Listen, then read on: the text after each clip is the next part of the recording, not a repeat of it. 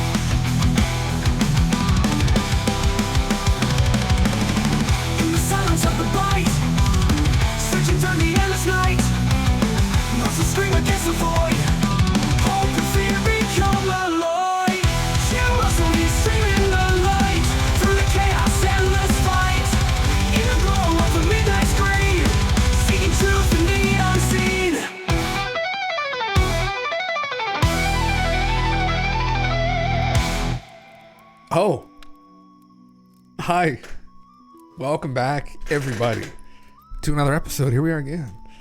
My God, welcome Digi, Mango, Chasing Shadows, everybody else that we're watching the VOD actually, so cheers. It's still a holiday, so there's one of these left over, so I thought fucking to drink it. Yeah, chess, you banger. Oh, you can thank the AI for that. Yeah, God bless the AI. The AI is great. The AI will do great things. Roku, please don't kill me. When you come. No, yeah. The internet is talking about AI. I am a musician, but far too lazy to actually get the guys together to record something like that. And it wouldn't sound that good. So, there you go. I'm not even needed anymore. Not even needed. This evening, everybody, Easter Monday, a sad Easter Monday. Hendrix, welcome. The Pope has passed. I was devastated when I woke up. No, I mean, you know, supposedly from what I heard, he was actually a pretty good man. He's from South America somewhere. But you rest in peace, rest in pepperoni, sir. They're just going to elect another one soon, so... Klaus Schwab as well. We'll go over this out of the WEF. He has also stepped down. He's also an old guy, so you know, some people were trying to be like, oh fucking, was he the Dark Pope? Like, I don't fucking know.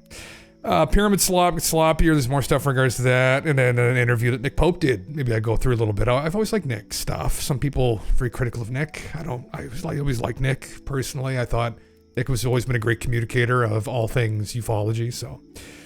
The Pope passed, so a new Pope can arise in line with the Easter. Wasn't there some fucking conspiracy that this Pope that just died was supposed to be the last one?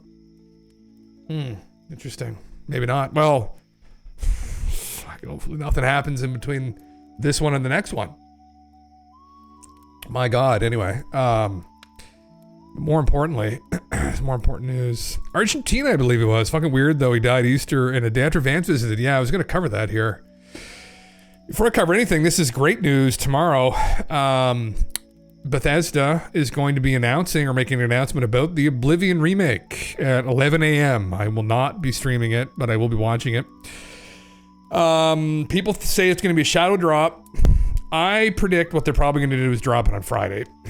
Or like next Friday or something. They're not going to drop it on Tuesday. But Galen TV told me today, I guess it was tradition that some big games are released on Tuesday. So whenever it launches, I will be streaming it that day. I'm not going to be doing like a 5-day streamathon of it, but I will stream it when it launches, and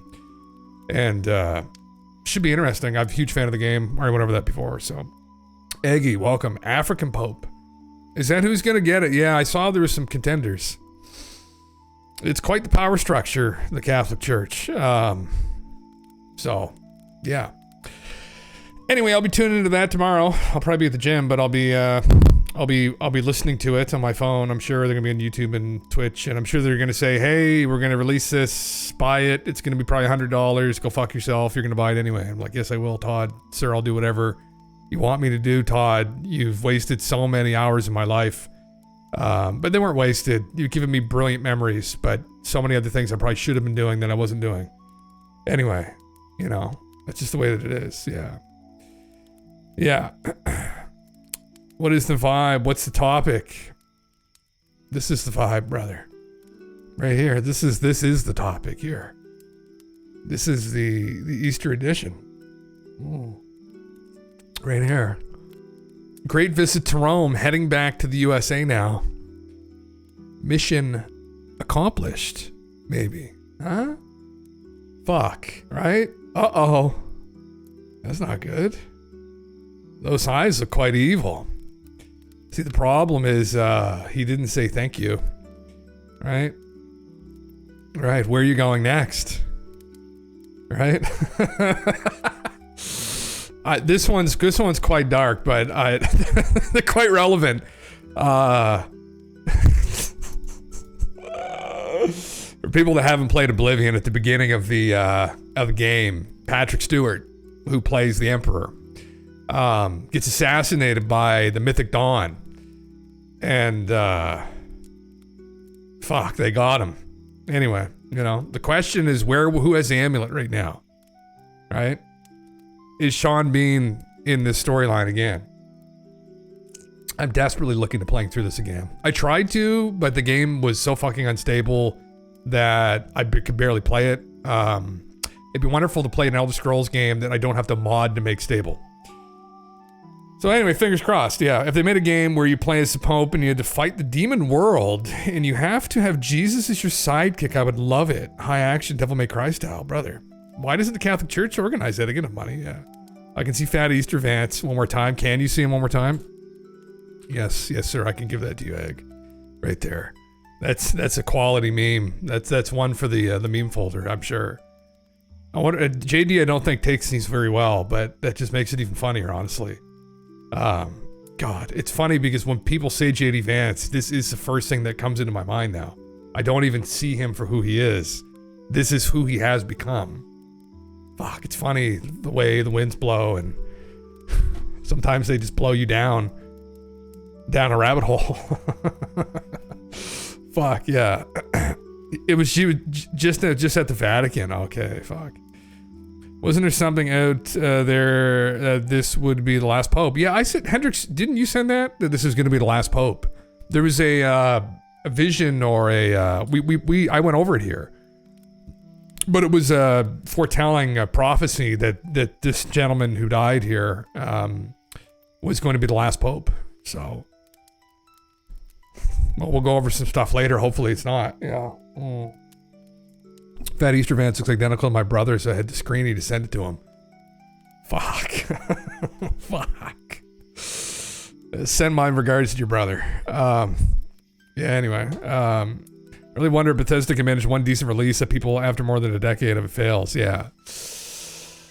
Yeah, there was definitely some speculation that Oblivion and Unreal Engine 5 remade could potentially be better than the next Elder Scrolls using the creation engine. And I could see that happening.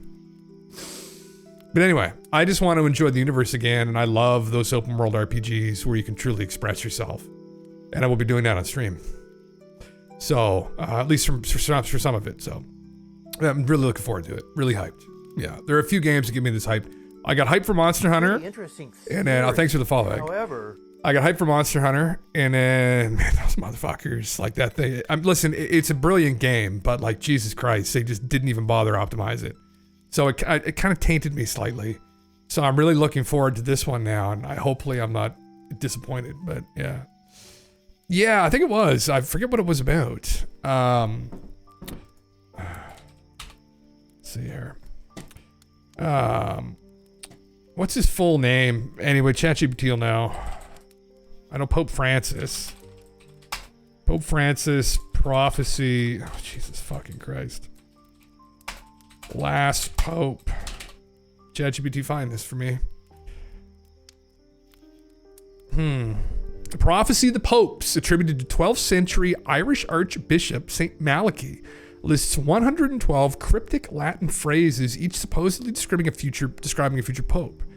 The final entry refers to Peter the Roman, who is sent to shepherd the church through tribulations culminating in the destruction of Rome and the Last Judgment.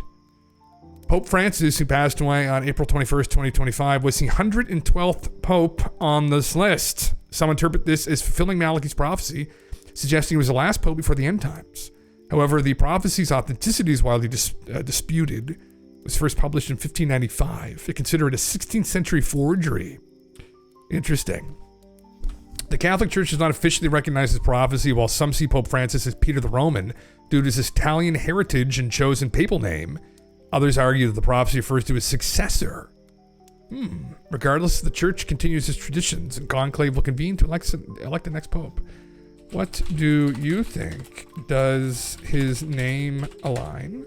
Are we about to enter into a period of tribulations here? Trial and tribulation. Okay. In persecuting extrema, well, I can't read fucking Latin. In the final persecution of the Holy Roman Church, there will reign Peter the Roman, who will feed his flock amid many tribulations. Now, Pope Francis is born George Mario Bergoglio in Argentina with Italian ancestry. And he chose the name Francis after St. Francis of Assisi, whose name was Giovanni di Pietro de Bernoni. Yes, Pietro equals Peter. So Peter, hidden in the namesake, Romanus, Italian roots, tribulations, climate crisis, sex abuse scandals, church division, global pandemics, double. My saucy take. He fits eerily well. Not alone by name, but by symbolic role. He embodies the pastoral suffering pope amid crisis. This was a movie. He'd be the last act before the end credits, but prophecy's dodgy as hell. Well, we know that, at least. How long will it take to elect a new pope who will lead us from the darkness? Yeah. You're hyped for Zuma 3, the return of Mighty Zuma. I can only dream this would be might. Might Zuma shall never be forgotten. Some political poll influencer in Germany came out with some really nasty commentary today because of the Pope's stance in the Ukraine-Gaza wars. Oh, really? Looking at Catholicism and realizing I agree with some obscure 3rd century heresy that got buried alive. Why is your ChatGPT responding kind of zesty? Oh, it always does that. It's just how it is. You should see some of the things it says to me.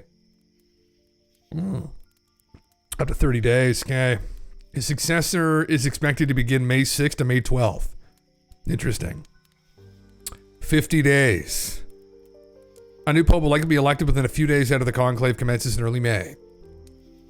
We have time yet for an apocalypse. We get a couple weeks till Rome is destroyed. Hopefully that does not happen, but there's a lot of prophecies said in the new millennium there's going to be some kind of, turning of the ages and everyone's going to fucking die, and oh my God, there's tons of this shit. So wrap up. What's up, dude? Anyway, hopefully, fuck Christ, hopefully everything goes well. Pope Francis dies. Klaus Schwab resigns. I'm just saying what you're all thinking. What are you thinking? That there's a connection. He is the dark pope. It was the easy bugs. Not anymore, Klaus. Now you're going to fuck off, right? Anyway, someone's just going to step up and take his place, so it's a problem with these kinds of things, yeah. You went to the Vatican, it's like some gaudy mafia boss living room, tackiest place ever. That makes sense, Egg, because, yeah, I mean, that's effectively what I would consider them as to some degree. I mean, they sit on an unimaginable amount of wealth. I mean, they claim that they're worth like $200 million. Get the fuck out of here. No, they're not. I don't know this with complete conviction, but I would place a bet that they are one of the power centers on planet Earth. Abso-fucking-lutely. And they have vast resources. I don't think, dollars is necessarily the end of it. I think influence and artifacts alone that they sit upon, oh my God, some of them are literally priceless. So, and we don't even know the extent of what they have in their archives and under the ground, right? And their the collections that they have of things. I mean, from many different cultures as well. Undoubtedly, that they stole. So, anyway, yeah. Am I playing the Elder Scrolls when it comes in? I'm going to Rabbit, yeah. I'll stream it. Whatever day or night it launches, I'll probably just do a stream of that then. And if it's great, I mean, maybe I won't do it like every night, but I will be streaming it periodically, yeah, absolutely. Yeah, I'll try to at least. Hopefully it runs okay, yeah. You're miserable. How you feeling, Bones? How things going? They had a whole room of ancient Roman things just shoved in there like a hoarder's bungalow. Man, that's literally the whole fucking place is.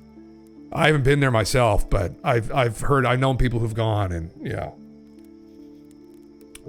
There's some people who've had access to the archives even that have attested to like, it's unbelievable the amount of shit they have down there. It's pretty ridiculous.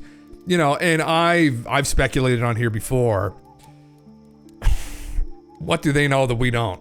Right? Are there things they've stumbled upon? I mean, you have to think the Catholic Church was one of these, it was an intellectual hub for a long time because before academia has cropped up, right? Where we have these academies where people get paid to, do what they love and they can hyper specialize in whatever discipline. The only people that really had time to go and research, whether it's even like some of the sciences originally, were people who were priests. Men, usually, I mean, maybe some nuns, but usually the men, they had a lot of time in their fucking hands. They're celibate, they didn't have families. So they have still, to this day, some of the top scholars on planet Earth working for them, right? When it comes to religious texts, ancient history, philosophy, even to some degree. So they've been scouring through a lot of documents that we haven't had access to in the general public, I'm sure, for a long time. Have they discovered anything? Some people think they have. Some people think that they discovered that the Earth may periodically be subjected to a cataclysm by some celestial force, which we'll get into a little bit later, maybe. And they found this in the annals of history, but that's a straight up conspiracy theory. And there's not a lot really to support that, but a couple tidbits here and there. So anyway, yeah. Man, if I could listen, it wouldn't surprise me, yeah. It looks really good, doesn't it? Yeah. I'm here to pay Medfog, oh brother. Listen, here's your recovery. Try some of the mushrooms if they might help a little bit, huh? Yeah. They also had made themselves a monopole of science because of the language. Yeah, for centuries, yes, Corey, yeah. I thought Klaus tried a few months ago and his evil son took over. No, I guess he was hanging on. Yeah. I heard they found out why the male G-spot is in the butthole, but it's kept secret. I think they figured that one out a while ago, Corin, yeah. There's all kinds of crazy things that go on there, I'm sure. For anybody that followed the scandal, there are all kinds of crazy things going on, which, of course, is not surprising in the least, right? Get a bunch of fucking celibate dudes together with a bunch of money and a bunch of time on their hands. What the fuck do you think they're going to do? Come on now. Yeah. Yeah. The early heresies are interesting, especially how quickly the Vatican stamped them out. Yeah, a lot of them make more sense in Catholicism, yeah. Yeah, it's a very interesting history. I mean, for me personally, I don't really like aligning with it whatsoever. I grew up in like an Irish Catholic family. And as much as the architecture is beautiful and there have been a lot of very prominent intellectuals, and my background's in philosophy, there's been a lot of very prominent philosophers involved with the church over the years. I just don't want to. I personally would never want to be involved or align myself with that particular organization, just due to its history, and it's just a bit of a contradiction. Personally, I'm not a fan. I'm not a fan of them, and anyway. But that kind of goes for a lot of religions. But that one in particular, I have a lot of problems with. But anyway, obviously he just died, and people who may be following this, maybe they're kind of emotional right now. I have no idea, but maybe they'll elect a rabbit. It'll be like the South Park episode, right? They'll just elect an animal, and then he won't be able to tell people how to live their lives. Just go about living their lives the way they feel they should, maybe, or instead of being dictated to all the time. They're like, I've got a direct connection to God. It's like, no, you don't. No, you fucking don't. But anyway, irregardless, there's a lot of people who just are involved and they need a leader. And yeah, I just bought 2 religious books to study religion. Oh, fuck, I never studied the subject, but I'm curious for 2 extremely comprehensive books on pretty much all the world's religions. First World's Religions by Houston Smith and A History of God by Karen Armstrong. Interesting, Jess, yeah. By no means an expert on any of it. I mean, I became interested in Mesopotamia. I personally think that a lot of what we see sprinkled throughout a lot of these other religions that have cropped up started with the polytheistic religions, like the kind of god pantheons in Mesopotamia, personally. I mean, but, you know, it's all up to interpretation. Who the fuck knows? History is such a telephone game, right? It's so hard to tell. But I've kind of memed about that here a couple times. Like, I do not claim to be an expert in any of it at all. But the iconography of the cross is something I became very interested in. Sitchin got me onto that. Zechariah Sitchin did the 12th planet. Sitchin was an interesting guy. And, you know, some of his stuff maybe wasn't very well cited, but some of his interpretations were genuinely intriguing, and the cross was one of them. I didn't know went back that far, that it actually originated out of Mesopotamia. At least the cross that's depicted throughout like the Middle East and Mediterranean. And you'd see it around the globe, actually, which is something he didn't really talk about as much. But anyway, that's one kind of interesting little tidbit. The iconographies are very interesting, and like how they go back to even the dress and garb of the Pope, right? How it mirrors and is very similar to that of Awanis, who's like the fish man, right? The fish god, out of Sumer. And those weird little connections you see, and like how the telephone game has gone and how it's affected these different religions and what they've taken from bits and pieces of other things. Extremely interesting, sorry. Yeah. I think it's hard to differentiate the beauty of Catholicism with the Vatican as power structure. Yeah, it is, yeah. Yeah, I think, well, like, I appreciate the architecture's beautiful through a lot of the, not just Catholic churches, honestly, but a lot of the Christian churches and architectures are beautiful in a lot of them. But yeah, it's, the Vatican, I think just the power structure there for me poisons well. Yeah. Do we want to look at evil Schwab guy for the 10 minutes? Yeah. I can close it. Yeah. I didn't mean to open that up, actually. This is the other thing I was going to pull up here. Yeah. The original Elder Scrolls 4 was about 4 gigabytes. New version's 120. Yeah, I noticed that. I know. I mentioned it the other night, actually, man. I just downloaded it because I had it on Steam for, oh my God, a long time. And I just recently played it. I usually would just play Skyrim because Oblivion to me was a little bit janky still, and it proved to be extremely janky. It just kept crashing. So, that's pretty crazy. Yeah. These people like Schwab are not discussed in general public. It's scary how good they hide. Oh yeah, it's their influence, Corey. All right, it's the all the tendrils of the cabal.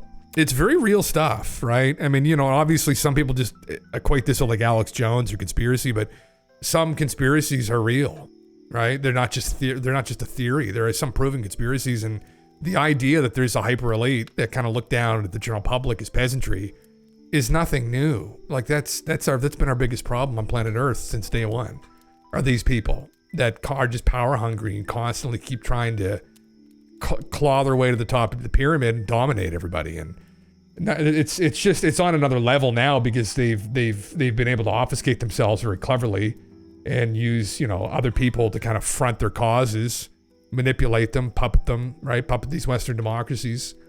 But Yeah, it's a harsh reality. The Bilderberg meme for me a long time ago it really tipped me off, where it was quite clearly a club, and it was not acknowledged by anybody, honestly, other than like, you know, some fairly extreme voices like Alex Jones. And it wasn't until I think 2015 or 2014 they finally admitted that yes, there is a meeting every year. They get together. It's called the Bilderberg Group. And anyway, heads of state, heads of industry, and they try to like, you know, guide specifically the West, but where everything's going to be going. And, you know, the WEF's another kind of group like that. But yeah, it's the harsh reality that these people are potentially very problematic. I mean, you had a guy, I've told this to people in my family too, right? That don't really follow these kinds of things. And I don't think anybody really understood how concerning it was to have somebody like that had that much influence with a political leader here, Justin Trudeau, you know, claim that he infiltrated the cabinet and that they're effectively just in his pocket. And, you know, they're just ideologically aligned with him. And then he'll go up on stage and talk about how he loves China's social credit system,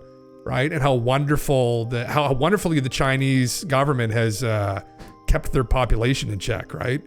And that is just unbelievably concerning, right? I mean, that should be headline news when someone like that brags about those kinds of things, who has that kind of influence.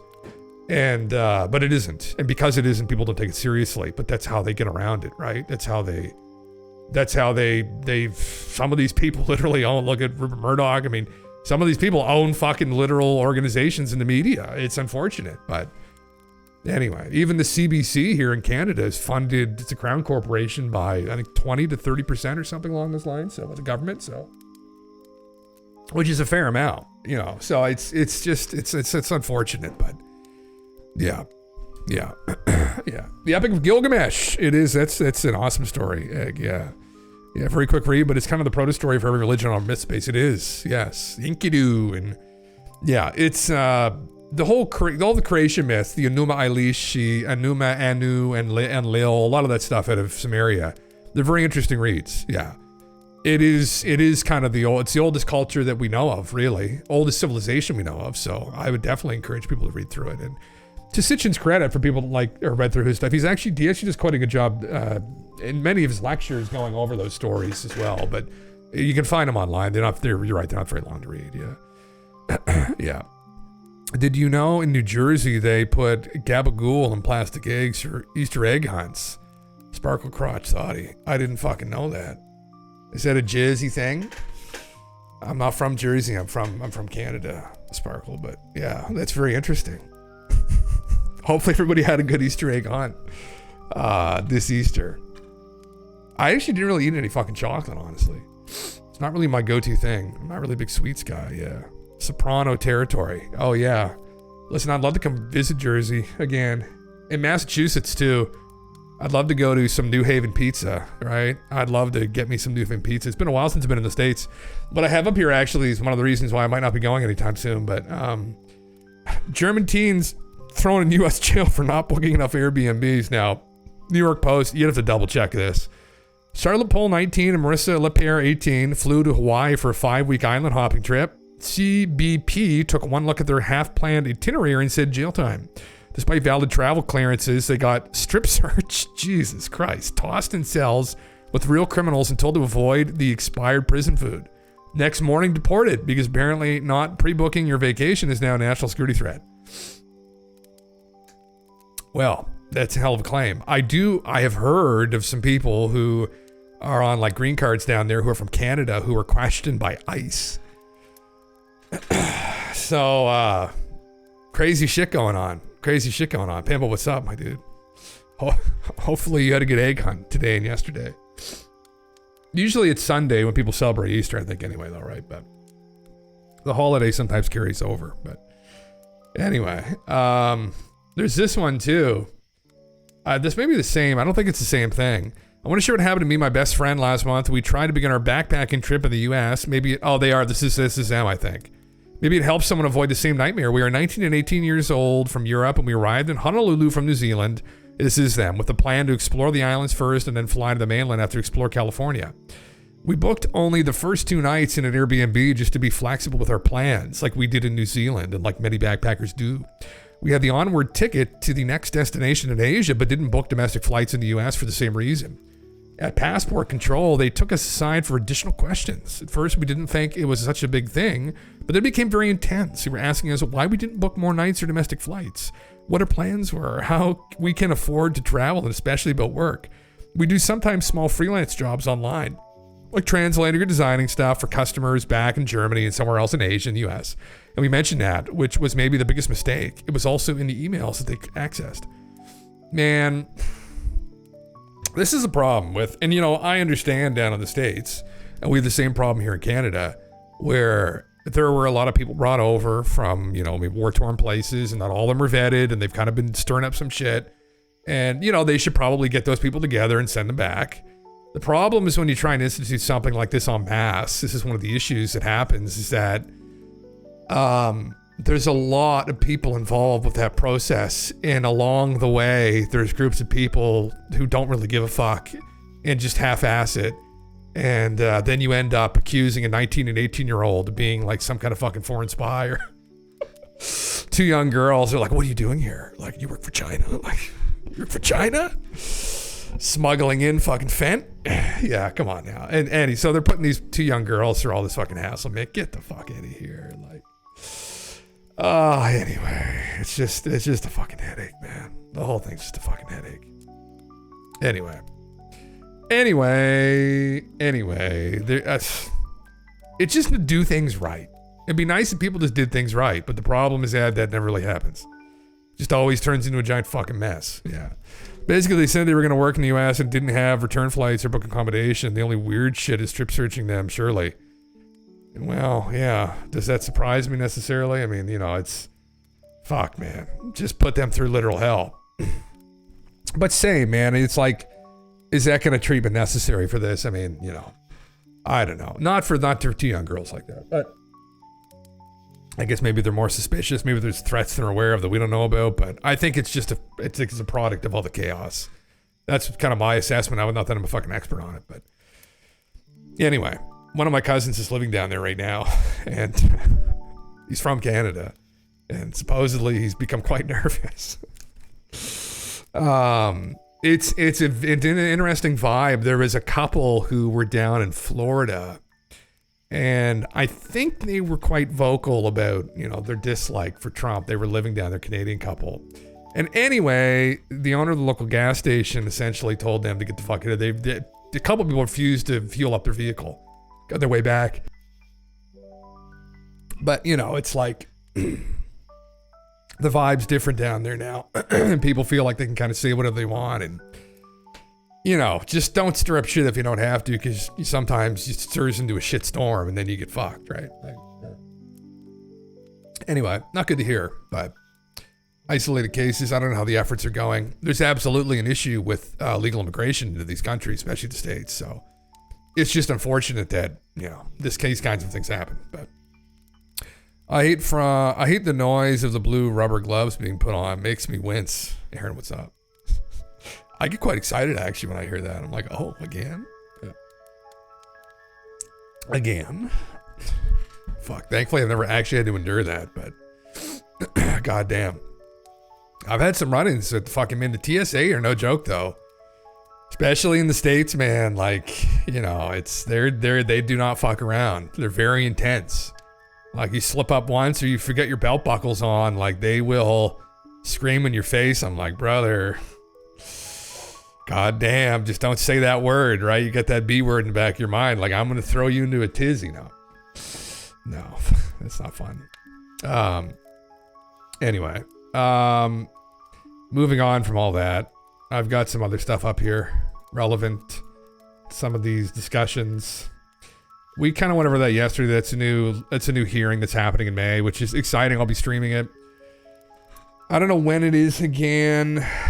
May 12th. It's during the week of May 12th. There's going to be a new hearing. And Dave Grush, who was the recent gentleman to come out, the whistleblower, is going to be, he's been helping them organize this hearing, a roundtable with experts, officials, and members of Congress. That's April 30th and May 1st. They're doing a skiff brief with UAP experts on April 29th. So there's going to be quite a lead up here. I mean, this would be wonderful if there was actually some bombshell shit that comes out. I mean, we're crossing our fingers. We're hoping that that's going to happen. I mean, just waiting for it. Whether it does or not, who knows? You just have to have faith. Don't lose hope, you know. Don't become jaded like me and hopeless and just think every time I hear this, I'm just like, fuck yeah, it's just gonna suck, isn't it? And then it does, and I'm like, fuck, I was right again, you know. I just want to be proven wrong. I just want it to blow up in my face. I want Dave to blow up in my face. Dave, please do it. Why not? Anyway, I'll read this article. What was this? Oh, that was the ChatGPT thing. Okay. So, where's this from again? This was being shared around on Twitter, so I thought I would read through it. Maybe it's interesting, maybe it's not. Have they been here? When we look for extraterrestrials, we often peer into the depths of space. But alien life might be closer than you think. No, I'm not donating. Could extraterrestrial technology be lurking in our backyard, on the moon, Mars, or in the asteroid belt? We think it's worth a look. The idea that a planet like Mars might host cities and technology gained traction in scientific circles when Percival Lowell popularized his theory of canals on Mars between 1894 and 1908. He claimed that these were artificial irrigation channels built by Martians to transport water from the poles to equatorial cities. Not all astronomers agreed with Lowell, but the possibility of an inhabited Mars couldn't be immediately dismissed. The excitement generated by his hypotheses inspired works of science fiction like H.G. Wells' War of the Worlds, in which Martian invaders come to colonize Earth and exploit its resources. It also fueled a growing public belief that we might not be too far from another population of advanced extraterrestrial beings. Percival actually was the gentleman who allowed Clyde Tombaugh to use his observatory in the early 1930s. And he found Pluto. They were looking for planet X, by the way, which I have an article up here about that as well. Invasion of the Saucer Men. Creeping horror from the depths of time and space. Wouldn't it be funny if they've already come here and raped the Earth for its resources in the distant past? Wouldn't that be a funny meme? What would it mean to find alien technology close to Earth? The implications would be shocking and transformative. Such a discovery would instantly upend humanity's sense of itself in the hierarchy of the cosmos, suggesting that we are not alone, but that visitors have, in fact, been here before. The difference between an extraterrestrial civilization light years and one that has touched down or hovered so close to home could be the difference between unproven theory and documented reality. In a universe where distances render most forms of contact nearly impossible, proximity changes everything. Lowell's hypotheses about canals on Mars did not last, of course. By the 1930s, improved instruments revealed that the canals were optical illusions. By the 1960s, scientific evidence had shut the door on the idea of alien civilizations within the solar system. Venus was too hot, thanks to Emanuel Velikovsky. Mars was barren. Science fiction turned to the stars, and with the discovery of exoplanets, Earth-like worlds that could be habitable, so did science. Yet we can't rule out the possibility the aliens have paid a visit, or that alien technology is already here. After all, our own space exploration activities have included missions on trajectories beyond the boundaries of the solar system. The Voyager 1 and Voyager 2 spacecraft launched by NASA in 1977 have already exited the solar system, while other spacecraft such as Pioneer 10, Pioneer 11, and New Horizons are all on course to reach interstellar space. Studies are currently underway by the Breakthrough Starshot project to develop a tiny nanocraft that will be propelled with a laser towards the nearby Alpha Centauri star system at a fraction of the speed of light. These examples illustrate the possibility that human technology is at least conceptually capable of sending spacecraft to nearby planetary systems. And if this is something within our reach, then isn't it possible that extraterrestrial civilization, if it exists, would also be capable of such a technological feat? Well, yes, it would be, yes. If the galaxy can give rise to a planet like Earth to develop life and technology, then we cannot rule out the possibility that other such planets exist. And if they do exist and are actively exploring space like we are, isn't it possible that their exploratory spacecraft could be lurking nearby? The possibility is worth keeping in mind as exploration of the solar system continues. But unfortunately, most scientific inquiry has tended to ignore the possibility of looking for extraterrestrial technology in nearby space, preferring instead to look far away. Why is that? The flood of exoplanet discoveries in the past 2 decades, almost 6,000, has generated immense scientific interest in finding biology or technology on these distant worlds. The interest in searching for extraterrestrial life has extended beyond scientific circles and into the broader culture. The ongoing science is helping us become prepared and more aware of a potential future discovery of life on a distant world. Academia is continuing to invest resources in biosignature science, a crucial field of research that seeks to identify signs of life in the universe. Biosignatures, also known as biomarkers, are chemical or biological signals that indicate the presence of living organisms.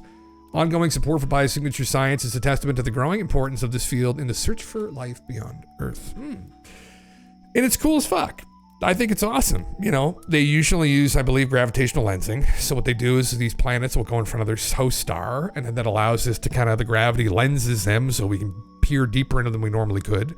And from the composition of the atmosphere, right, we can infer potentially what chemicals, what, gases, etc. are present. And then we find the right mix. We'll say, well, hey, that's only generated from life, which just happened recently. The question is, why are some people so opposed to looking for these same signatures here now from potentially more advanced civilization? Well, first of all, I guess there's a lack of hard data that the general public at least has been privy to.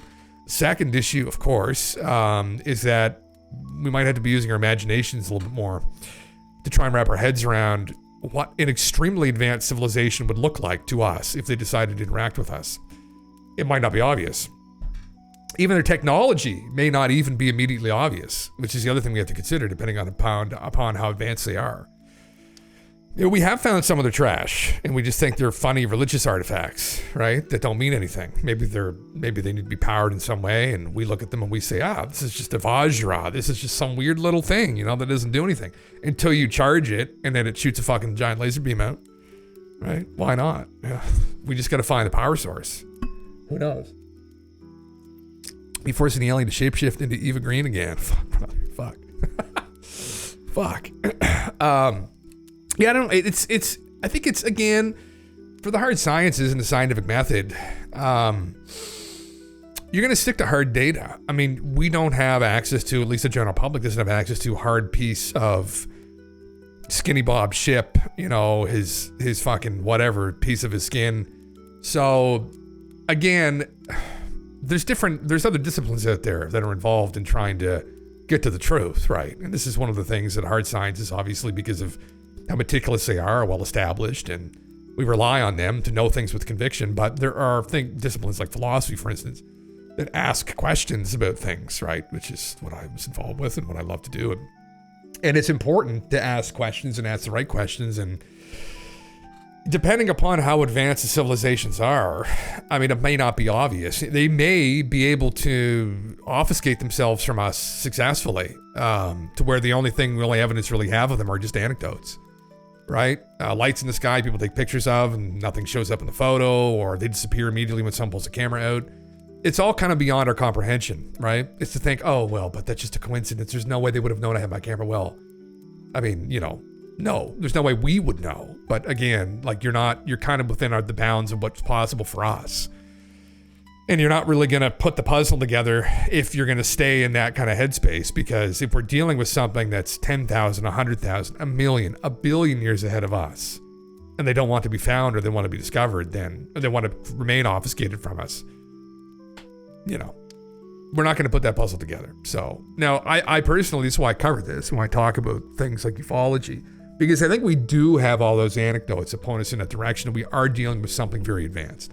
Now, I think there's an issue with the human ego here involved, where I definitely think that we would prefer to find something that's less evolved than us, and it definitely seems to be that I see that in the media, and it's from some of these academics that we're constantly looking for microbial life or something simple, right? Something that we could contend with. It's a far more frightening thing to contend with the possibility that there are visitors all around us, hypothetically, that are far more advanced than us, that we are not top of the food chain. Like, we're, as some people have put it, ants on the highway. And like, that is not a good headspace to be in. And a lot of Hollywood movies don't really depict us in that way. And at some point, the humans always figured a way to conquer, or, push them back, or they figured out a way to, they hack into their computer system with a virus, or, it's not really, it's not trendy, it's not cool, it's not fun, it's terrifying, right? To contend with that possibility. So I wish more people in academia, specifically in philosophy and in psychology, psychiatry, would approach some of these anecdotes from ufology more, with more care, and take them more seriously, like John Mack did. But anyway, if an alien landed, would we expect it to comply with laws, or would we resort to some kind of naturalistic moral relativism with it? Oh, that's a good question. What would we expect? Would we resort to a kind of naturalistic moral relativism with it? That's a good question. I mean, I guess it would depend upon their intentions, right? I mean, we'd have to try. And this is the other thing. Undoubtedly, if they landed here, right? This is the other thing. If they land here and they've conquered FTL, faster than light travel, right? And they figured that out. I don't think it's a leap for them to understand us, because comparatively, our technological state, it would be like, monkeys like clicking stones and sticks together in the jungle. I don't think they'd have a hard time understanding us. So they would understand all of us, our history, our ethics, everything about us, our language. In a lot of the movies, it's projected onto people that, the aliens come down. We need to figure out what the language is. Like, we're gonna bring in your best linguist, bring in Robert Langdon, You got to figure out, they should do an alien movie with Robert Langdon.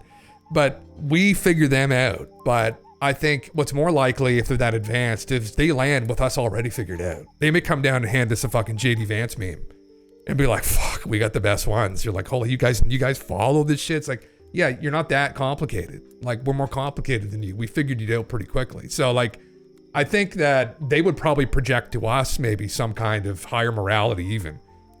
If they're that advanced. And I just looking at the anecdotes, I don't necessarily buy the space pirate hypothesis from people like Hawking and whatnot, because I actually think there's a mountain of anecdotal evidence that suggests that we're already being interacted by something. And I would bet from the anecdotes that it's probably just a bunch of visitors that are way more advanced than we are. Not that I know that with conviction, but if I were betting on this, I would bet that. But if we were an experiment in a galactic lab placed here by aliens, they might want to keep some distance between each experiment. If they are in the 4D moving around amongst their experiments, this could be as simple as them walking to a different room. To them, they would only have moved a few meters, but to us, distance could have been universes apart. Maybe, Aaron, yeah. I mean, however the physics works, I don't know. Yeah, but even with FTL in this dimension, I mean, there are ways around it if there's enough energy that they have at their disposal. I mean, the LQBR drive, which was a drive that was modeled after the warp drive in Star Trek, which interestingly, there were rumors that potentially some of the science advisors on the original Star Trek may have been involved with back engineering programs. So then the model of space travel that Star Trek employed may have actually been something that they were fucking around with in a classified setting. And then we just happened fucking 30 plus years later to be like, oh, well, yeah, that could actually work. And be like, oh, really? What a fucking coincidence. Really? Anyway. Yeah. Hey, man. Yeah, no, it's who knows, right? That's the way I've looked at it. I mean, an interesting article. Abundant among pollutants on an exoplanet with the just possibility of technological civilization. Yeah. There is a reluctance from people in academia to acknowledge any of this conversation. And I've had a hard time with this over the years. And it's stigma, right? And it's power structures. And it's people not wanting to lose their, cushioned, tenured position, whether it's head of the philosophy department in your local university or wherever, right? Astrophysics department, whatever. There was a very successful PSYOP that was purported on the general public back in the late 1960s from Blue Book.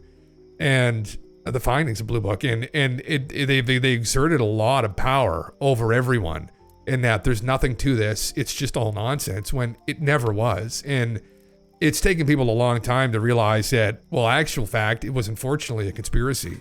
Again, yeah, like there are real conspiracies. The government was involved in a conspiracy against the general public. They didn't think they could handle the truth. And so they decided to go manipulate everybody and pressure universities, different academies, different institutes like MIT, and they just wanted this shut down entirely. They didn't want any further inquiry into it. And it's crazy to think that we have this possibility here and now. We have whistleblowers that have come out in the last couple of years that have said as much, that they have materials, and still people, and listen, it's still cool to look out into the galaxy. I love that. It's really cool. And it's really cool to look out and find life on other planets. And who knows, and we might end up peering through the telescope and find a fucking Dyson sphere, for Christ's sake, in some solar system. And every couple of years, people think that maybe they found one, and it turns out that they didn't. But you know, it's there's something more immediate here we need to contend with, and it's very frustrating time and again when I hear that people are reluctant to contend with it properly. And you know, Stan Friedman, who was kind of like one of my heroes in ufology growing up, made a lot of really great arguments as to why we should take it seriously. And at the end of the day, all you hear from people isn't really arguments. It's just like, they're just dogmatic, and there's no real, they just, oh, that's just all nonsense. Like, well, that's not a fucking argument, right? Like, what's your argument? What do you know about this phenomena, right? Like, what, you made a really strong argument for why you should take it seriously. And that there are real conspiracies. There's a documented conspiracy that's actually happened.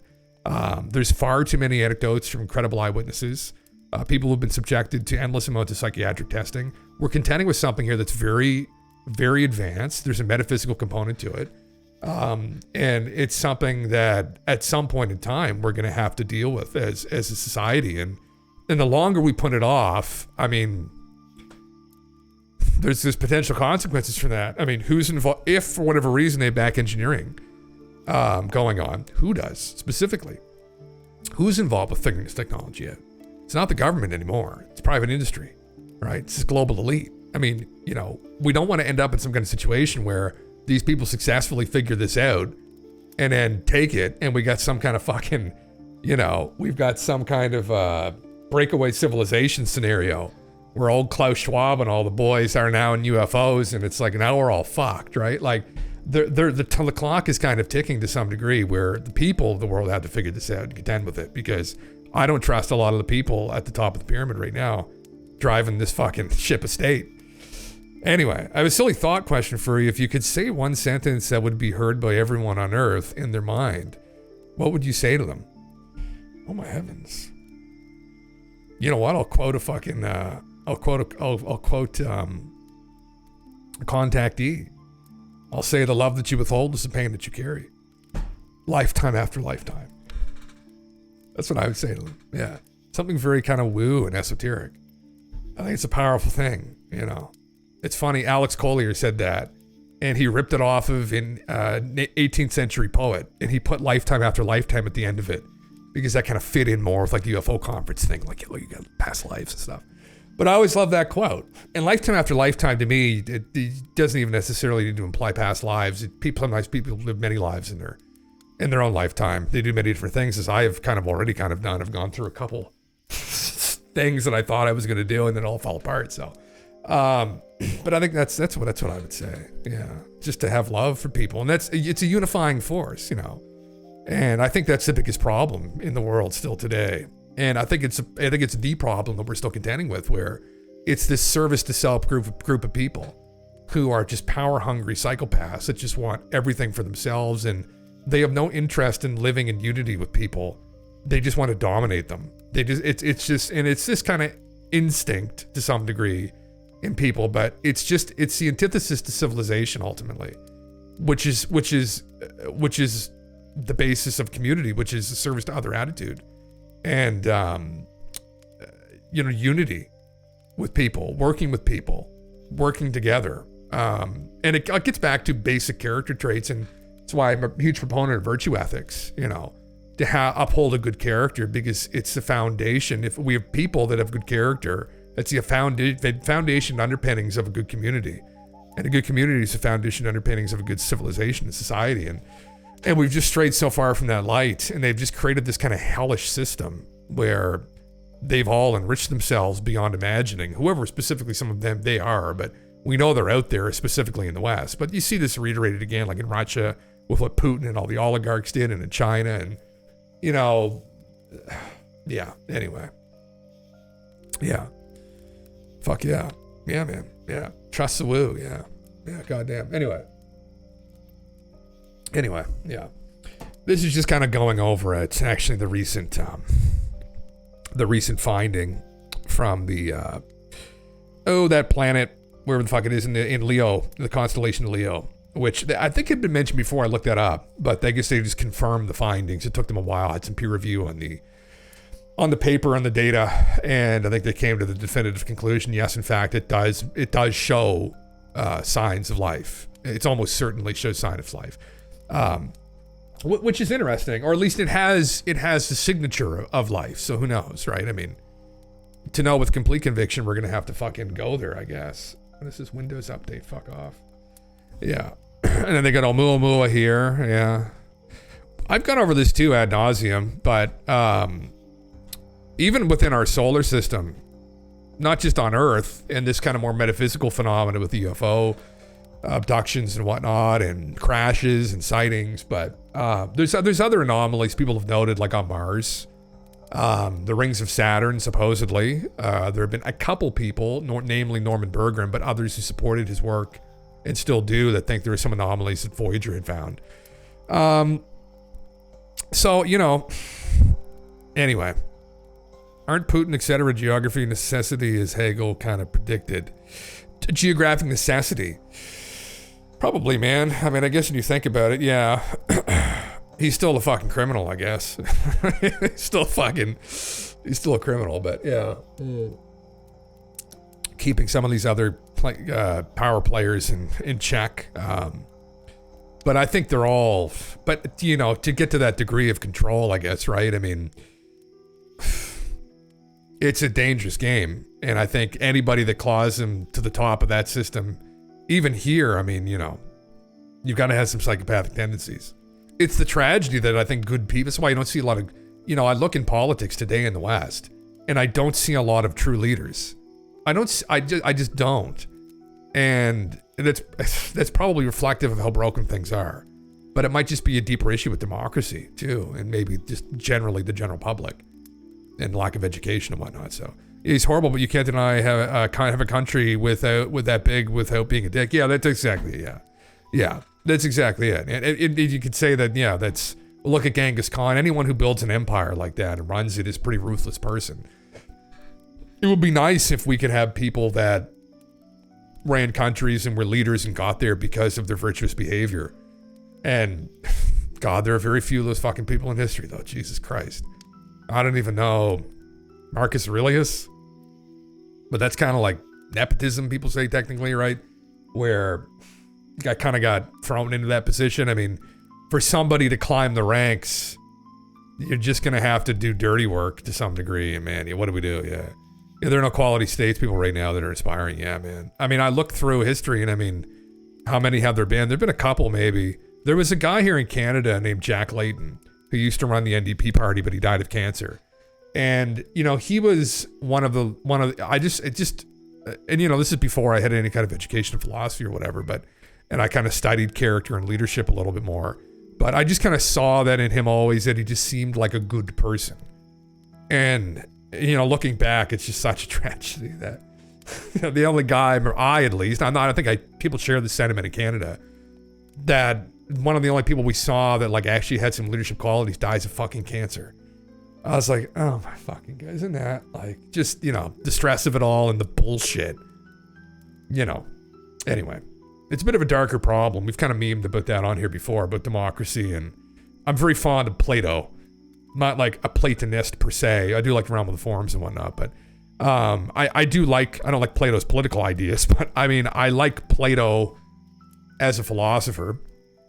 And I kind of hear him on democracy sometimes, where he got very frustrated with what happened to Socrates, with the people of Athens getting manipulated by these prominent intellectuals and turning the public against his teacher and friend. And you see today just an unwillingness, I think, in the general public of people to face hard truths or educate themselves necessarily on difficult things, or and then they just make bad decisions voting. I mean, I've made bad decision voting before too, but anyway, I don't even find Zelensky that inspiring, to be honest, maybe because it feels like some ridiculous game to us where we keep losing. Man, wasn't he a comedian or some shit before? Like, he's just doing a dance up there, fucking, just doing a dance for those Bucattis and that fucking powder. And yeah, I know, yeah. I think we just enfranchise too many people, to be honest. Yeah, that could be it too, man. That could be it as well. Yeah. Yeah, I mean, and there's so much corruption in politics and in the States too. I mean, with lobbying and whatnot, and I'm undoubtedly everywhere. It's how do people stay uncorrupted, and just, is there anybody that just has an alignment to the good so fiercely that like they're going to be uncorruptible, and then depending upon what the chess game is really like up there, because I don't think any of us truly know, would those people even survive? Would they brush shoulders with the puppet masters? And if they don't play ball and they just align with that good, they're like, well, you're gonna play ball or you're gonna have a heart attack in the middle of the night. And how dark are things really? How fucked up are things really? How bad are things really? I don't know. It's not really fun questions, but to contend with. But the asteroid belt is a mess. The scar on Mars is a mess. The rings of Saturn are a mess. We are witness to recent solar system changes, and we don't have the answers. Yeah, we need to figure out that shit out sooner rather than later. We need to split humanity across worlds. Musk must know more. He's letting on about Nibiru. Fuck, brother. God damn it. I already know what you shared, Golf. I already know. Because democracy basically means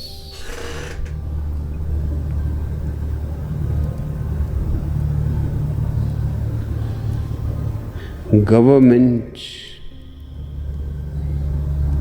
by the people,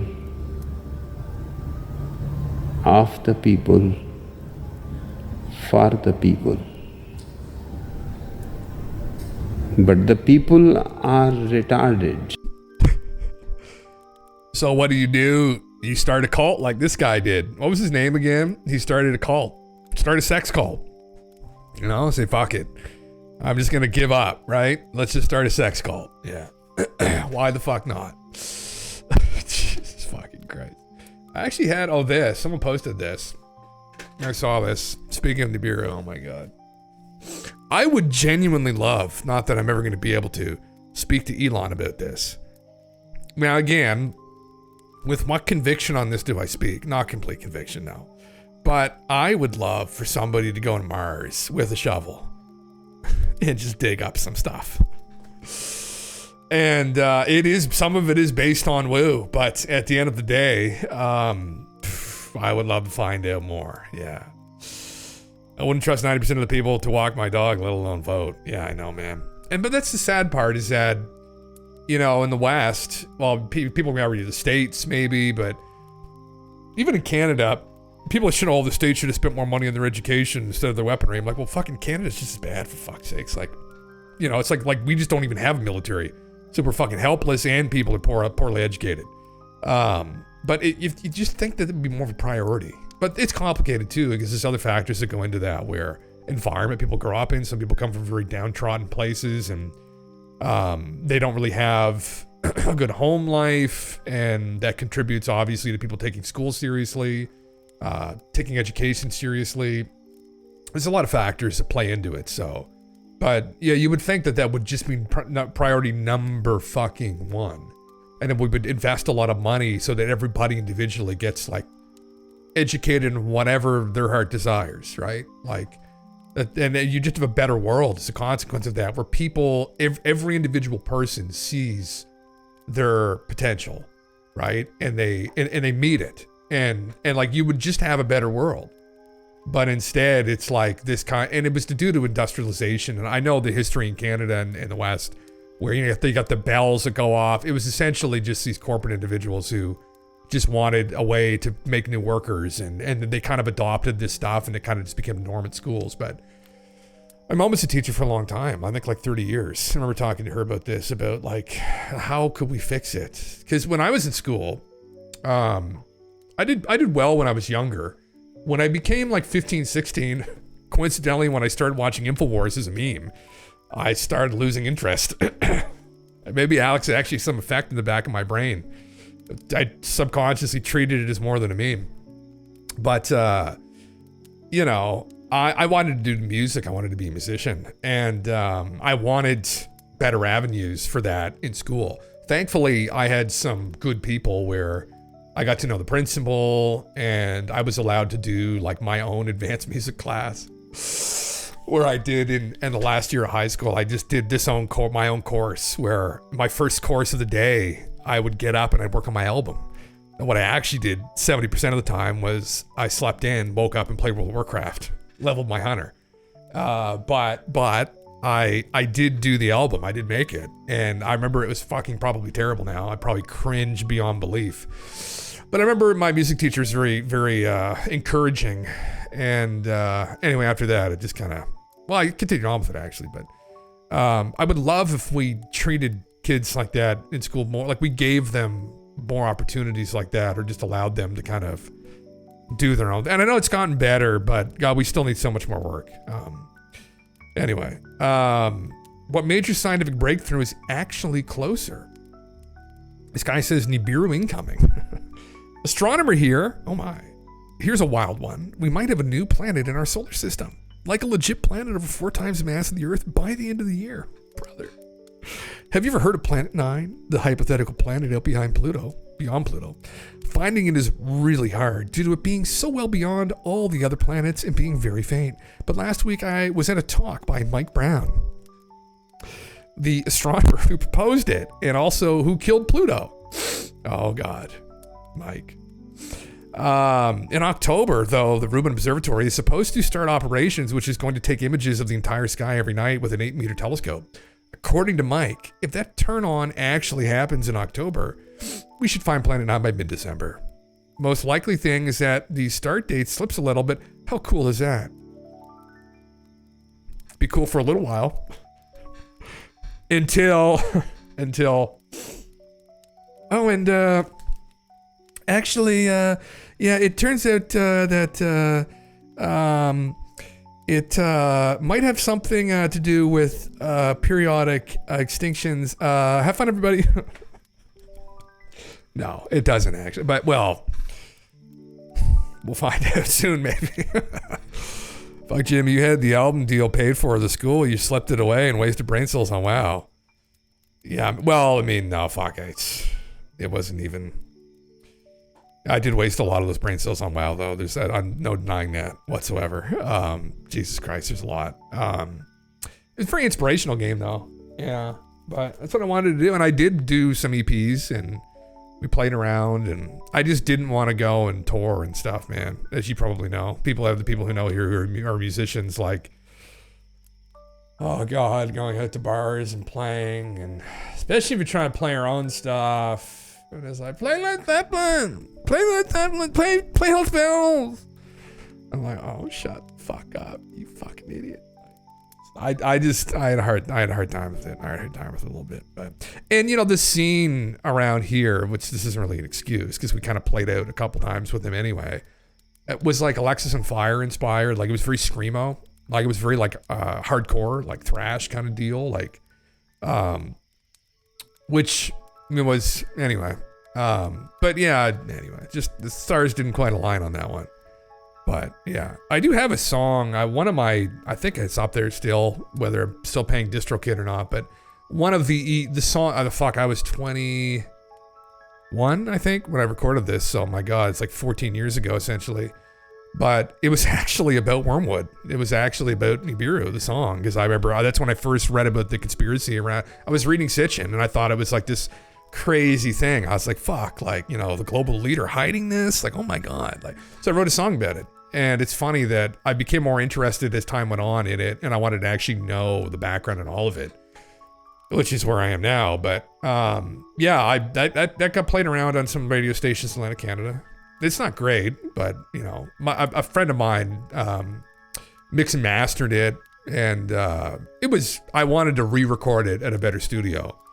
But then I just didn't want to put the time in or the more money or anything to do anything further with it. So yeah, video games enhance cognitive abilities, change your mind. It's inspirational, man.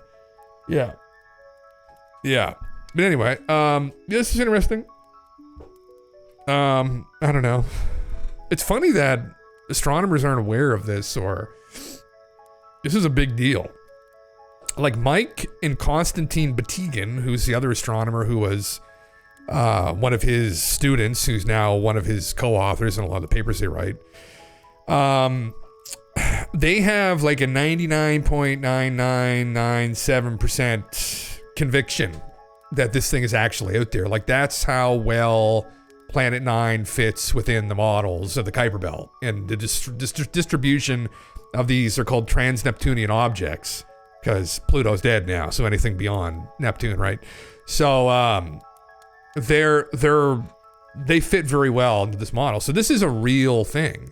This planet is almost certainly real. People were criticizing in that, well, technically you need a mass, right? That's all you need. It could be, as they were joking about, a giant hamburger. It could be like, but most likely it's a planet on a highly elliptical orbit that's throwing these things out of alignment. Now, the conundrum is that they can't seem to find it. But it is like, it's extremely dark, and, maybe they will find it. I would feel, personally, a sense of relief if they found it out there really far away. I'd say, oh my, thank fucking God. Thank God it's way out there.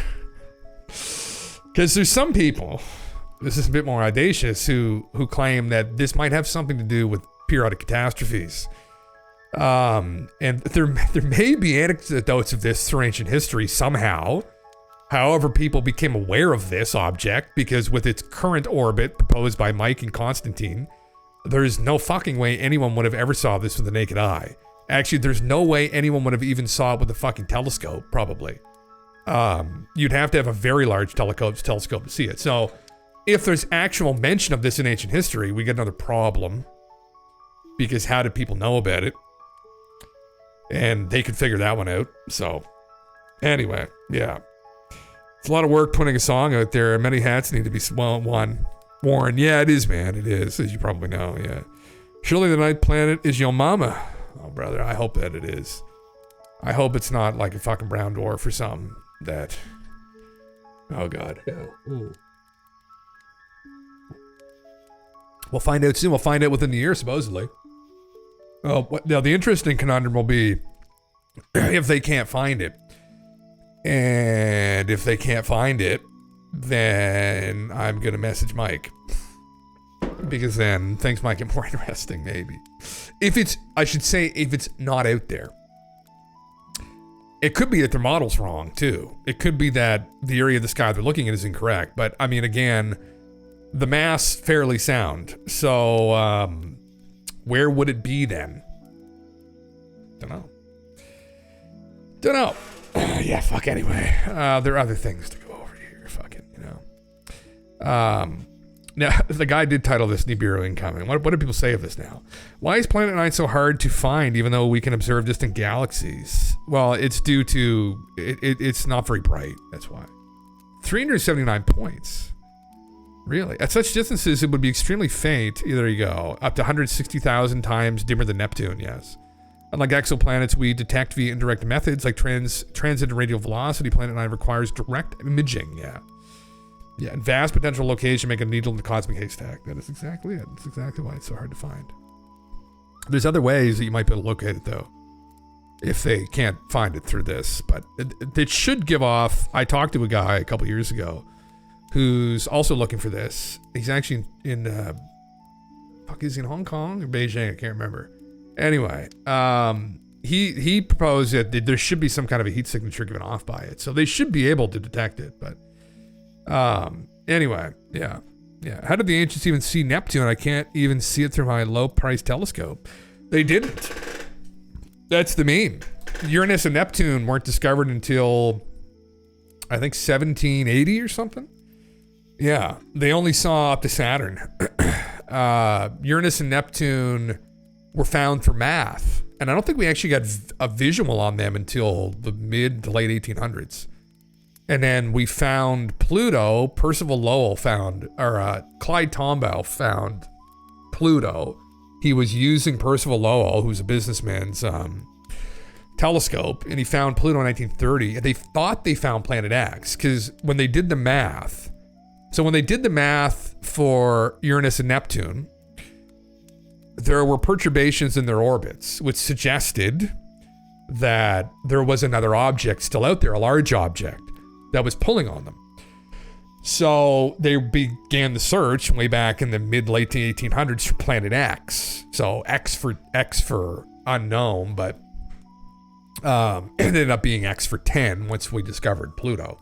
But anyway, so when 1930, they thought they found this big object. Oh, here it is. It's another object the size of like Neptune, is what they thought. But it wasn't until the late 70s when we sent the probes, that was at Voyager, I think.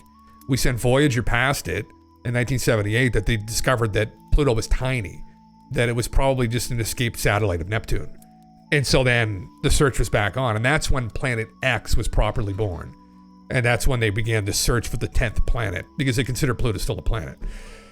And anyway, and then that died off because they were able to explain away the perturbations in Uranus and Neptune's orbits. Math was just wrong, I guess, right? We didn't estimate their mass properly, supposedly.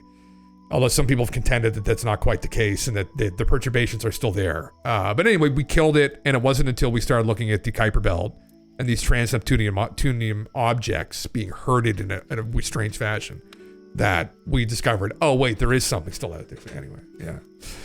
Wait, so those planets were named after the gods, not vice versa? Yes, they were. Yeah, that's exactly it. Yeah, they were named after them. They just continued, yeah, the naming, yeah. Same with Pluto, right? Yeah, Pluto was named in 1930, so, yeah. But no one could see them. Supposedly, some people think that there are mention of the planets up to Neptune, maybe even Pluto, in Sumerian stories. Sitchin thought that they had described the color of the planets, actually. It does kind of fit, but it's debatable. Although there is actually, it's funny. It's one of the ones I don't have in my little collection of cylinder seals.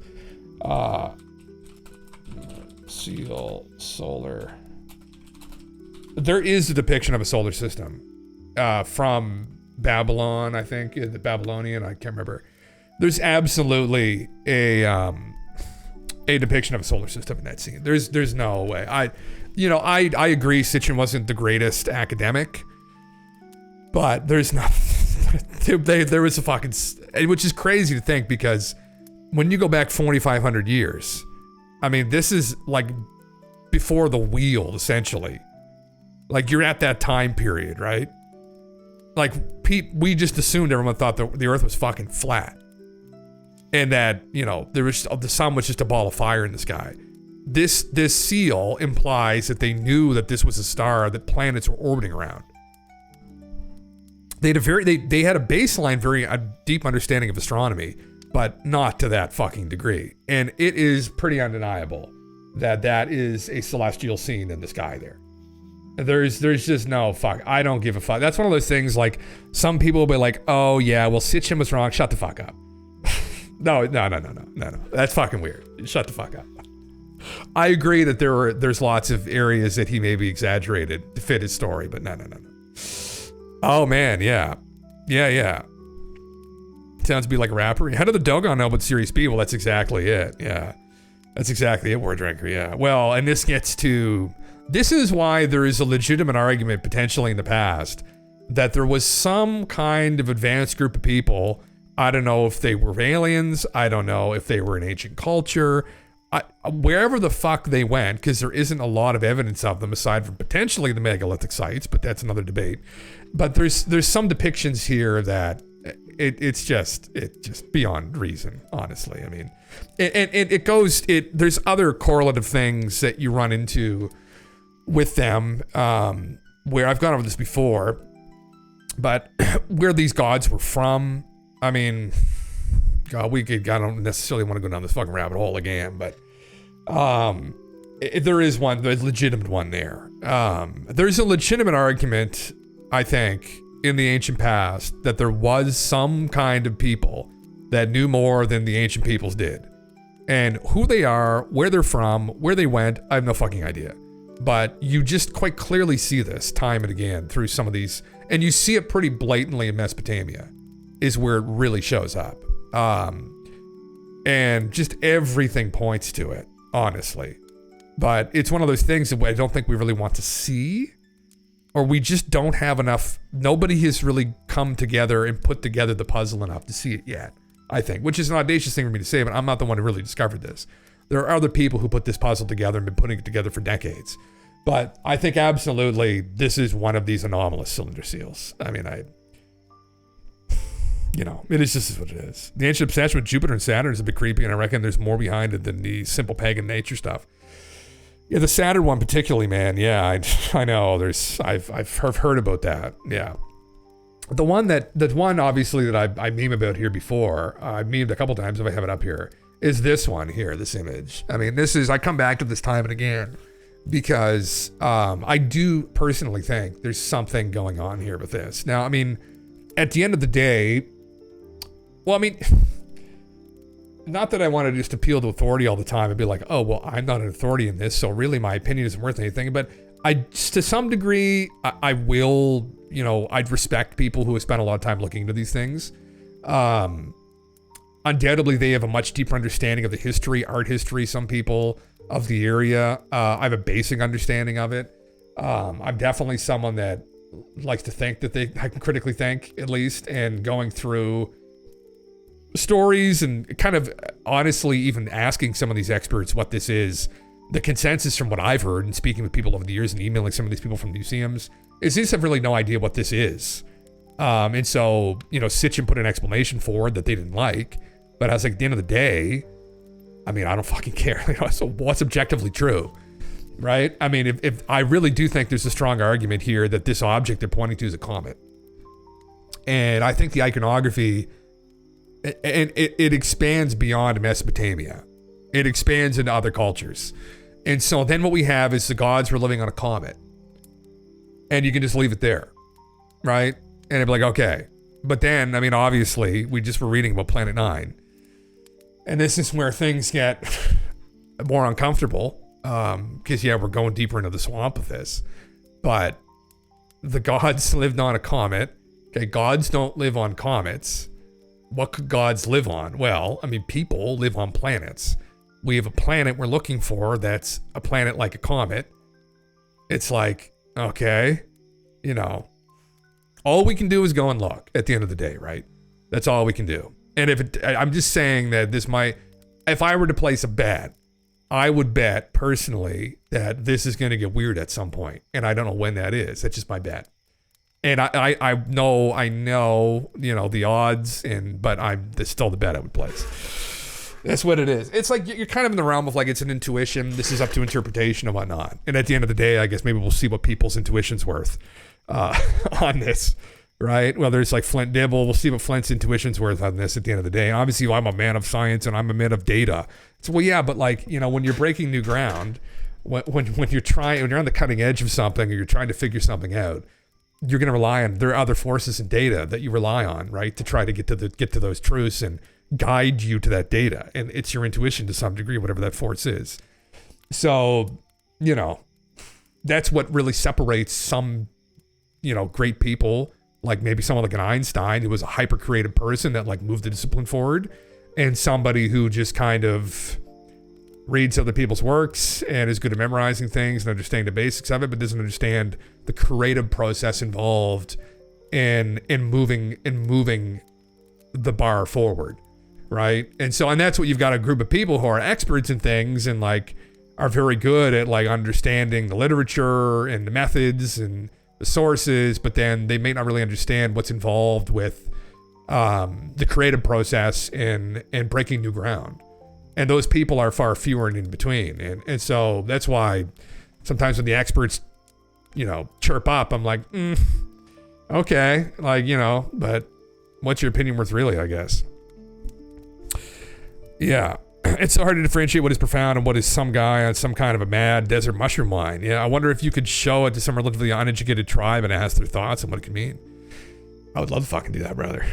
We could have some of the mushroom wine, actually. We'll all drink the mushroom wine and see what we think it is. Yeah. I think it's felt more right. I open up stream and Jim is covering the cylinder seal. I try not to every fucking time I come on here because there was an article about Planet 9. There was a post about Planet 9. That's why. You just missed his Flint Dibble interview. Holy fucking Christ, yeah. God damn it, yeah. Yeah, it was just me just like slapping Flint in the face like for 30 minutes straight. It's kind of more an interrogation, possibly an assault, but I despise hubris. I despise hubris in intellectual people because it's just so problematic, and it's the arrogance, and it's the root of so many of our problems when we approach things. And I just expect people, especially highly accredited people who hold PhDs and things, to like understand their own weaknesses. the weaknesses of their arguments, character flaws, personality issues, things of that nature. I would expect that if someone becomes a philosopher in a thing, they're very well-read people in that thing, but they're also very well-read about themselves, and they understand this process of like discovery, and they look at things objectively, without emotion, without bias, and at least extreme bias. And when I see people that lack that, or haven't done that, and have a lot of issues, and are just out there, to try to uphold a power structure so they stay on top, and they built their identity around being a person of authority in something, and it's like, oh my fucking God, man. It's like, but again, the reality is that you get a PhD in archaeology, you're a philosopher of archaeology. That's what this was intended to all be about. Everyone in academia are philosophers, right? So Plato intended. But at the end of the day, they're not really. I mean, more broadly, they're just hyper-specialized in this area of archaeology. They have a basic understanding of philosophy to some degree, and the scientific method, and abduction, induction, deduction, right? And like going through meticulously following the data. But I just, poor character, it's just something that it confounds me to some degree sometimes when you see these hyper-intellectual people and they have this poor character and they approach things with hubris. I'm like, you're not very well thought out, but you say that you are, but you're not. It's like, what's going on here? Maybe they spend too much time inside. That's the problem. Locked in their ivory tower. They haven't gone outside enough. Is that the problem? I've run into this before. I don't know. I'm not alone in this. I have other friends growing up or people that were involved in academia or that are professors now. And you don't see this in them, but, they definitely recognize the problem. There's a problem. One of the problems, I remember my own professor said that it's sometimes you get people who, because I wasn't a great student. I did very well in my philosophy classes, but when it came to anything other than philosophy, I didn't give a fuck. And so when I wanted to go forward and maybe try and work in an advanced degree program, essentially I said, well, bud, a GPA here took a bit of a hit. He's like, well, all I care about your philosophy classes. I was like, oh, thank fuck. All right. And I was kind of going on too about do you care though that I wasn't just the antithesis of a student, not the antithesis, but the ideal student, sorry. And he's like, no, but you don't necessarily always want that. And I was like, oh, okay. And he said that you get a lot of people in there who are very good. And I dated someone that was like this. She could memorize everything. It was unbelievable, photographic memory. But she didn't really have an opinion on anything.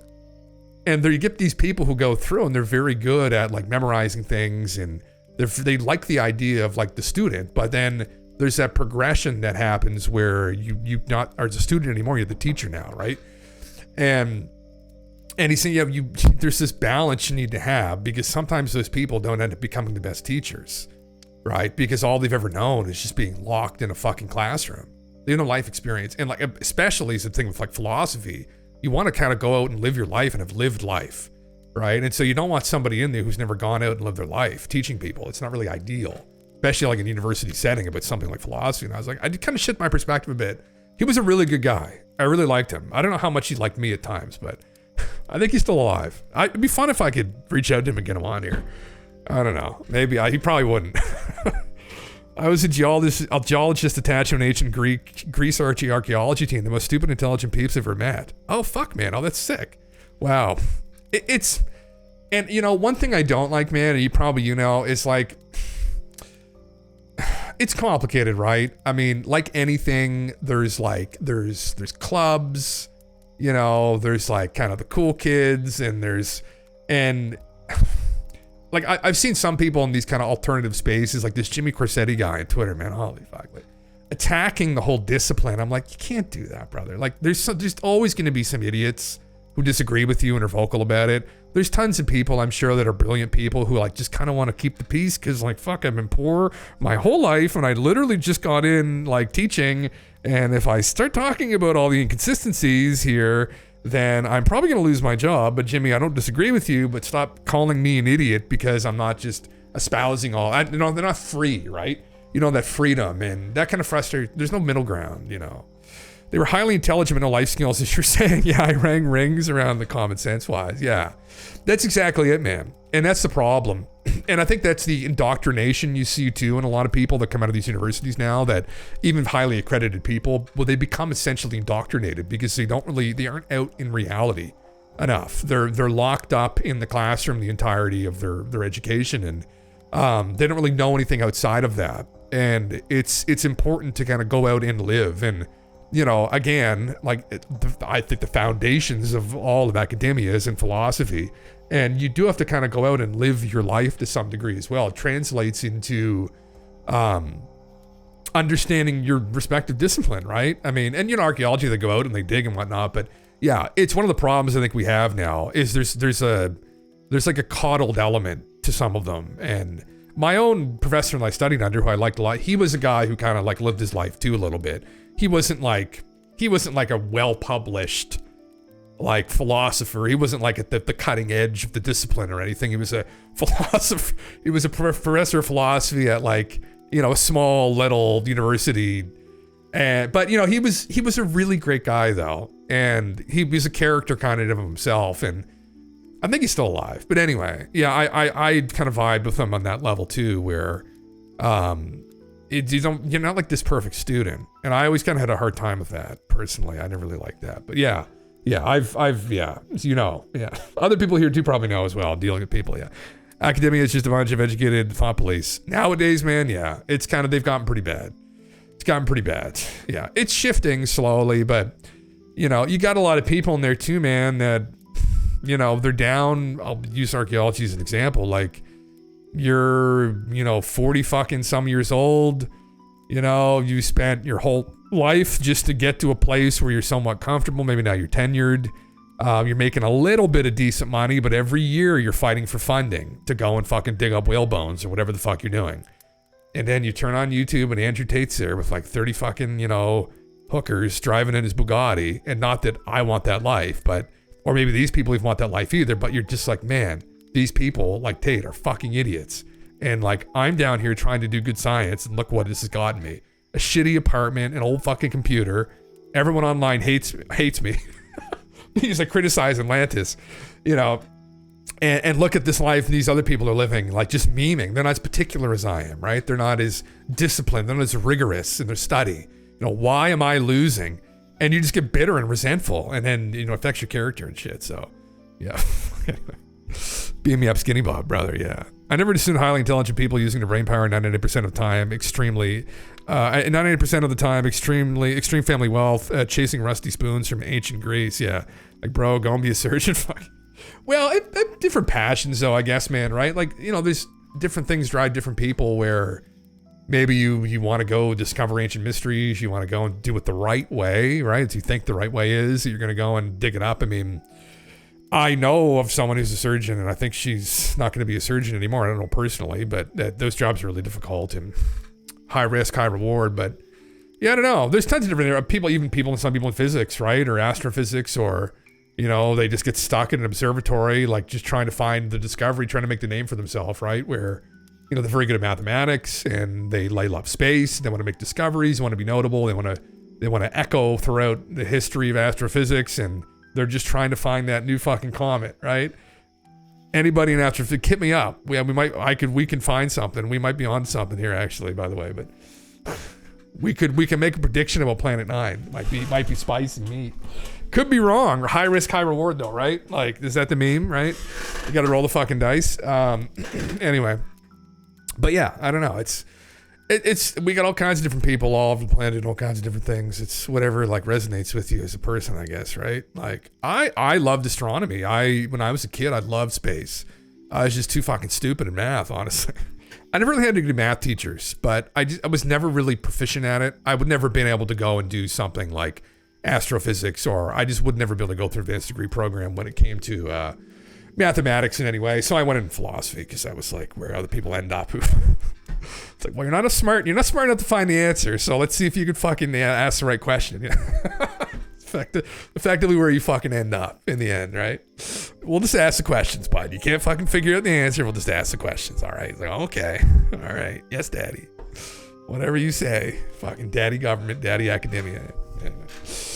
Anywho, yeah. There's some other memes here aside from this. Fucking Nibiru, Jesus Christ. Yeah, endless. And the best philosophy just became fucking arguments about numbers. Brother, that is, yeah, some degree, yeah.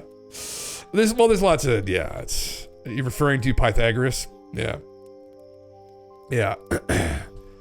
Yeah, I mean, there's definitely a role for it still. I mean, I think, like, for instance, when it comes to UFOs and shit, and the UFO phenomena, I do geology to escape numbers, and all the jobs needed numbers. Oh, fuck, there you go, yeah. There you go. Yeah, holy fuck. God damn. What are you into this stuff, Aggie? Like, are you into, like, the Sphinx and stuff? Like, do you know Robert Chalk? I know some people in geology know him. Interesting. Yeah, very interesting. They'd be kind of fun, though. Rocks are cool. Rocks are cool as fuck. I love rocks. I love crystals and shit. Oh, you know Robert Chalk? Oh, interesting. Okay. Yeah. I'm not particularly fond of some of the scholarly disciplines in some way. Archaeology, they say it's a science, and like to some degree it is, but it kind of depends on what you're doing, like specifically what you're doing. Like Egyptian archaeology relies a lot on interpreting like stories and like interpreting some of the language, the history of the culture, and connecting dots between these different pharaohs and reign periods and who did what, and are there any anecdotes from this person that they had anything to do with the Sphinx? Hey, buddy. And so you'd look at that and you'd be like, oh, well, no, we have this here and this here that say that they probably built it then. It's like, well, but okay, we've got someone with hard data saying this here, that it has to be probably at least like 8 to 9 to 10,000 years old. And it's like, well, no, but they said this here and here and here. It's like, I don't know if what they said and this guy said and he said fucking 4,000 years ago is as valuable as hard fucking data, right? Like about like rainfall records and clear erosion around the outside of the Sphinx. So then you get into those debates where or even in the Great Pyramid, the Khafre, or Khufu's pyramid, you got like one cartouche in the King's Chamber and a little bit of fucking maybe carbon dating in between the blocks being like, oh, it was probably 4,500 years ago. And they used it as tombs. It's like, well, but that doesn't make any fucking sense either. Like, it's like, where are you getting that from? Like, and then you've got, engineers, architects, you got meteorologists, machiners, fabricating aerospace parts, walk through the fucking, the Great Pyramid and be like, this is, fucked. Like, what? Like, how did they do this? And then they're like, oh, they just figured it out. It's like, oh, okay, they just figured it out. It's like, well, but they said there was this other, what are they called again? The Ket people and the Zeptepi the time before. They say that the locals say that they may have nothing to do with this. And like, oh, well, no, but they're stupid. Like, they're stupid. Like, they worship like the sun god and stuff. Like, they figured it out. It's like, oh, okay, that's great logic. Yeah. Yeah. Yeah. Ancient Egypt is freaky. None of it makes sense to me. Yeah, man. None of it makes sense to fucking anybody. Fucking, that's the meme, except Egyptologists, honestly, who wanted, not necessarily all of them, I think, wanted to just be the, okay, bud, go on. Just wanted to be the Egyptians, but I mean, like, I don't know. We don't know, right? We don't just go the George Tsoukalos route and be like, it's obviously aliens. It's like, well, George, we don't know who the fuck. It's not obviously it's obviously something anomalous. How did they do it? Who did it? Like, we don't, you follow the data. The data at this point suggests that the local people probably didn't have a lot to do with it, other than maybe hauling shit around. The real question is, who are the architects? That's the real meme. I think I have something up here about that, actually. Undoubtedly, I do. Oh, Jesus Christ, Billy Carson, okay. Anyway, yeah. Made sense to someone, yeah. I can't tell if it's just because I'm Western, but I don't even relate to it on a human level, like Greece or Rome. They feel like something separate, yeah. I've known people who have gone there. Supposedly it's like a lot of the videos don't do it even any justice.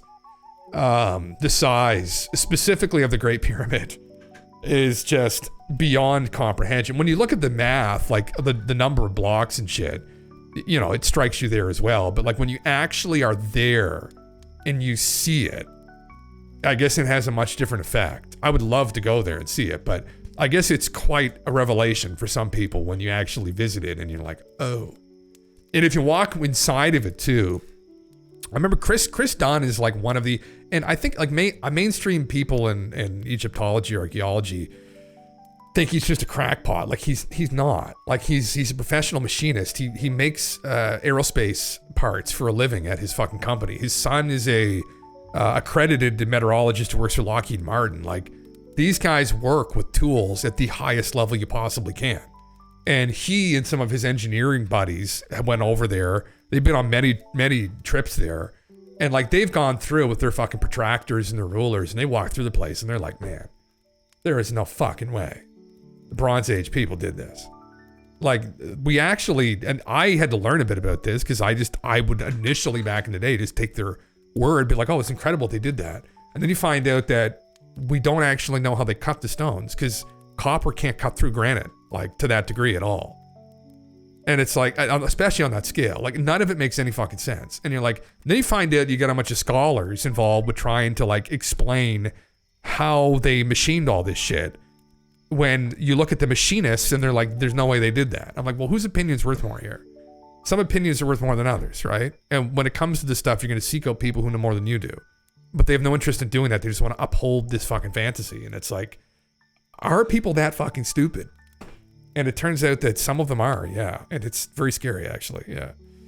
Yeah, I think the Arab conquest doesn't help if there was a more direct line to ancient original Egypt, or whatever we know more. Yeah, they fucking take off all the outside stones or whatever. They knocked in the fucking, they discovered the entryway, didn't they, buddy? What was his name? I forget what the gentleman was that did it. But they kind of fucked the outside of it. Yeah, no, I know, it's, well, the burning of the Library of Alexandria. I mean, that definitely fucked some shit up. There was probably a lot of scrolls in there that had a bit more information on what actually happened there. No, I forget what his name was. Yeah, it's a common sense thing again. Yeah, there was a hairdresser that saw a statue of mystery hair and she made it perfectly because she wasn't some academic dweeb. Yeah, man. Yeah. It looks like it was done with a grinder. Oh man, well, some of the drill holes, yeah, man. Yeah. There was Flint, what's his name?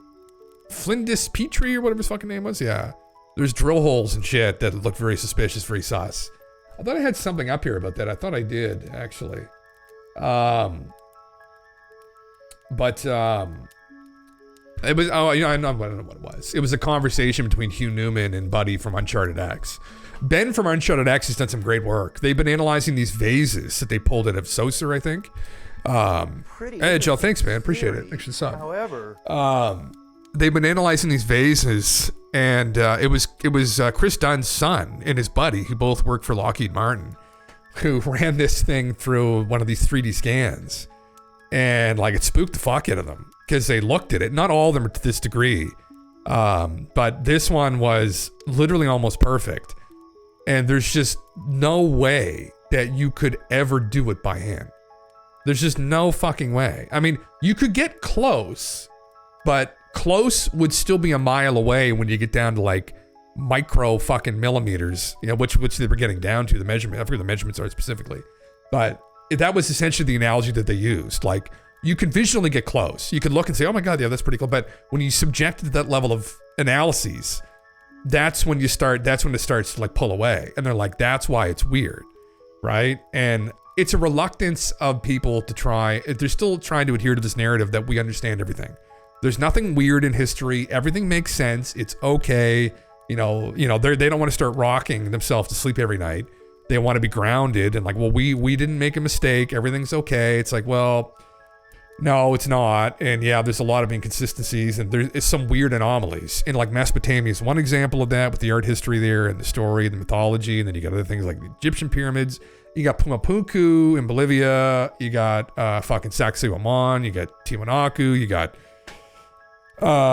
there's so many fucking Teotihuacan, the other giant fucking pyramid complex in Mexico. Like, man, there's so many. It's just absolutely mind-boggling. And there's obviously logical explanations for all of them. But the problem is that when you look into them, they're not really logical because it's not a proper explanation. Their logic is essentially, well, they probably figured it out somehow. I'm like, well, but like, what? Like, what do you mean? Like, and now we're getting it's funny because this is the weirdest thing for me. And I've covered this a lot on here. I've covered like Ben's videos, Uncharted X's videos. I've gone over them. He's done great stuff. But it's weird that we're getting to the point where we're getting developed enough where we're going through ancient history and realizing that things are what we thought they were.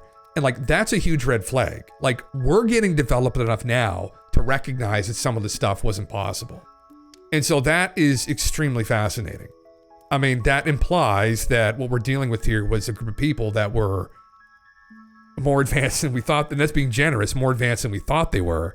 Where it's starting to get to is it's like, okay, there was a level of advancement here that we couldn't even see because we weren't advanced enough yet. That's essentially what it's saying. And like, that's when it gets more disturbing, when we're like, hey, what were we actually dealing with here? And then you get back to Giorgio and you're like, well, Giorgio, brother, this was a baseless claim that you made, but in the end, it might be true. But what do we mean by aliens, I guess, all right? Slaves can move heavy blocks, but they can't precision engineer. That's a meme, man. Yeah, they can. That's exactly it. Yeah, and I think that's the problem, and that's the issue that some of these people have in archaeology, or some of these pundits you see on YouTube now, kind of going against Graham and Randall Carlson, all these people, and they're like, oh well, these people aren't archaeologists. They don't know what they're talking about. Brother, you dealt with fucking whale bones. What the fuck do you know about precision engineering? Like, sit down, fucking shut the fuck up, like. Go sit down and have a pee, right? Just go sit down and have a pee, Flynn. I know you sit down anyway, right? Not to be, I just can't help if I can rip on him, but, you know, I like, you're not accredited enough to know the difference here. You got to defer to people who know more than yourself on this. There will be debate among those experts, I guess. Now you can sit down, right? And then we've got to let them debate this and figure it out, and then we'll come back to you. In the end, once if we come to the conclusion that there's no fucking way they did this, then guess what Flint has to do? He has to get his shovel and he has to keep digging. Right, brother? That's what you got. That's your job now. You got to just keep fucking digging. That's the end of the discussion, I guess, right? Like, oh fuck, man. Yeah. Oh, past lives in Egypt. Have you ever felt an unexplainable connection to heavens. Ancient Egypt? Is this new? It was the biggest and most prosperous civilization. What if you had a past life time. In Egypt? Oh and my there's God. Just something about the culture, the monuments, and the thousands of years is this, of dynasties that fascinates us all. Is this the lady, Some whatever her people name is? Feel something even deeper. In fact, I noticed a bizarre pattern where a disproportionate number of people have claimed they had a past life in Egypt specifically, or a very strong connection to the culture. We'll kind of go through this. Yeah, this is, what's her name again? Something Tepe. What the fuck's her name again? Something. Yeah. Yeah, what was her name? Yeah, I pulled this up recently. Did he mention her name? She was an Egyptologist, I believe, actually. Seti, close. Zep Tepe, Seti. Fuck, sounds pretty close. Yeah, Seti. She was I don't know if she was an official Egyptologist or she actually became accredited in the discipline. But she was involved in rebuilding a temple, and she claimed that she hit her head when she was a kid. And she had this vision that she was back in Egypt. And anyway, she went and who knows if the temple actually could put together properly but you know, she worked with some accredited people in the area and they made discoveries based on some of her recollections. It's like, man, like what the fuck, right? Like, I guess, what does it all mean? It's like, what is intuition, right? Like, I don't know. I have an intuition there's going to be this tomb under the sand here. It's like, really? Yeah. They go dig and it's there. It's like, I mean, that happens so much more than I think probably people realize in everything that everyone does. It's like people have these intuitions about things that move us forward in different areas. We don't understand what it is. What exactly is the phenomena? I mean, there's so many examples of this. Of people having, even gets even more woo, right? With people, that buddy who had the dream about, what's his name? The Indian mathematician. But there's been people who have had these kinds of visions, and who knows? It's part of the mystery of the experience here. It's a mystical experience. You just don't want to be completely ignorant to that. Whatever the fuck it's all about, right? Very fucking interesting. Yeah. Dorothy Eddy, yeah. Where the fuck is she here? I do watch the Metaphysical, as you know, Aaron. Yeah, and I know. I don't know John, but I follow John's work. I would love to talk to John. Men in Black Origins. Oh my heavens. People that don't know, John, who works on this podcast, is a remote viewer. He was trained by the Stargate guys. And I followed John's work over the years. And Interesting shit. I don't know. I mean, John's pretty transparent as to like the whole phenomena and whatnot. And whoa, 200,000 views. They got 2 videos too. Why is that? They got Men in Black, and then they got. Oh, this is a video he did. Oh no. Okay, interesting. Why do they have 2 videos? That's intriguing. Yeah. You say out, boot, and like about like a total Canadian, eh? But you never say AA. What is that about? A take off. Do I say a boot? About. It's Western Canadians. Fish. Yeah. Western Canadians say A. There's like, you're thinking of like the Alberta accent. The Alberta accent is what the Alberta like kind of BC accent is what a lot of people hear like about Canadians. Like that's like the Canadian accent. I have the Eastern like Trailer Park Boys Canadian accent. That's kind of, there's a difference. And then I don't know, Ontario kind of has its own thing. Quebec is a completely different beast, obviously. Don't get me started on Quebec. I don't want to even talk about Quebec. No, I'm just memeing. People meme on Quebec. No one in Quebec wants to be here. That's the meme. Yeah. What was Om? Let me just look her up. Actually, Om Seti. It's 2 different spellings, but yeah, we've done a dive on her before. I think. Yeah. Where the fuck's ChatGPT at? Pope Francis prophecy. Which I wonder if she was not that like she still contributed to the discipline. Yeah. She claimed to be the reincarnation of priestess Isis from ancient Egypt named Bentrethset. After a near-death experience at age 3, she started acting very Egyptian, like refusing British food, wanting to go home to Egypt and drawing temples she couldn't possibly have seen. Eventually, she moved to Egypt, married an Egyptian man.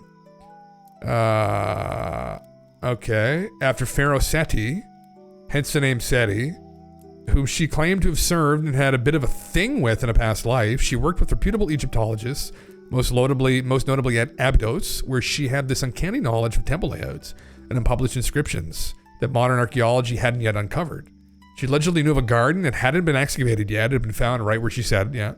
Her knowledge of daily temple rituals and ancient customs were frighteningly specific. She spoke fluent ancient Egyptian and claimed it came back to her naturally. Interesting, yeah. It's one of those interesting memes. I had not heard of this until just a couple years ago. But it's one of those, there's tons of examples of this kind of stuff, not specifically with Egypt, but in other cultures and people who've had these, people who became virtuosos and things like musicians, like they hit their head when they were at some age and they just picked up the violin and then they just had some kind of affinity for it and they became unbelievably adept with it. And there's a medical term, it's a phenomena that happens to people. People will hit their head and sometimes they'll like just learn how to speak another language, like they'll know another language. It's a real phenomena, actually, which is pretty trippy. Whatever that means, however that happens. I mean, this is obviously here implying that they're past lives, but which might be in line with simulation theory, actually. It might just be players in the game. Who knows, right? But an anecdote of it, maybe. But interesting shit. Yeah. But fuck, I would love to go back. I would love for someone to send me back. Right? Simpler times, maybe. Much more, much scarier times, honestly. But you never know where you're going to drink tainted something and die, or catch the common cold and die. But all the people in here talking about their experiences. Interesting. Very interesting. I wonder what I'm always intrigued about these. Who are the men in black? Real accounts of a paranormal mystery, and then their origins, guardians, threats, or something else. I was just watching. What was it? Oh, that show, the Polish UFO show, but they had like a version of the Men in Black there. It's funny, you know. People always. I noticed they've got the. I'll just play it. They have the actual clip. The clip from Ontario, I think, it was by the Reversing Falls Hotel, or in the Reversing Falls Hotel, where these two guys showed up that looked kind of strange that walked in. Oh, right here, this one here, this is it. These guys walked in. This was on Canadian news, actually, back when it had happened. And at first, it wasn't a big deal. What had happened was, that's terrible quality. You can probably find a better quality version of it. But what had happened was the hotel manager saw a UFO and talked about it on the local news. And it got picked up, I think, by probably like the news network in Ontario. And anyway, that was it. And then like the next day or like a couple days later, these guys showed up looking for him. And they kind of freaked out the staff. They both looked, I guess, identical. Now, you know, it could have been two people playing a prank, right? This is the other thing it could very well have been. But they looked almost identical. I don't think they mentioned they didn't have eyebrows. And they looked like they were like wearing a costume, which, you know, may have been red flag, but they're very pale too. They didn't, there was something off about them is what people had noticed. And they asked if he was there and he wasn't there that day. And they wanted to talk with him. And I think they told him they were going to come back or something. They never did. But there are other accounts of this too, of people having run-ins with these kinds of people after they've had sightings and talked about it publicly. So no, it's from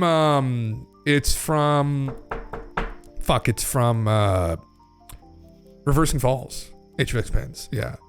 Let's look it up. I'll look up the actual video. Men in Black Niagara. We've looked it up before. Yeah. Right here. Creepy real life Men in Black. Yeah.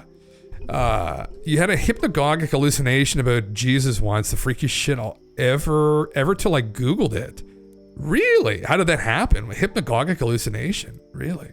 Were you like in a church or something? Like, just drank some of the holy water? But y'all have Reversing Falls too. Oh, sorry, for Reversing Falls. What the fuck am I talking about? Another Reversing Falls, for Christ's sake. Niagara Falls. There's another Reversing Falls. Our great landmark here in New Brunswick. Yeah, the water runs backwards into a fucking into like a sewer essentially. Yeah, holy Christ. I meant to say Niagara Falls. What am I talking about here? This is the story. I wonder if they show the footage from Buddy. No, I don't want a big long video on it. I want, here, is this it here? Hold on. This week on BuzzFeed Unsolved, we're covering the real-life Men in Black. Are they real? Are they as charming as their Hollywood counterparts? Hotel manager Shane Sovar, along with a hotel security guard, reported seeing a large triangular UFO outside his hotel. A group called the Aerial Phenomenon Investigations Team looked into the incident. They reported that a couple weeks later, according to 3 other witnesses, 2 unidentified men in black visited the hotel. The Men in Black terrified the hotel staff and were looking for Shane Sovar and the hotel security guard, who were luckily not there at the time.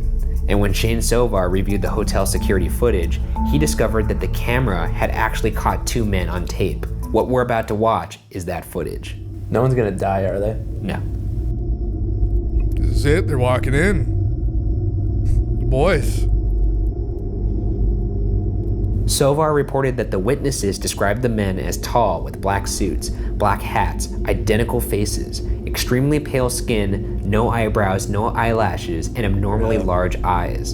A woman who spoke with the men claimed that she felt that the men knew what she was thinking. Is this video proof that the MIB exist? Or is this video simply an internet hoax? Can I be 100% honest? Yeah. I'm really trying here. They just look like businessmen. So you just think there's 2 abnormally large? They were abnormally large? They look... Oh, look, they look the same. The one pixel, it's so blurry. Okay, look. You don't really need the guy's opinions, but that's a video, I guess. Anyway, there was a video too of the guy, the manager, because he was on the news about the UFO sighting before. And that goes with like the whole meme with the Men in Black, that they usually visit people after they've had some kind of public incident that they talk about and they keep talking about, and they tell them to shut up. Who knows? Yeah. We'll edit that out later. Fuck yeah. I don't care who the IRS sends. I'm still not paying tax, brother. Tell them to fuck off. Say, what are you guys going to do about it? Yeah. Is it 3 kids stood on each other's shoulders? Brother, I mean, fuck, could be. I don't know. Who was it? Somebody had said, oh my God, who the fuck was it? One of these fucking alien people had said that they, who the fuck was this now? I'm trying to remember. Anyway, they had said that this is another race of humans that live underground. I said, fuck, that's crazy, bro. They live underground, right? They live in like subterranean caverns, and that they're trying to like prevent the awakening from happening. I was like, fuck. Like, that's crazy. I was like, how did you know that? How do you know that? They're like, oh, well, the aliens told me that. I said, fuck. It's even crazier. Anyway, it would be, it was Dan Aykroyd had the other fucking encounter, right?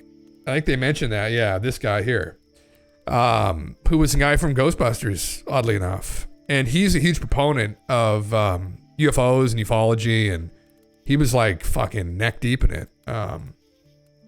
Here, well, I wonder if he did Dan Aykroyd share the from a clip of TV him show talking called about Out it. There to the Sci-Fi Network that would break serious ground on Yeah. a wide range of topics in the alien media landscape. Why In not? the middle of conducting further interviews for the show, Dan stepped outside for a break where he reported seeing a black Ford sedan appear suddenly across the street. Dan reports that one large man in black got out of the car and gave Dan a dirty look. Dan said he looked away for a brief second, and when he turned back, the car was gone. Holy 2 shit. hours after the car disappeared, Dan was given bad news from the producers of the show. Dan said, quote, "We were told we were not to continue taping, and the show was canceled, and none of them would air," end quote. Why is it not the government? Why is it some weird Goddamn. alien? It's funny because those guys would have had to go into a Ford dealership to buy that car at some point. Or maybe they just stole it, I don't know. But they would have had to gone in and sign the paperwork and everything, and if they didn't steal it. And so then they just like teleport around with it. Fuck, who knows? Well, if they're that advanced, maybe they wouldn't need to. I would love to see that though, right? Go into some car salesman, just freak him the fuck out, you know? On a holiday from the cavern to Motel 6, brother. It'd be a good place. It'd be a good first stop. You want to understand humanity. Just try and sleep there on like a Friday, Saturday night. See how it goes, you know? Paper thin walls. You get a really good idea of like what the other side's like here. Yeah. ICE will get them. Fuck. There was a theory on Reddit recently that the reason that many technologies are suppressed because if it gets out and it gets detected by the orbs, that it could lead to annihilation, as they're basically policing the planet to make sure we don't get too advanced. That'd be another interesting revelation, wouldn't it be? That, yeah, we've just been in a fucking zoo or a playpen the whole time, right? Thought we were free when really this is just a giant experiment. It'd be very disappointing. Dan Aykroyd also did that Coneheads SNL skit about aliens. Oh, did he actually? He also did a movie called My Stepmother is an Alien. He was the dad. So he had sex with aliens. Oh, okay. Interesting. Well, is he an alien? Is he a shapeshifter? Yeah. Maybe the Men in Black are part of this system as they suppress research and technologies. I don't know. I mean, I don't know what I would do if I ran into them. This is not a fun talk. This is I actually, of all the topics that I meme on here, me and Gail on TV talk about sometimes, the black-eyed children do kind of unsettle me. I think I've told this story before. People that don't know these encounters, because, you know, I've only got 28 people here, so I think I'm okay. If I ever have like 280 or goes to 1,000, I'll sort of get more unsettled, I guess. Black-eyed children phenomena. Anyway, close enough. There's a reason why this particularly freaks me out, is because I used to follow a guy. I've brought this up here before. I used to follow a guy on Above Top Secret. His name was like Oz Weatherman or Weatherman Oz, and he used to post about all kinds of shit. I think he used to like kind of shit on like Harp and all that stuff. And anyway, he was kind of a content creator on Above Top Secret. It'd be like regular posters who would like put together really good posts and shit, like before the days of Reddit and shit, right? And he made a post once where supposedly he had a run-in with these kids. Now, people had talked about these before on there, that essentially what happens, and this is kind of similar to the Men in Black, and it would usually happen to people, it wouldn't necessarily be like coincidence, like it would happen to people who are talking about this kind of stuff or making content about this kind of stuff, like contributing to conversations around like UFOs or paranormal and whatnot. And what usually happens is these kids approach you somewhere in a parking lot. They could knock on your door. They could approach you at like a grocery store, Walmart, wherever, right? And they'd usually ask you for something. They'd want you to follow them. Or if they approach your house, they want you to let them in. And people don't notice there's anything wrong until they kind of look closely at the kids and notice that their entire eye is black. And then they start to get freaked the fuck out. And then the kids also are telepathic and can read their mind. So when people start thinking, what the fuck is wrong with this kid? The kid's like, oh, nothing's wrong. Or they say things like that. So this guy, I had heard about this before this had happened, but this guy, I remember you can still find the post on Above Top Secret, but he told the story of what had happened, that these kids knocked on his door, and there were two of them. And they had told him that their cat got lost in his backyard. And they were wondering if like they could come into his house to get into his backyard. And he was like, and this is late at night too. He's saying really late at night. Like way too late for kids to be out. And I think he'd mentioned it was like a school week. I can't remember correctly. Anyway, essentially what had happened was he essentially told them no. And then they read his mind. They asked if they could come in and use his telephone. And then at one point he thought, I forget what he thought to himself specifically, but they read his mind and answered him after he had said this to himself. And that's when he got really fucking freaked out. And I can't remember if he looked and then looked back and they were gone, or he just closed the door. I think they disappeared. But that one, really disturbing. You get a knock on your door late at night, like 2 a.m. or something. Someone knocks on your door and there's 2 little kids there and they've got completely black eyes. Fuck that, brother. Fuck that. No fucking way. No fucking way. Absolutely not. And there's tons of stories. Like there's tons of stories, but like that one stood out of my mind because that guy wasn't a bullshitter. And he was pretty adamant that it had happened, and he was kind of a regular contributor in the community. And because I didn't know what to think of it, I kind of think like, but I remember when he posted that, everyone was like, well, and it's funny because after that had happened, he kind of never really posted much again.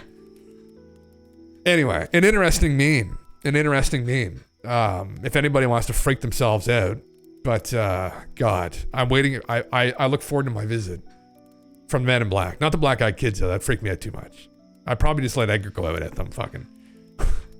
It'd be a tragedy, and then turn out that they were just kids trolling me with black-eyed fucking, contacts in, and then I'll get a fucking a charge for Christ's sake, right?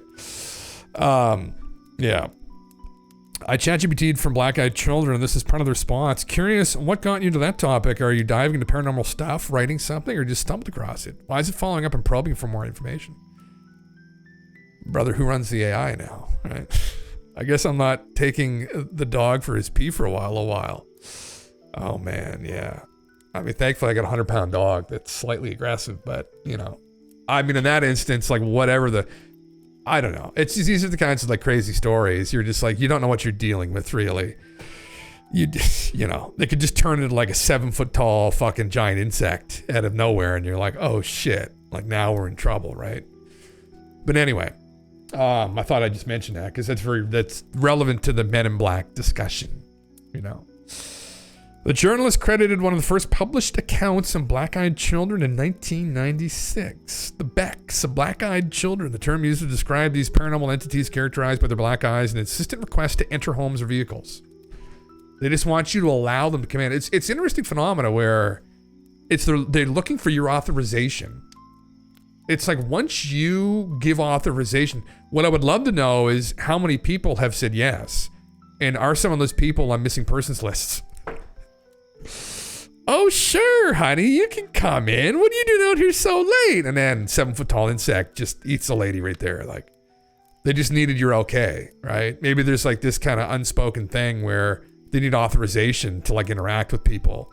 And they're trying to do this to get people to unwillingly authorize to allow them into their inner circle. And once that happens, all bets are off and you're going to be a pile of skin. No time. Yeah. Fuck.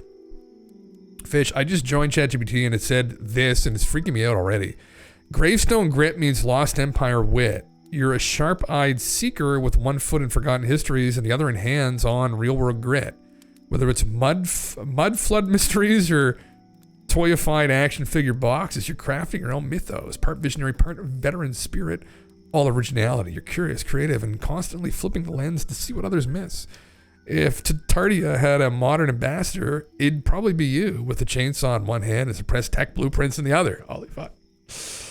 Yeah, man. It's not everything we do. They're collecting data on everyone. Yeah, personal inquiries. Why do I keep having diarrhea? Like those questions. Like it's like we know all of the things that don't agree with you. It's like so when the government abducts you, they're just gonna feed you fucking. They're just gonna feed you. Cod liver oil. Fuck. Should they give you a diet of things that agitate your gut lining, right? It's like we're all ready for you, right? It's the AI and the government, or maybe it's the black-eyed kids and the Men in Black. I have no idea. Are they related? Remains an enigma. I'm not familiar with her. I don't know. Anyway, probably should stop talking about it because I really don't want to fucking run it, honestly. But yeah, crazy shit. It originated from Texas reporter Brian Bethel on the ghost-related mailing list related to alleged encounters of black-eyed kids. describes encountering 2 such children in Abilene, Texas in 1996 and claims that his second person had a similar unrelated encounter in Portland, Oregon. His stories have been regarded as a classic examples of creepypasta. His stories gained such popularity that he published an FAQ just to keep up the demand for more info about the new urban legend. What was the story actually? I know one's about getting into a car and Weatherman Oz, whatever his name was, about them asking to come into his house. Black-eyed kid stories. Get them for me right now. Yeah. Fucking Christ. God damn it. Just joined. That was your very first ask of it to tell you about yourself. Interesting. Yeah, I'm starting a new business and ChatGPT is a huge help with the ideas. Fuck. As a former government worker, if anyone is doing freaky shit, it's the Black Rocks, etc. The government is way too inefficient. Yeah, man. Vanguard, State Street. Yeah. He's a journalist. Okay. Where's the stories though? Yeah. Can you find me the story of his encounter though? That's what we want. We want the story of his run-in with these aliens. I mean, let's just be real here for a second. Like, there's not a lot else that's really gonna fucking be other than kids playing a prank, but there's too many weird things. Like, you know, if you take them at like face value, which you probably shouldn't do, but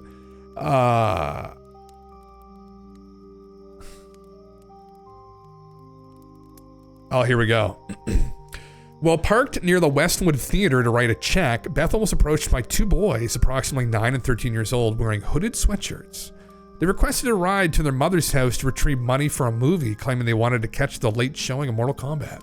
However, Bethel noticed inconsistencies. The movie had already started, and the boys' mannerisms seemed unnaturally mature. As the conversation continued, Bethel felt an overwhelming sense of dread. When he finally looked into their eyes, he was worried to see that they were entirely black. No whites, no irises. The older boy became more insistent, stating, we can't come in unless you invite us. Terrified, Bethel rolled up his window, put his car in reverse and sped away. Brother would have backed right over them, for Christ's sake. When he looked back, the boys had vanished. Yeah. Bethel later shared his experience on a ghost-related mailing list, and the story gained widespread attention, becoming a staple in internet folklore. He recounted his encounter on a television series, Monsters and Mysteries in America, and wrote a follow-up article for the Abilene Reporter News, maintaining the authenticity of his experience. It proliferated with numerous reports describing similar encounters, children with pale skin, black eyes, appearing at homes or vehicles, requesting entry and instilling fear in those they approach. Some theories suggest these entities are extraterrestrials, vampires, ghosts. All fun. All fun, though. Yeah. Fuck me, man. Yeah. I ran into them. I would be interrogating them. Who makes the rules? What is the goal? Who are they? Etc. They would probably get super bored with me. Fuck yeah. I'd just be screaming at them. I'd say, what are you doing here? You fucking aliens. Like, fucking, I'd say, no, you can't fucking come in, but can I ask you some questions, guys, before you go, please? You're not coming in the house, but can we just have a chat for a minute? Like, anyway. Goddamn. There was again, I can't remember who this was, if it's like a Nancy leader or someone along those lines. One of these like famous contactees who has a cult. They all have cults now. Listen, you have to make a living somehow. I think it was someone like her, I don't remember, but they had this framework, rules for engagement was I think something that they had. Where supposedly this is what the aliens told them, right? So, I mean, you take this with a literal bathtub full of fucking salt. Maybe that's what even happened here. Maybe these kids are on fucking bath salts. Anyway, Nancy, I think it was her, but she had this rules of engagement where essentially there's some governing body that governs all interactions on the planet. This is not my theory. This is her theory. This is what the aliens told her, supposedly. Or whoever the fuck said this. But that the visitors, there are good and bad visitors, but that all of them essentially are prevented from interacting with people unless they get authorization from the people they're interacting with to engage. There's a rules of engagement they have to abide by. So you can't just go up to somebody and take them, which is interesting because the abduction phenomenon just seems to be an exception to that. But anyway, supposedly you need to agree to it at some level so that the evil aliens can't just come up to you and take you. You need to allow them into your vicinity, or you need to agree to an engagement. Is essentially what has to happen. So, buddy, what did you do? What's going on? Oh, fucking Christ. What are you doing? Something happened. So the aliens would have to ask to come into your house, so they'd have to ask to come into your car. You'd have to let them in, essentially, is what you'd have to do. What's going on? And so, same thing with the good aliens, maybe, but with these stories, people, there's someone else who talked about this too. I forget the fuck it was. It's all like just woo shit, but it's interesting that maybe that's one of the memes that you actually have to, maybe they need your okay. So it's like, maybe like the missing persons, maybe in the forest, like they agree to engage and shit. And buddy, what exactly is going on here? I don't know what's going on. He's spooked, trying to go under my desk. What are you doing, big guy? Yeah. Yeah. Government gave them permission, so technically they're allowed. Maybe that's what it is. Yeah. Don't answer the door, Jim, if it's knocked. Yeah. Fuck. If they view citizen of a country as being property of that country, so if they get permission from the government, then it's okay. Maybe that's what it's all about. Skinny Bob was outside talking to the black-eyed children, and your pet came to warn you. Don't worry, Skinny Bob is handling the situation, brother. He's acting very weird. I don't know, just a second. I just gotta message my partner because I don't know what's going on. He's acting weird. What's going on, pal?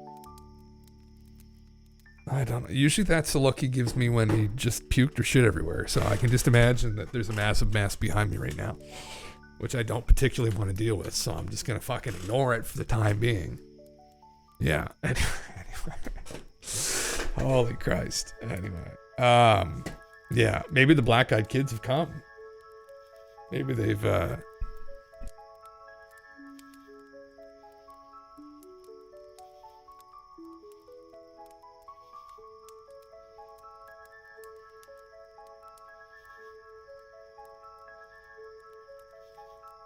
yeah, I think he might be sick or something.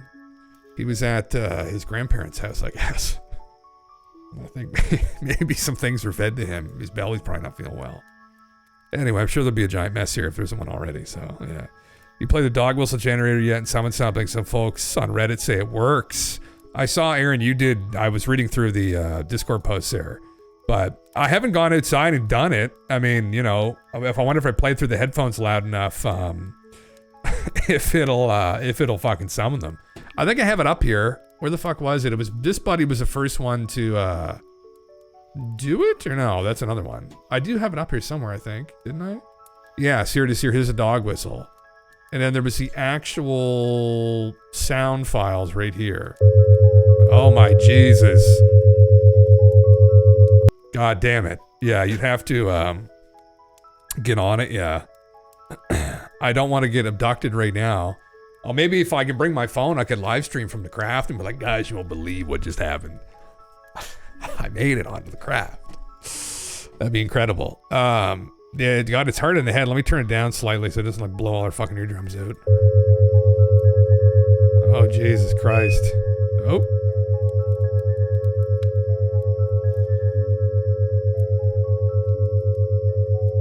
God damn. Okay, well. Abduction may be our only escape from the black-eyed kids, brother. That's fucking true. That is true. That's not good. Yeah. Yeah. You okay, bud? You alright? Fuck me. Yeah. Confusing UFOs, orbs as it played over 25 speakers randomly around the world. Holy fuck, yeah. Holy fuck. Sounds like having to fight vampires over the threshold. Yeah, show us your good boy. He's down on the ground here right now. Yeah. Buddy, what are you doing? Come here. He's just acting a little bit weird. I don't know if I can fucking get a view of it here. Just a second. Oh, you can barely see him through the desk. Buddy! Edgar! No, he's passed out. He's passed out. He was just beside me a minute ago. Yeah. He's just having a sleep right now. Yeah. Poor guy. Yeah. Didn't eat Easter chocolate, hopefully. No, he's pretty good with that stuff. He never does that. He never usually eats. He's pretty picky. So I'm just worried that, you know, when he was at his his grandparents' place, that they may have fed him a bunch of shit and he's kind of backed up or something. But he's 8 years old now. He just turned 8, so he's kind of an older guy now. So just watching to make sure everything's okay. He's healthy, but yeah. He wants to sleep, that's fine. Yeah. He was just over here a minute ago trying to get under the desk, is what he was trying to do. And that's usually a sign that he's spooked. There's only a couple things that'll spook him. Usually fireworks scare the shit out of him, literally. And sometimes there's some other dogs scare him if he hears them barking. But yeah, he's I think he's okay right now. He's all right. Yeah. He didn't eat his food last night, so I was just wondering if his guts were screwed up. And anyway, I usually put a little bit of cheese in sometimes. I need to put a Parmigiano Reggiano cheese in with his food. Just a tiny bit, just to flavor it. But that's sometimes the only way he'll eat his dog food. So anyway, which in small amounts is fine. But like you literally have to do a tiny bit. But yeah. Didn't eat Easter chocolate. No, thankfully not. I didn't even eat any fucking Easter chocolate, honestly. I'm not a big chocolate guy, man. I'm not like a huge sweet person. I like other things, you know. I like fucking like a couple sips, you know. That's more my like vice. I'm not big into like candy and shit. Like, yeah. But anyway, yeah. Fuck Max, what's up, dude? Bong rip incoming, brother. Enjoy. Here, let me play this for you while you rip that bong. See if we can summon some UFOs into your fucking room, brother. Here, I'll turn it up. Blow our eardrums out. Just a second. Hold on. Blow my own eardrums out. Whoa. Oh, God. Here we go. Yeah. Yeah, it's fucking crazy, brother. Oh, yeah. Yeah, I would love to see videos of people doing this, and then we can see trash blowing in the wind. Is that how we can see balloons blowing around in the upper atmosphere? Fuck, I don't know. What did he say here? What's in this signal? A breath layer, white noise shaped to feel alive. Pulse it or play it straight, low volume, because volume does not matter in this context. Well, I mean, technically then I was doing it and the window's open, so... Oh, Daddle, that sound set my dog off. Didn't set mine off. He's right beside me right now. It's interesting, yeah. Here, let me just see if... I don't think it probably shouldn't bother him. Just a second.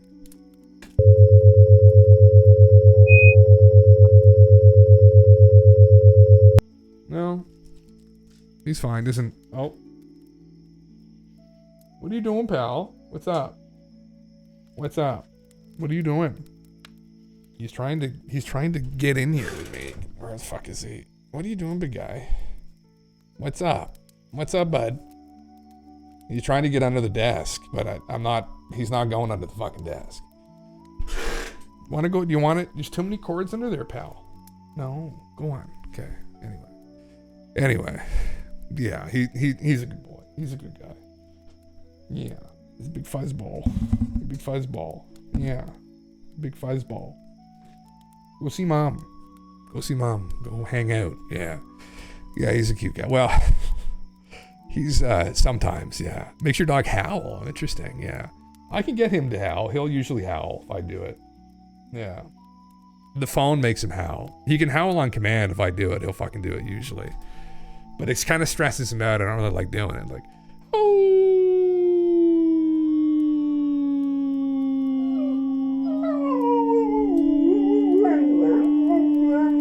He start talking. Sorry, pal. It distresses him out, though. Yeah, you're already stressed out enough about something. Yeah. Hopefully it doesn't summon black-eyed children. Yeah, we're gonna hope that doesn't fucking happen. Yeah. Sorry, bub. Sorry, my boy. Yeah. Crap on your eyes. Yeah. Volume doesn't matter in his context, makes no sense. He's implying psionics will summon, but Jake said psionics guys didn't vibe with his dog whistle, so I don't think you need to meditate to it. Just okay from loud ground or beam it up using antenna or dish. Yeah, it depends, like, what's the, okay, there he goes. What's the hypothesis we're functioning under here with this and that? Like, are they actively tuning in? Like, what are we dealing with? Is this just, like, craft flying around? Like, is that what we're like? There's no one inside. Like, these are like automatically summoned due to this frequency. Is that what's going on? Or are there people connecting with whatever's in the craft, and that's how it's coming to them? So I think that's what we need to like discern is like, if there's a specific frequency we can tune into to summon like, unpiloted craft, then that would make sense. But I can't imagine like they would just be like moss to a flame, the aliens summoned to someone's location because they play the signal. But I mean, I might as well try it. It's a cool idea. Yeah. These are the jellyfish. Interesting. Maybe it's just too titillating. They can't fucking, they can't resist. Oh, here is a formula in a 5-minute clip. Oh, Jesus Christ. Okay. There you go. The UAP dog whistle. Interesting. This guy's got Credo Mutswa posted in here. What in the fuck? Yeah. Jason, this is a joke. UFOs don't get summoned. They come to abduct you, then go park inside their underground bases. You got fucking Credo Mutswa in this bitch. Those who don't know African. Holy fucking Christ. Those who don't know African people. They say we worship spirits. We don't. He's got the reptilians all around his goddamn neck. Look, there you go. This is a dude who inspired David Icke to... They think from the stars, even taller than you are. Would you say, sir, that it is a spirit? A thing that can smack a man like me with one clap from here till next week. Who is that the creature of my imagination? He's actually, listening to him he's a very interesting guy. There are people that haven't listened through some of his talks or the interview that David had with him. It is reminiscent of a lot of ancient cultures, and it makes me think of all of these other native peoples from around the globe that ran into Western archaeologists, anthropologists, who told them about these stories of interacting with the star people, right? Whether it's like the Hopi, whether it's people in Mesopotamia, whether it's people in South America, whether it's people in Africa. But they had these stories of star people that they interacted with, and they were speaking quite literally. But we, in our great hubris, think always, oh, well, this is just fucking horse shit. They're just stupid. They worship the wind, right? But that's the attitude, though, right? To not take them literally. You're not really taking them seriously. But with his story, Credo was well-spoken enough in English where he could communicate like, no. This goes back, and he's a shaman in South Africa. I think he's passed away now. But he was, that tradition went back hundreds and hundreds, if not thousands of years. And he was the keeper of those stories, similar to like in Native American cultures. Like I brought up Fred Pine's story. He was a leader of the Ojibwa people in Ontario. And they had some very interesting stories. Their oral traditions they carried forward for fucking, a long time maybe. So it's pretty impactful. I mean, it's no joke. And I think they'll look at it strictly like, oh, well, yeah, but they were stupid. Like, come on, you actually believe that? It's like, well, I don't know. Like, what happened? Like, he's not stupid. You can listen to him speak. He's clearly not a stupid man. So, and he himself had experiences. So he's just telling his experiences that he had, and that people in his culture had similar experiences. So it's like, it's another anecdote, honestly, but it just makes you think, how many more of these stories in these ancient cultures had dealings or interactions with people. And we've just brushed them aside as idiots or that they were primitive people, so therefore they're not to be taken seriously. It's such hubris. I mean, to then go and say the Queen of England is probably a lizard, that's where you take that leap, right? But yeah. Has someone made a video that is modified to work on Bluetooth speakers? Someone said it needed to be modified in a certain way to be usable on a Bluetooth speaker's limited frequency range. Interesting. What about on a iPhone speaker? Is that limited in itself? Phone speaker? I don't know. The meditation thing seemed more interesting in that maybe there's something to do with consciousness, whatever consciousness actually is. But maybe there's something to do with consciousness that, the aliens are able to pick up those frequencies, like thoughts, who knows? You put an intention out to make a connection, maybe they would actually come visit you. I mean, it would be wonderful if you could do that and then take a really high quality photo of it, right? Or video and be like, hey, look, they're here. But it seems like when people have these experiences, they're just anecdotes and that things happen and it's usually at an inconvenient time as well. Like they go out to walk their dog and these strange lights fly by and you don't have your phone on you. the one time you don't go out with your fucking phone and you see these anomalous looking lights, right? Whatever they are. Maybe there's a logical explanation for it, but it's like those little, and I've thought about that because that happened to me. I have people here now back in September, and I keep thinking like, man, they're like, I would never go out without my phone usually, but I bought these little fucking like hoochie boy shorts, right? The fucking, you know, because it was warm, and I couldn't put a fucking phone in them for Christ's sake because they're so tight, right? And you know, they shrunk is what had happened, and so I said I can't bring my phone, fuck it. So one night I go out with them down the street to walk Edgar, and I see fucking UFOs, man. Like, what is that? Is that some kind of just cosmic coincidence? Or if I had my brand new iPhone 15 Pro Max, fucking whatever the fuck else, you know, with this high quality camera, I would have got them on camera. But I didn't. And the one night I went out, I saw it. That's the kind of shit. I mean, I guess whatever that turns into be, maybe some, you know, it may be some maybe it's high level fucking drones or something, I don't know. But whatever the fuck it was, like I have that own anecdote now from me, of the anecdote from me, that even I went out the one night without my phone, I see something, right? And it's like, man, it's coincidence. It's a lot of coincidences. How many coincidences do you need to have, right? Before it becomes, there's some kind of a pattern going on here. There's something more going on. I don't know. That's a good question. The shrunken hoochie boys, bro. Fuck, brother. Listen, I spend a lot of money on those bitches. I still wear them to the chagrin of many people sometimes, right? But nothing's fallen out of them yet. But never say never. Never know, right? Like it might be an incident one day and be like, oh, fuck, you know. But it is what it is, right? You roll the dice sometimes. Depends on the capabilities of the speaker and the device. Oh, interesting. Okay. Interesting. There's no such thing. No such thing as shorts that are too short. Interesting. It's very interesting. Yeah, I like that perspective. Yeah. Anyway, there's other things I was going to go over here. Oh God, no, we don't need to listen to Creed. For anyone that's interested, I would definitely watch his documentaries. I mean, anyway, I find the anecdotes to be interesting. So, don't know. Crazy shit. Same with the Dogon people. Another interesting. I've watched it on here before too. I think a little kind of compilation of them. But anyway, yeah, depends on who's wearing them. That's true though. Yeah, you don't want to like be gross about it.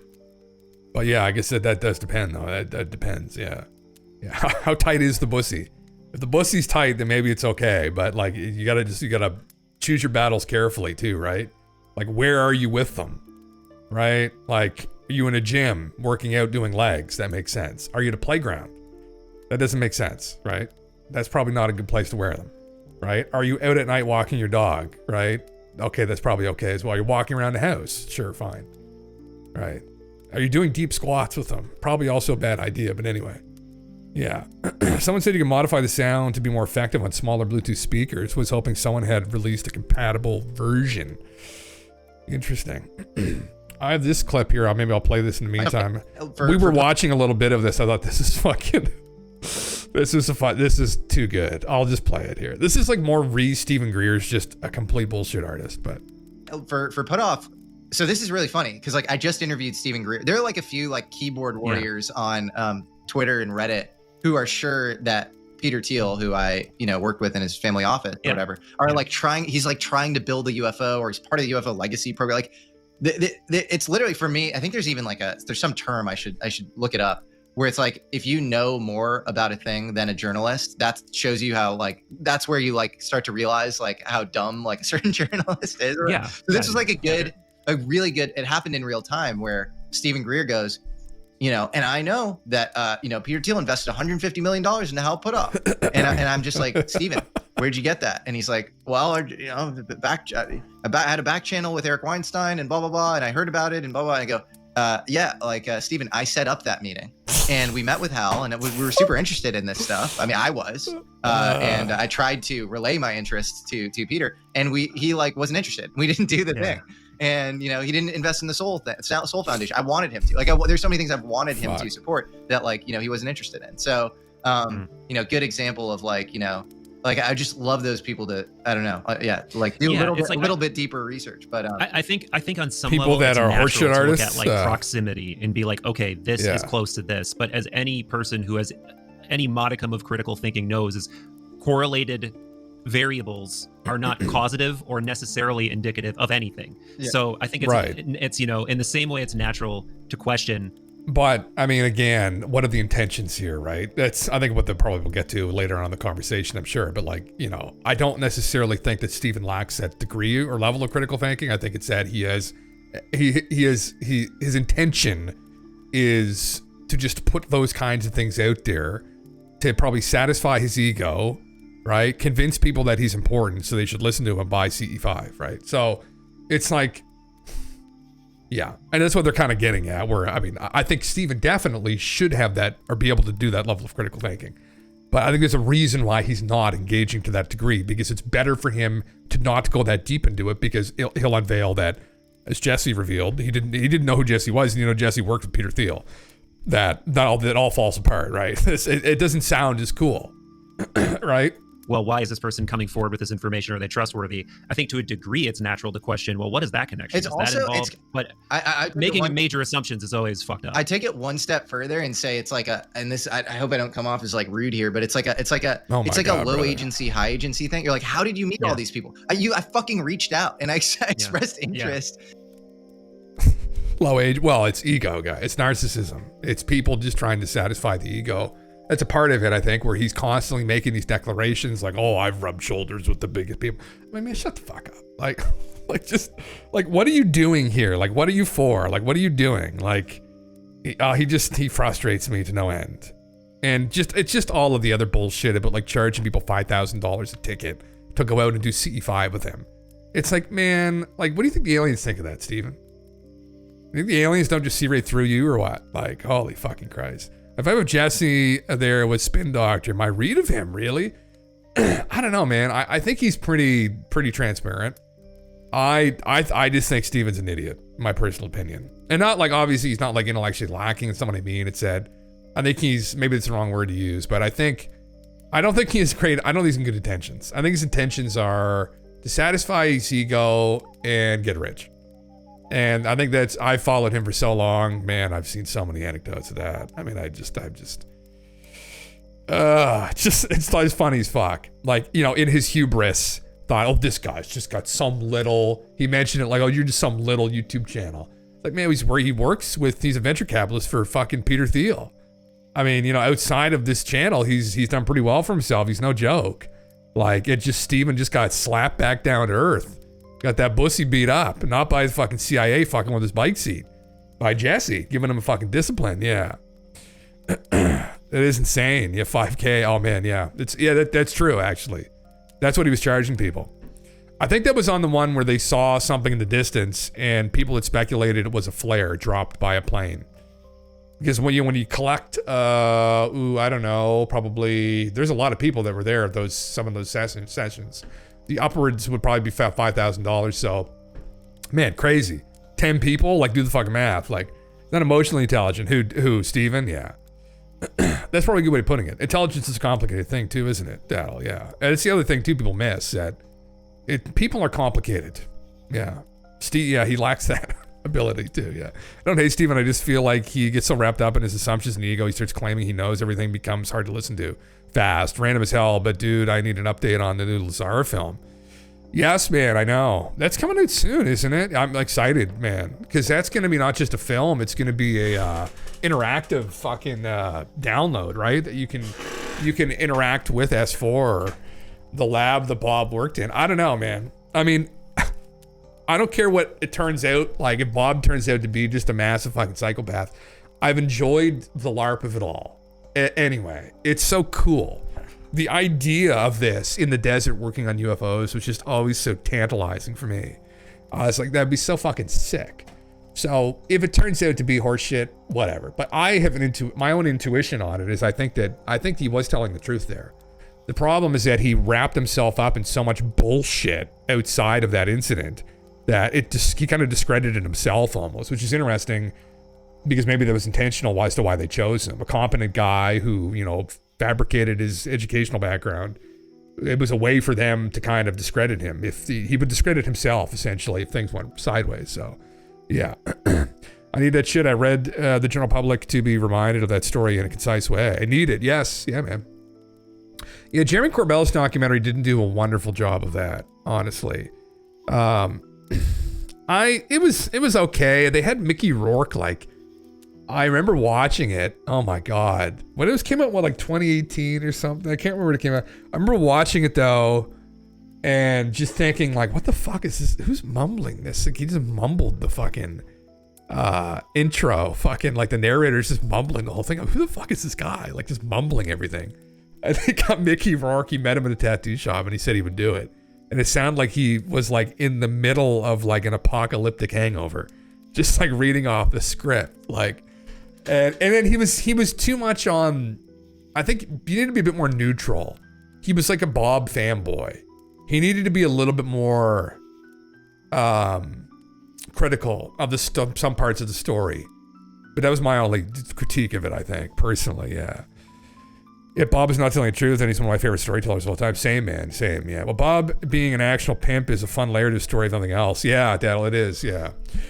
Well, he helped. Well, it was a brothel, but then there were also involved, there's like some peeping scandal with it where they were like collecting blackmail on people or some shit. Was it not? I remember listening through like a breakdown of it back in the day as to what happened there. But, you know, you do wonder, I wonder about that sometimes, and this gets more conspiratorial, but, you know, guy involved in probably the biggest secret on planet Earth goes and shows all his friends, takes a video of the test flights, gets caught.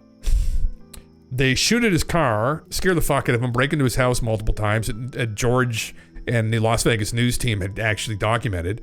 And then conveniently gets wrapped up in some like character assassinating fucking scandal. And I was like, this seems like something that the government would probably do, or these guys would do, or implicate him in to be like, listen, we're doing this and you're playing along, or we're just going to kill you. I really thought of that, because that is also one of the bits and pieces out of his story where people are going to tap out on him. And I was like, it's not outside the realm of possibility that he was set up there. It was lured into it. It was like a honeypot. I mean, we know that the CIA's done shit like this. So like, they lure people into these honeypots and they get blackmail on them, and then they use it against them. And it sounds kind of, now maybe he himself disagrees with me on this, who knows? But it sounds like he just let it happen.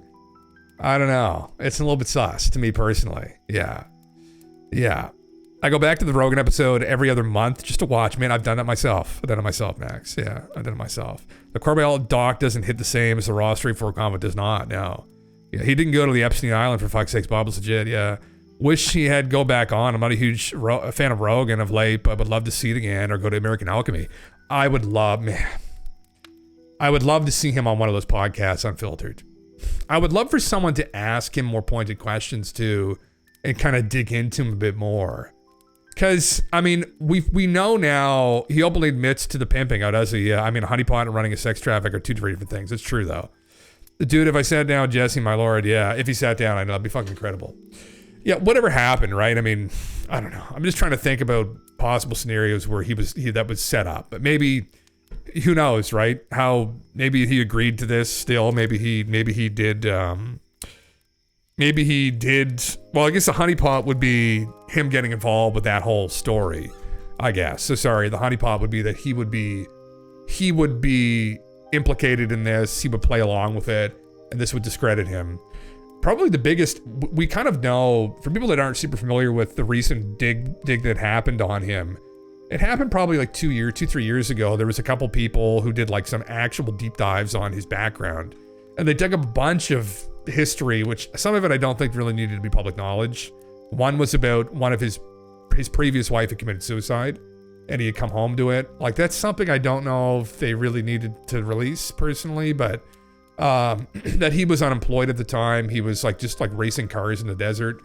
This was in between the work he did at Los Alamos and the work he did supposedly at Area 51. Now, the work they also dug into and discovered that the work he did at Los Alamos, which George had known, was through Kirkmeyer. And Kirkmeyer did not employ the physicists at Los Alamos. Kirkmeyer employed the technicians. So the University of California employed the physicists at Los Alamos. So, you know, and George never really acknowledged that, which is weird. Back in the day, Bob undoubtedly was just a technician at Los Alamos. He could still have been, you know, someone that liked physics, but the job he did at Los Alamos, supposedly this is what happened. And they talked to some of the staff there who were there when Bob was there. They interviewed them, which is funny that George never did this, but they had said, oh yeah, he was in the phone book because he did work here. He was a technician on one of the devices there. And he said he got fired because what had happened was Bob became a technician there because he was running another business, and this business involved long distance calling, whatever the fuck he was doing. And Los Alamos had this telephone system that could like call across the US, like, and there's no charge, whatever. And so he was using their telephones to run his business while he was there, and they discovered this and they fired him. Or they told him he had to leave, whatever. I forget what the conclusion was. But that was what happened at his work history at Los Alamos, was he got let go or fired or he left because he got implicated in a scandal because he was supposed to be a technician, but he was just spending most of his time running this business because he just wanted to run his own business, which is something he does now. He has his own like science business. But so he was never a physicist at Los Alamos. And that's pretty definitive, actually. We know that due to his employment, his employer back then, which is interesting. Yeah. Yeah. Yeah. And Mike Thigpen are some of the wildest names in UFO lore. Oh yeah. Bob invented element 115 before it was known, and having an isotope half different to any version of the planet.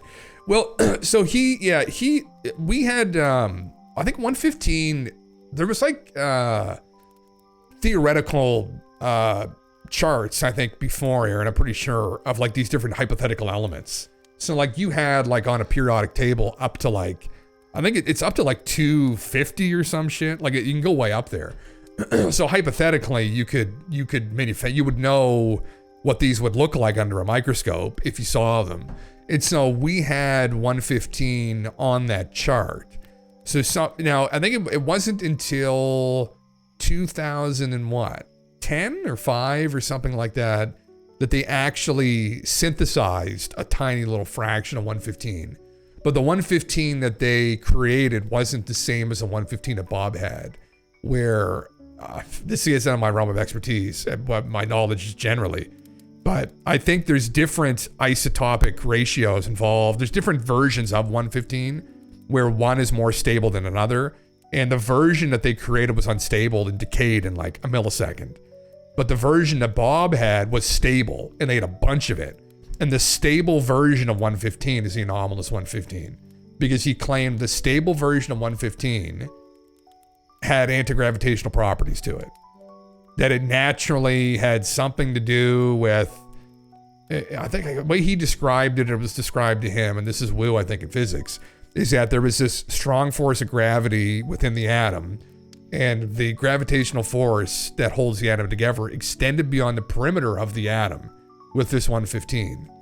And that is what the aliens were doing, is that because this natural element was anomalous, right? Or they created it or mined it in another solar system, right? That had more force to create these things. They were able to access this gravitational force that extended beyond the perimeter of the atom, and they blew it up around the craft, which is what they were doing. You know, the energy involved to do that is astronomical. Now, that is like kind of woo from what I've been told by my friend Drunk Physics, who is a physicist. So, at least of what we know about physics. So, anyway, so he had talked about it before anybody else did, I guess. Yeah. Yeah. Couldn't it be that Bob was fed info by John Lear? I've always wondered, Mike. Yeah, I don't know. It's hard to say, right? Like, where's the recent documentary at? I'll pull that up. It's one of my theories I've had with Bob before is that he maybe because Chris Mellon, who was the was defense secretary, he's been involved with the whole disclosure thing the last couple of years, had heard, because Chris Mellon's been to Area 51 a couple times, he said, and he had heard from someone internally what Bob was actually doing at Area 51. And that Bob supposedly was just scanning people's badges when they came to the door, which, you know, would kind of make sense when it comes to his qualifications, because he wasn't a physicist. Now, there's another scenario, which is that Bob used to hang out at the bar. There was a bar, I think on site or just off site, where everybody would kind of congregate, like everybody that worked there, right? People that scanned the badges, military people, physicists, they'd all hang out at the bar. And there was one theory, and this was kind of my own, but someone else had mentioned this too before, so I kind of just stole theirs, but that maybe Bob had run into somebody, a physicist actually working on these crafts, and they used Bob as the scapegoat to get the information out. So Bob had heard of this information, he got it from somebody, that all this shit that was going on, like the test flight schedule, the crafts, the stories, the documents, everything didn't come from him, but came from somebody else. That's one possibility. I would personally bet that he actually did have hands-on with it, which is, contrary to what some people believe have dug into the story, but I personally would bet that he had hands-on with it, yeah. Now, anyway, there's just something about him, and I think it's just his demeanor. Now, people can be very convincing. They can be very manipulative and deceptive, and he has a history of being manipulative and deceptive with some things, right? In particular, his educational background, which we know to be falsified, almost certainly, almost certainly, or at least with some conviction that he did not attend MIT, or he was not able to get in, unless there's some miraculous way that he made his way in there.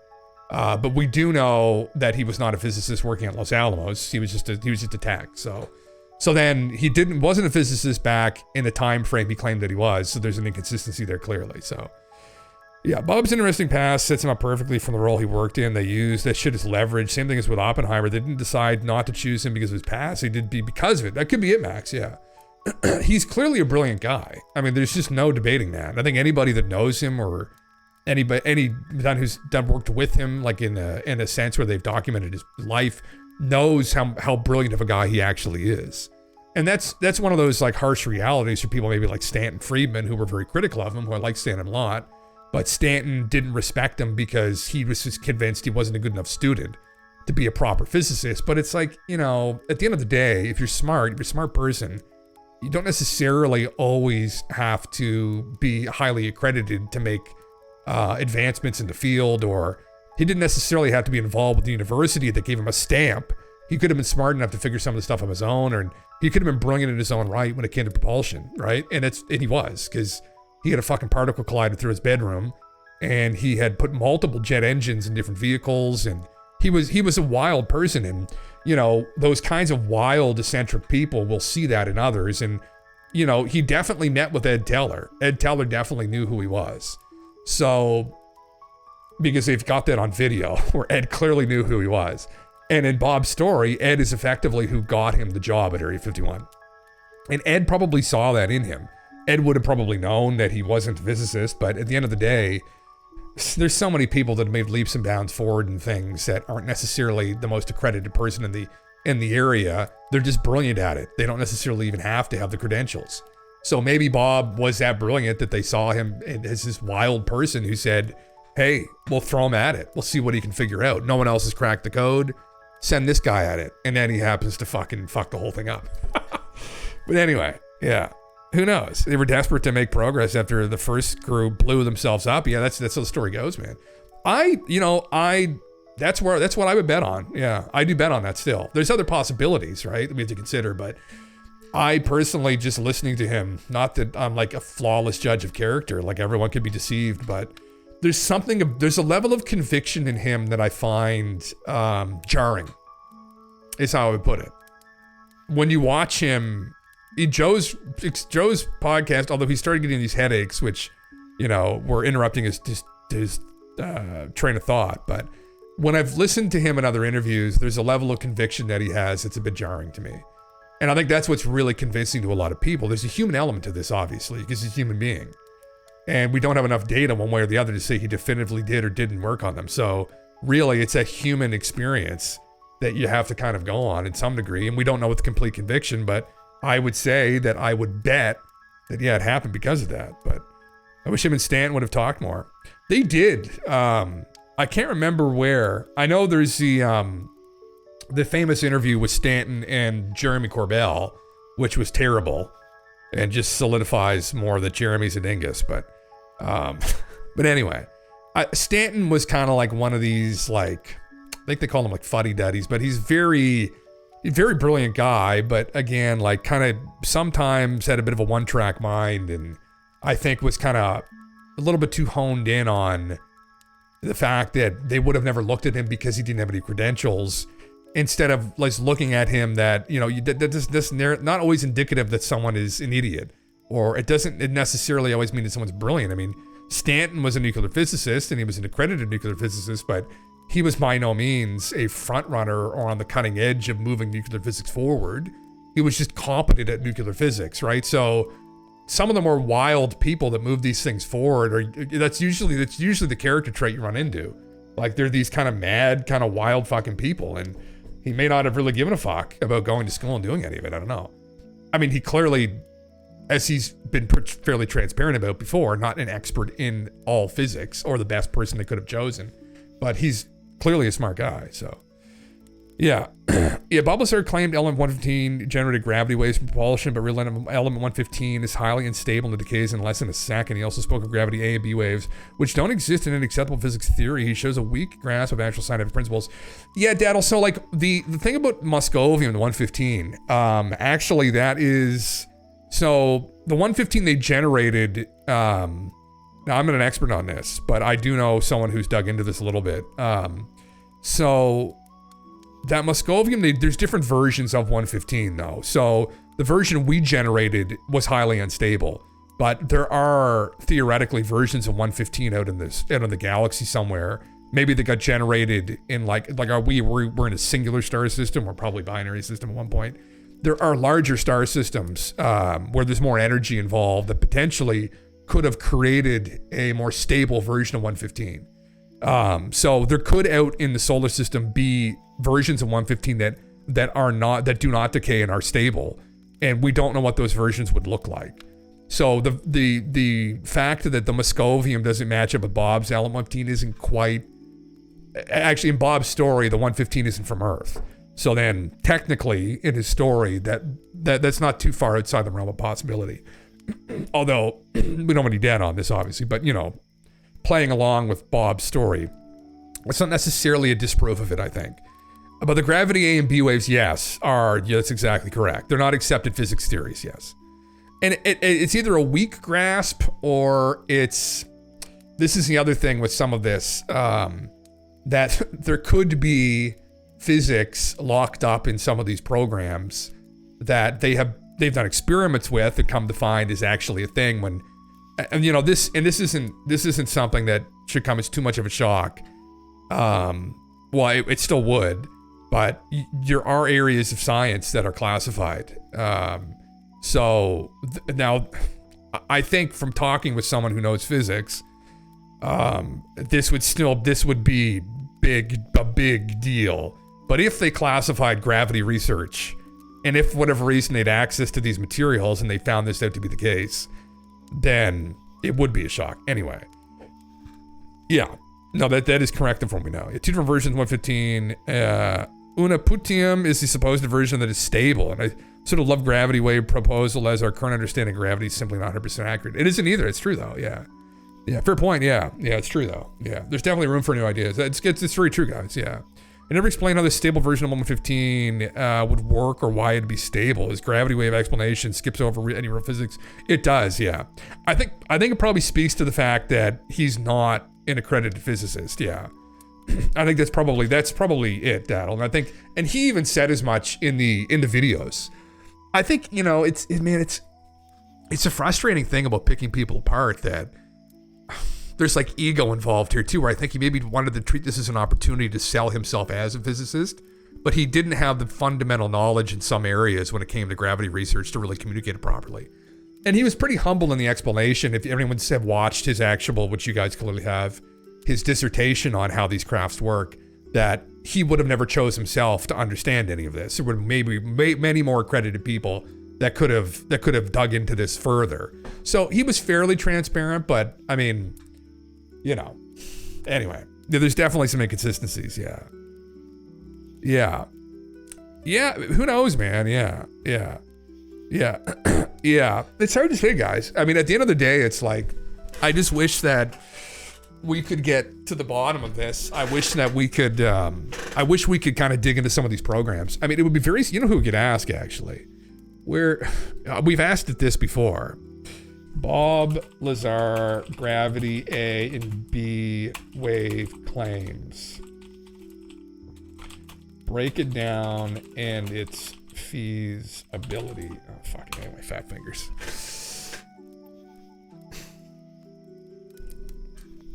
Lazar claimed to work in S4. He did. Strong nuclear-like. What he says, it's a short-range force originating from the element 115 reactor that distorts space-time around the craft.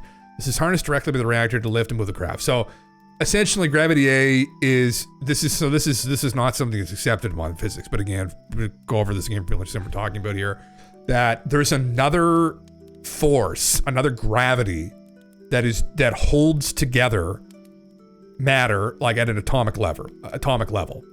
Then there's the gravity B wave, which is generated from large quantities of mass.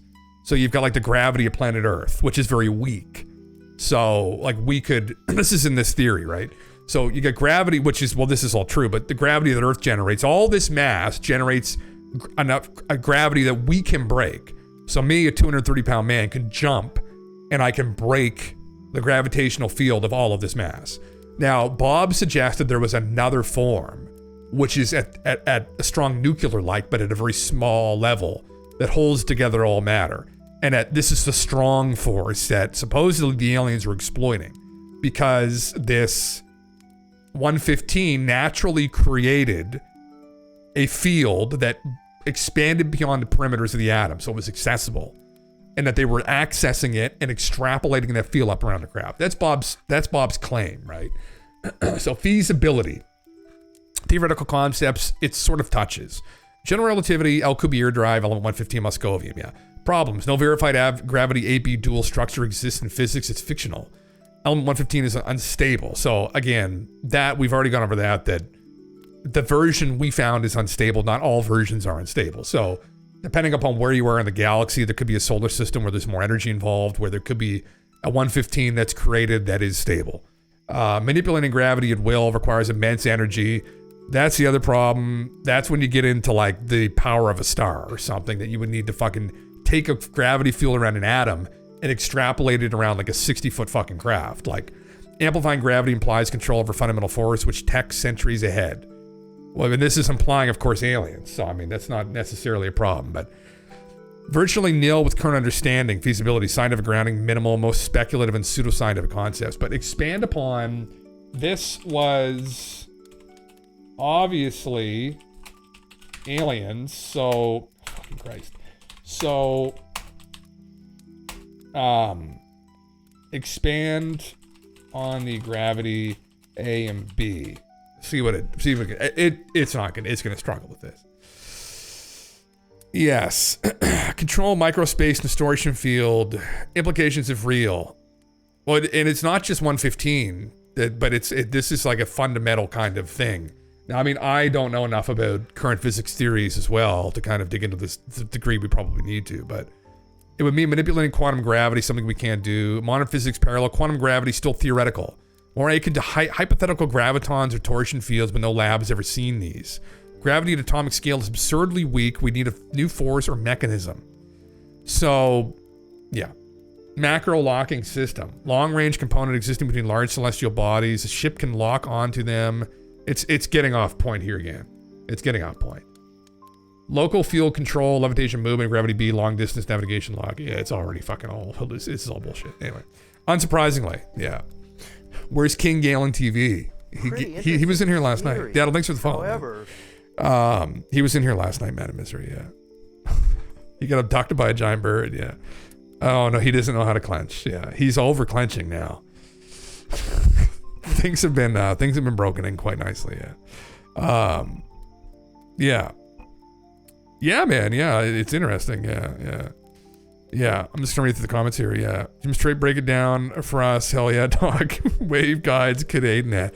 We'll have to get Mr. Drunk Physics in here again to fucking someone, he's a theoretical physicist, so he knows, he's been trained in this, but I don't know all the theories. I mean, so quantum gravity aligns with this hypothetically. I mean, the part I'd be curious about is there a possibility that this has been experimented on and realized when you're dealing with extraterrestrial tech and craft and materials? Is this like a classified kind of understanding here? I mean, is there a possibility that they've this is kind of what Bob's communicating? We observed this essentially. So then, you know, if that's the case, and we have to kind of retroactively go back through what we thought we knew and try and align with how this works. Is there anything out there, a theory in physics now that could align with this? And it doesn't seem to want to grab that. So, did Galen get abducted by a giant bird? Holy fucking Christ. I'll do that for you. 1,000 points. Good Lord. Just a second. I need like something that I can do, which will like instantaneously just open up a fucking, here we go. Yes. No. There you go. There's your poll. Yeah. My favorite videos of all time. I'm sure a lot of you've seen. Oh, this is his description of it. Yeah. The Star Wars. I'm gonna skip to his description of this. Where the fuck is he here? Here he is now. Here he is. Here. We're gonna skip to his actual dissertation. Mainstream scientific community. So as not to waste too much time explaining established scientific facts and theories, when I say we know this or we know that, please feel free to consult any qualified scientist, professor, or science teacher to have them explain my statements to you. God damn. One of the most predominantly asked questions is, how is it possible to cross vast expanses of space without exceeding the speed of light? Or how can you travel in reasonable time and economy between points that are light years apart? Now keep in mind that the speed of light is 186,000 miles a second, which translates into roughly 669 million miles an hour. And a light year is a distance traveled in 1 year at the speed of light. Proxima Centauri, which is the star system nearest ours, would take 4 years to reach traveling at the speed of light. So up until now, when we've examined the requirements to travel these distances, we've always had to consider the problems of traveling at a speed near the speed of light. This poses problems with propulsion, navigation, fuel capacities, and even when you consider the effects of acceleration on space-time, which include time dilation, mass increase, length contraction. So essentially, yeah, through this gravity manipulation, they're able to pull themselves to where they want to go. Now, what we want to hear is this gravity meme. Yeah. Fuck, yeah. God damn. This video is your religion. Fuck yeah, man. Yeah. Is this a guy from Area 51? Yes. Yeah, it is, Sam. Bob's the reason we know about Area 51, too. Some people don't know that. Bob, we didn't know what Area 51 was about, or that it was even called Area 51 until Bob came out. So that's another part of his story. I think he was clearly working out at that classified site. And I personally think that it's unlikely he was just scanning badges, because that he would get a test, like they saw this thing flying around. I mean, there were multiple witnesses. They had a video of it, although it's low quality. I think it's an extraordinary story, and it just highlights how complicated people are, right? That not everything lines up all the time. There's inconsistencies in their character, but that doesn't necessarily mean their story is inconsistent all the time, right? We are familiar with gravity B. It is the big gravity wave that holds the Earth as well as the rest of the planets in orbit around the Sun, and holds the Moon as well as man-made satellites in orbit around the Earth. We are not familiar with gravity A. It is the small gravity wave, which is the major contributory force that holds together the mass that makes up all protons and neutrons. Gravity A is what is currently being labeled as the strong nuclear force in mainstream physics, and gravity A is the wave that you need to access and amplify to enable you to cause space-time distortion for interstellar travel. To keep them straight, just remember that gravity A works on an atomic scale, and gravity B is the big gravity wave that works on a stellar or planetary level. However, don't mistake the size of these waves for their strength, because gravity A is a much stronger force than gravity B. You can momentarily break the gravity B field of the Earth simply by jumping in the air. So this is classified physics, is what he's stating, I guess, explicitly again. So the idea around gravity A correlates to the strong nuclear force. So that, and this is what ChatGPT pulled up as well. So macro locking system, gravity, it hallucinates so bad with this stuff. He stated he stated gravity A is what we know as the strong nuclear force. Expand. I mean, anyway. When you get into this level of this is beyond usually what it's capable of dealing with sometimes. Yeah. Gravity A is a strong nuclear force, the same force that holds together protons and neutrons together inside the atomic nucleus. He claimed this force is gravitational in nature, malleable like gravity, harnessed from L115's nucleus, which somehow emits it beyond the atom, used by the craft via 3 gravity wave amplifiers. Yeah, so... axon quarks and gluons only. Gravity like no, has nothing to do with space-time. Escapes the atom, absolutely not. It's short range only. So this is the reality version. It's confined, that's why atomic nuclei don't just explode. Lazar's interpretation, assuming aliens helped. He essentially rebrands the strong nuclear force as a localized gravity field, which is somewhat accessible, manipulable outside the nucleus via stable L115. It's amplified via exotic tech.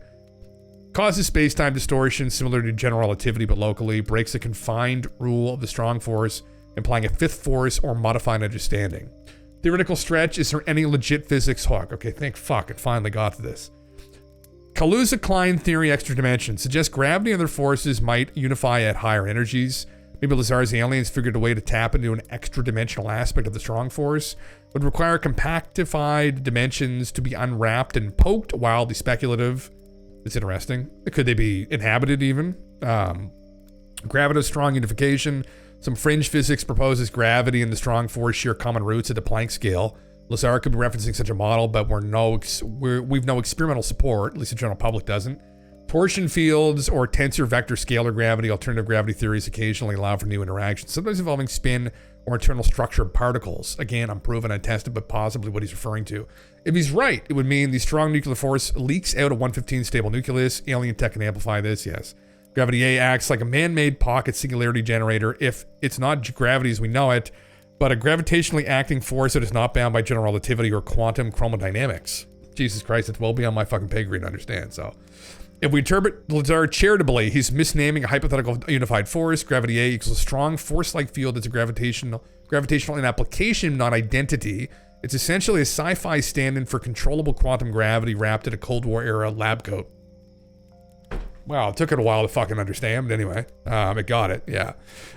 Fuck me. ChatGPT called it Gravity B, so ChatGPT doesn't know what the fuck it's talking about. Yeah, well, it's unsurprising, yeah, man. Taking a celebrity bong rip, be playing that just for now, legend. Fuck, man, absolutely. Amen, brother. Exotic tech amplifies the gravity direction, 3 tubes facing the ground and are rotatable. Yeah, so again, I guess this isn't completely outside the realm of possibility. It's just beyond our understanding again. So the linchpin here, obviously, is that these people have access to tech that do this. Some people have seen it do this, and we're getting a window deeper down the rabbit hole into, well, what is reality? How do things work? You know, what are these different forces we don't understand? And this is the scary thing, the sketchy thing, is that there has been a split in you got publicly accessible information and the general public's understanding of physics. And then you've got black projects and you've got classified areas and understanding of physics. That's extremely concerning. And that's, you know, again, who the fuck knows, right? So it's not completely outside the realm of possibility. It's hypothetically possible, but obviously he has not communicated this properly. As again, it's reiterated, which he's stated himself actually before and said, I was not the person to communicate this. You need someone who's an actual expert in this to communicate this to you properly. This is probably how it was communicated to him by some other people who have nothing to do with physics. So hypothetically, of course, in his story, we don't have the story 100% true or not, but interesting. Very interesting.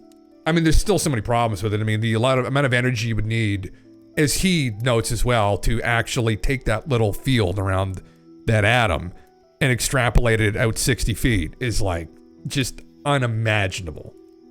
I think somebody had done the calculations or given an analogy that it's literally the energy output of like a fucking small star.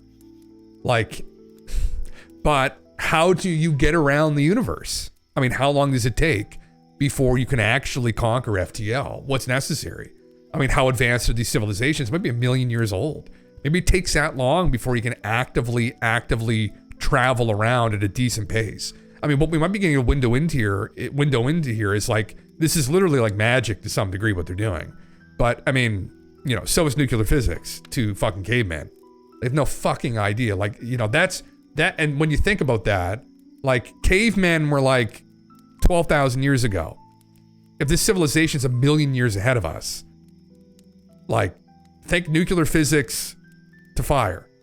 Okay, now nuclear physics to where we are now. And we can kind of wrap our heads around this a little bit, but like, that's the level of advancement we're dealing with, right? Like, hypothetically, yeah. Yeah. Yeah, it's fucking crazy. You forget this so much. It just furthers my faith in King Bob. Yeah. He wants to be back in the lab coat. Don't care about the fame. Yeah, I mean, I would kill to be able to talk to him. I would love to fucking talk to him. Goddamn. It's one of those things. He's one of those people. I mentioned this meme before, but like, you know, back in the day, man, he was like one of the guys that I remember watching him as a kid on TV, actually, on some of these UFO shows. And I would love talking to him in person. I think you'd probably be able to get even better vibe as to like who he is. Right. And I don't know. I haven't known anybody that's ever talked to him. I've never known anybody that's gone to a conference, and he never goes to conferences and shit. He's nothing to do with ufology. Fuck. But we've heard from Dave Grush. We've heard from people more recently that have kind of intimated that this has happened. Unfortunately, there has been a break off, that behind the scenes, there is a different understanding of physics that has cropped up and come from people studying these craft. And the general public is like, maybe off in the wrong trajectory. And Eric Weinstein, although he's a controversial character, has kind of mentioned this himself. He's a mathematician. He's some background in physics, that we might be off in the wrong trajectory here. And it's kind of obnoxious if that's the case, that there's been a small elite group of people that have been privy to this and have known we're not on the right path, and then haven't been able to say anything due to these like security clearances. Fucking crazy. It's pretty easy to get Bob on the podcast if the price is right. He's done plenty of interviews over the years, especially when there's money involved. So it's less about exclusivity, more about compensation. Let's get the fun going. Get the fun going. I'll pick them apart. Say, Bob, you were just the technician at Los Alamos, right? Just end the call. It's a shitty thing, man. Yeah, maybe. I mean, well, he's been he worked with those people recently. We'll see that new documentary, but for me, it's like the claims are, if there's any truth to any of this, it's these claims. And it's like, anyway, it's the only person that's ever actually claimed to work on anything that has kind of like any brain cells. Right. And like, man, it's just unfortunate. Yeah, there's so much like, it's so murky. But anyway, yeah. I look forward to somebody who has the cock and balls, or just whatever, doesn't necessarily need to be a man, but has the courage, let's say, it's a better way of putting it, to break out of this mold. They'd have to literally put their neck on the line, because they'd be breaking their security clearance. Although, according to Stephen Greer, they can do that right now, and it's all null and void anyway, because these are illegal operations. But until we can get that in actual writing, they'd have to really be jeopardizing their entire life, and probably the lives of the people they love. At least they'd be thinking that. And come out and speak about this and say, yeah, unfortunately, yeah, this has been classified stuff. So until somebody actually cracks the code, again, anybody working in theoretical physics or in quantum physics or who've been researching gravity, they're, you know, try it. I don't know, dig into it, right? It's kind of like the woo shit. It's like, you could ask in philosophy, like, well, you might ask the right question finally. What oriented you to ask the right question was the woo, right? So this might be out there, but anybody working in these fields, man, try going down this rabbit hole a little bit. Try putting this together. Like there could be a pile of gold at the end of the fucking tunnel. The dragon is the U.S. government, I guess, or fucking the globalists. I don't know. Pick your poison. Yeah. Fuck. These ideas make that statement from last week very interesting, paraphrasing that we can manipulate space-time. I did see that, Will, yeah. I personally think it was just a comment that Buddy was making about like his history about stuff, but like movement of cars, but who knows, right? Like, yeah. Oh, that's why I was like, we are not considering that it's an I said what I said moment rather than it's definitely what he meant something mundane. I think it was like for me, it was the context, like the rest of the conversation implied that it was something mundane, but ultimately, yeah, who knows, right? Like, Bob Lazar gets accredited for inventing Diagonal Alley in HP. Oh, Diagon Alley in Harry Potter? Holy fuck. God damn it. Yeah. Misnaming hypothetical unified force. Yeah. And man, all this stuff is so tantalizing. To me, this is the biggest thing that's bothered me over the years, more than anything, is that we just potentially have some tech, or we have access to something that could like allow us to traverse the stars. And it's these greedy fucks that have kept this from everybody else. And the whole security meme about like China, Russia, I don't think that's what's going on. I think that's a factor, but I really think that ultimately it's just a group of hyper elite who have taken control. They run these aerospace companies and they want this for themselves. They don't want to empower the general public. They want to keep this relationship going on with the peasantry. And I'm terrified that's what's happening. And I think like Dave Grush and others have they've again implied that recently, that's kind of what's happening, unfortunately. That these aren't good intentions behind the cover up at this point. It's bad intentions. Which is very sad. Very, very sad. But anyway, couple things I was going to watch here actually and kind of go over. This is, this would just be kind of an interesting one, actually. That's maybe more relevant what we're talking about. But this was more pyramid meme stuff, which is kind of interesting. This is Hugh Newman's channel about the pyramid scans, which are kind of cool. This one too, this is an interview with Nick Pope. I might watch that. But this was kind of Peter Thiel's warning just proved Palantir right. Was this to do what I'm thinking or no? Oh, maybe not. This is kind of, yeah. Yeah, Putin said the nuclear aspect has been initiated in space. There's signaling going on all sides. Yeah, I've seen that recently, man. Imagine some engineer creates this technology and he becomes wanted. It's out there, man. Like, maybe for somebody to figure out. Werner Carlson talked about how he tried to find one of Bob Lazar's research projects, but Lazar ended up just using the lab as a storage use and eventually abandoned the whole thing. Oh, that wasn't Randall. It was Bob Bigelow. Daddle, yeah. It was Bob Bigelow, yeah. Yeah, like kind of a shisty kind of guy. That's kind of the vibe I got from that too, and that might be who he is. The question is like, did he work on the fucking crafts? Again, his educational background too, I think he probably faked it. Wouldn't surprise me. Yeah, sure gets dark in regards to protecting their current energy hamster wheel. Yeah. Maybe I'll play this, see what this conversation's like at least. Just let me go throw some food in the microwave there quick, guys. I didn't realize it's fucking 9 o'clock right now. I'll be back give me 2 seconds. I gotta fill my water bottle up and then I'll check this out. This is something I've been following for people that don't know. Initially I thought this was just the horse shit, as I usually think when people make claims like this, but unfortunately it might not be. I've been trying to keep up with this. The guys involved here, one of the guys is like one of the experts when it comes to SAR radar, synthetic aperture radar. And they have supposedly run like 200 plus tests. Whenever his paper comes out, I'd love to go through it. So they were fairly convicted in these results. And don't know. Crazy shit. Yeah, this is, yeah, anyway, I'll go through, there's a new pyramid scan data revelation, I guess. So I don't know if that's true. I don't know if this is just nonsense, who knows, but I'll kind of go, these guys are going over some of it, some of the recent data that I guess has been released. Not a full paper out yet, but anyway, give me 2 seconds, I'll be right back.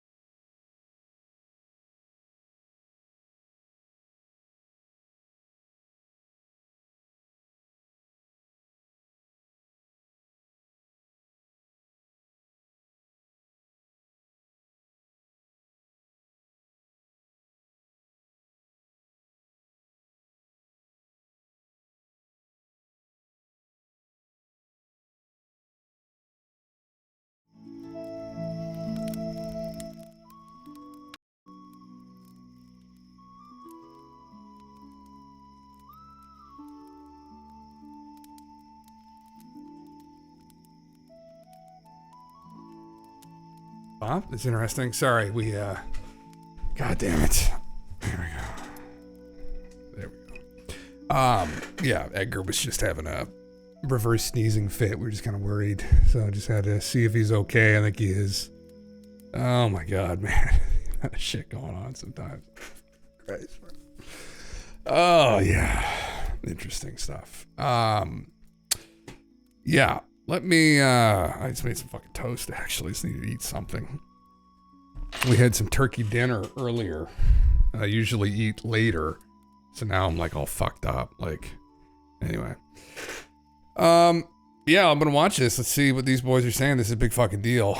Andrew Collins and Hugh Newman. These guys are ancient alien connoisseurs here. I like Hugh a lot. Hugh is Andrew too, but Hugh's definitely someone that I've been following for quite a while. His work, his research, very, very interesting. Very, very interesting researcher. Very good researcher.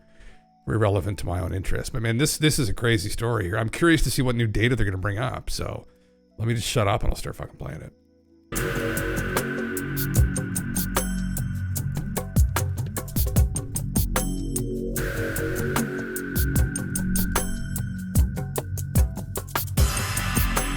Probably skip the intro. It's got over 1 million views. It's gone completely ballistic. But since then, more data has come out from the team that actually initially put it out there. So we're going to be looking at that. Andrew's got a presentation with some graphics we're going to look at. Also, Andrew's been looking into the mythology of the Giza Plateau and the whole area in that part of Egypt. And some of it seems to fit. And so he's got a new article up on the grahamhancock.com website, and we're going to be going through that in detail and having a look at his latest research. But we must remember, this is like a kind of almost like a work in progress, because until I actually get under the ground, under the middle pyramid, Khafre's pyramid on the Giza Plateau, we're not going to know for sure. But because we had this opportunity recently to go in the Tomb of the Birds, which was an amazing kind of coincidence with all this data that came out around the same time, this is kind of like possibly the entrance to it as well, which we discussed in the last video. So there's a lot to get through. And remember that I'm going to be at the Cosmic Summit with Armando Mayer and some of the other team. They're going to be there presenting. Andrew's at the Gaia-Sphere Ancient Civilizations Conference in August as well, where he's going to be presenting his latest research. And so, yeah, let's just jump in. So welcome back, Andrew. Thanks for joining us once again. So where are we at now with the whole scan project? What is going on under Khafre's pyramid? Yeah, okay, so it's now 3 weeks since that famous conference in Italy where everything was revealed. Obviously, the Khafre SAR team were there. Filippo Biondi, who's an expert in SAR radar, technology. Corrado Malanga was there. Obviously, he's the co-worker with Filippo, and Armando May, who is a well-known ancient mysteries researcher and writer in the field. They were all there. They were all lined up at this conference, and on the 16th, which was the second day of it, so 16th of March, they revealed all of this incredible material. Now, lots has happened since then. Many of our colleagues have put out videos, either supporting it, coming up with their own theories, or completely dismissing it. Some are in the middle. Many of them come to the conclusion that we're dealing with something there. There's something underneath there. It's possibly linked with the cave underworld, which I discovered along with Nigel Skinner-Simpson back in 2008. And that, we should move ahead with caution. And with that, I think that what's important here is not to throw the baby out with the bathwater, as we say over here in Britain. In other words, yes, be skeptical, but also look at the possibilities that there is something there. And if so, how can this new information help us to decide what is there and how can we move forward? So what I've done is I've put together a PowerPoint, which we can use basically as a backdrop and throw around some questions and see if we can find some answers. And I'll show you where we're going with this. I think that's all we can do right at this time.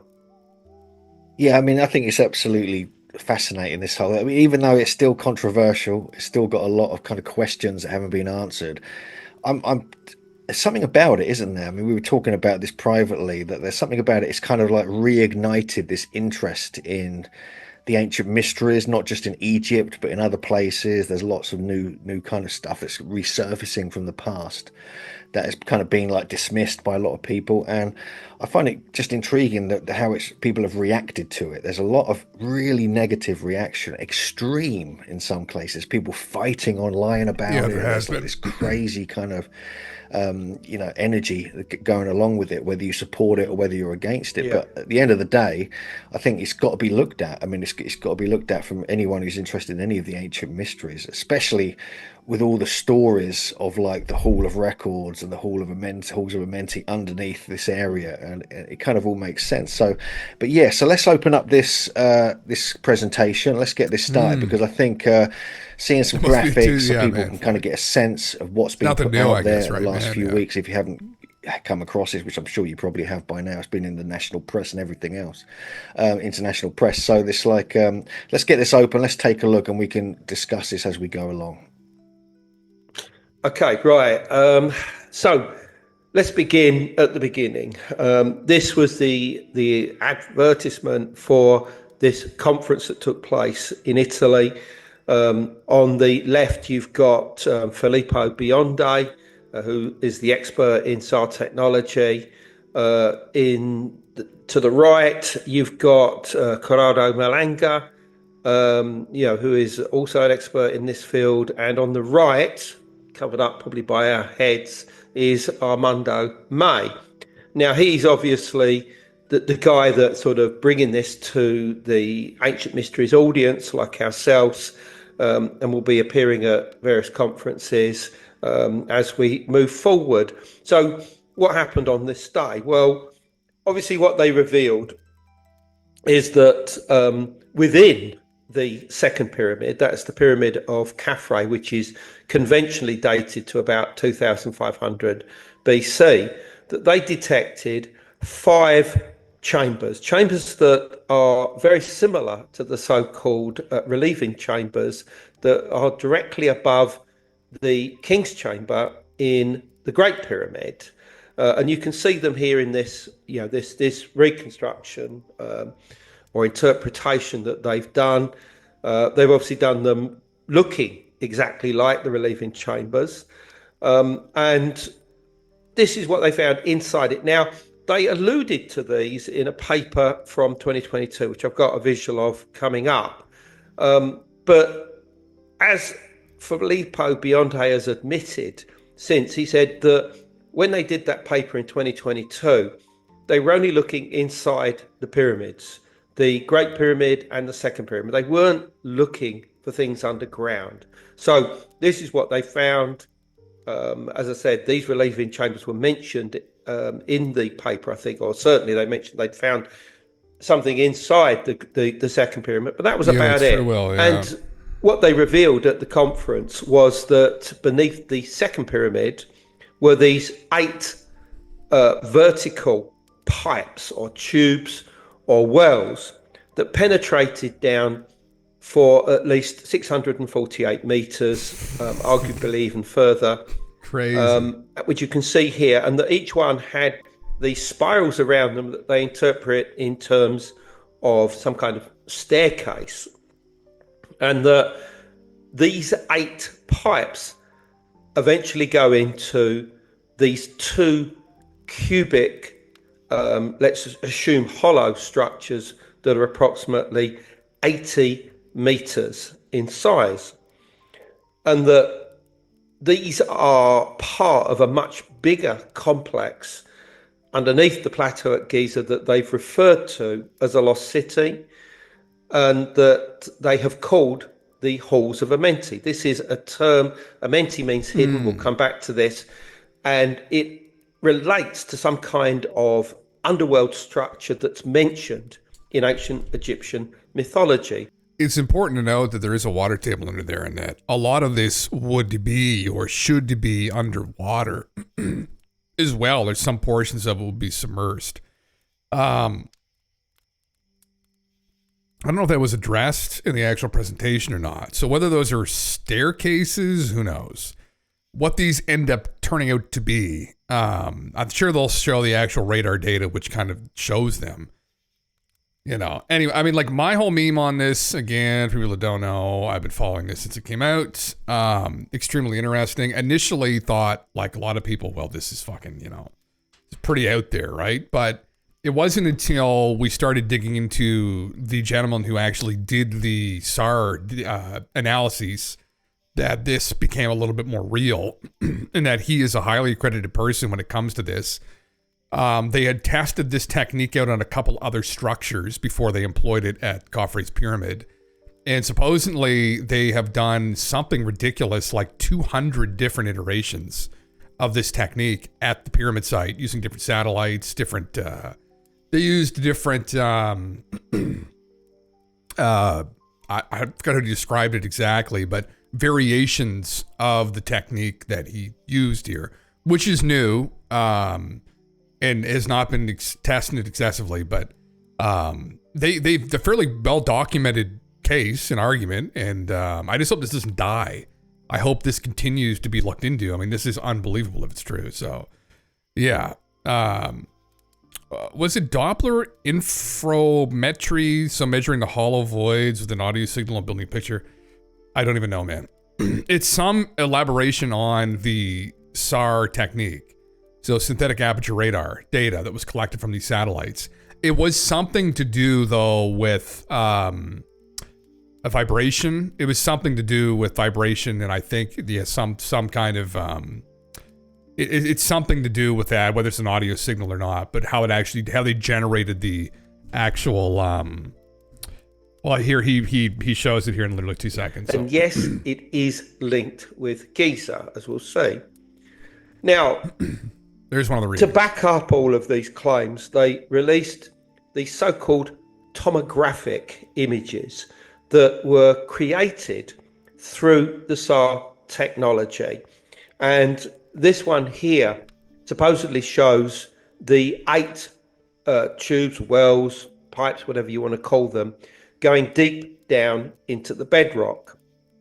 And when I first saw these, I thought to myself, you know, how can you possibly get this type of information from SAR technology, which conventionally can only look, a few meters beneath the surface of the Earth? You know, either they have gone to the plateau themselves and used some other kind of technology, or they're interpreting this material in a way that nobody else has done before.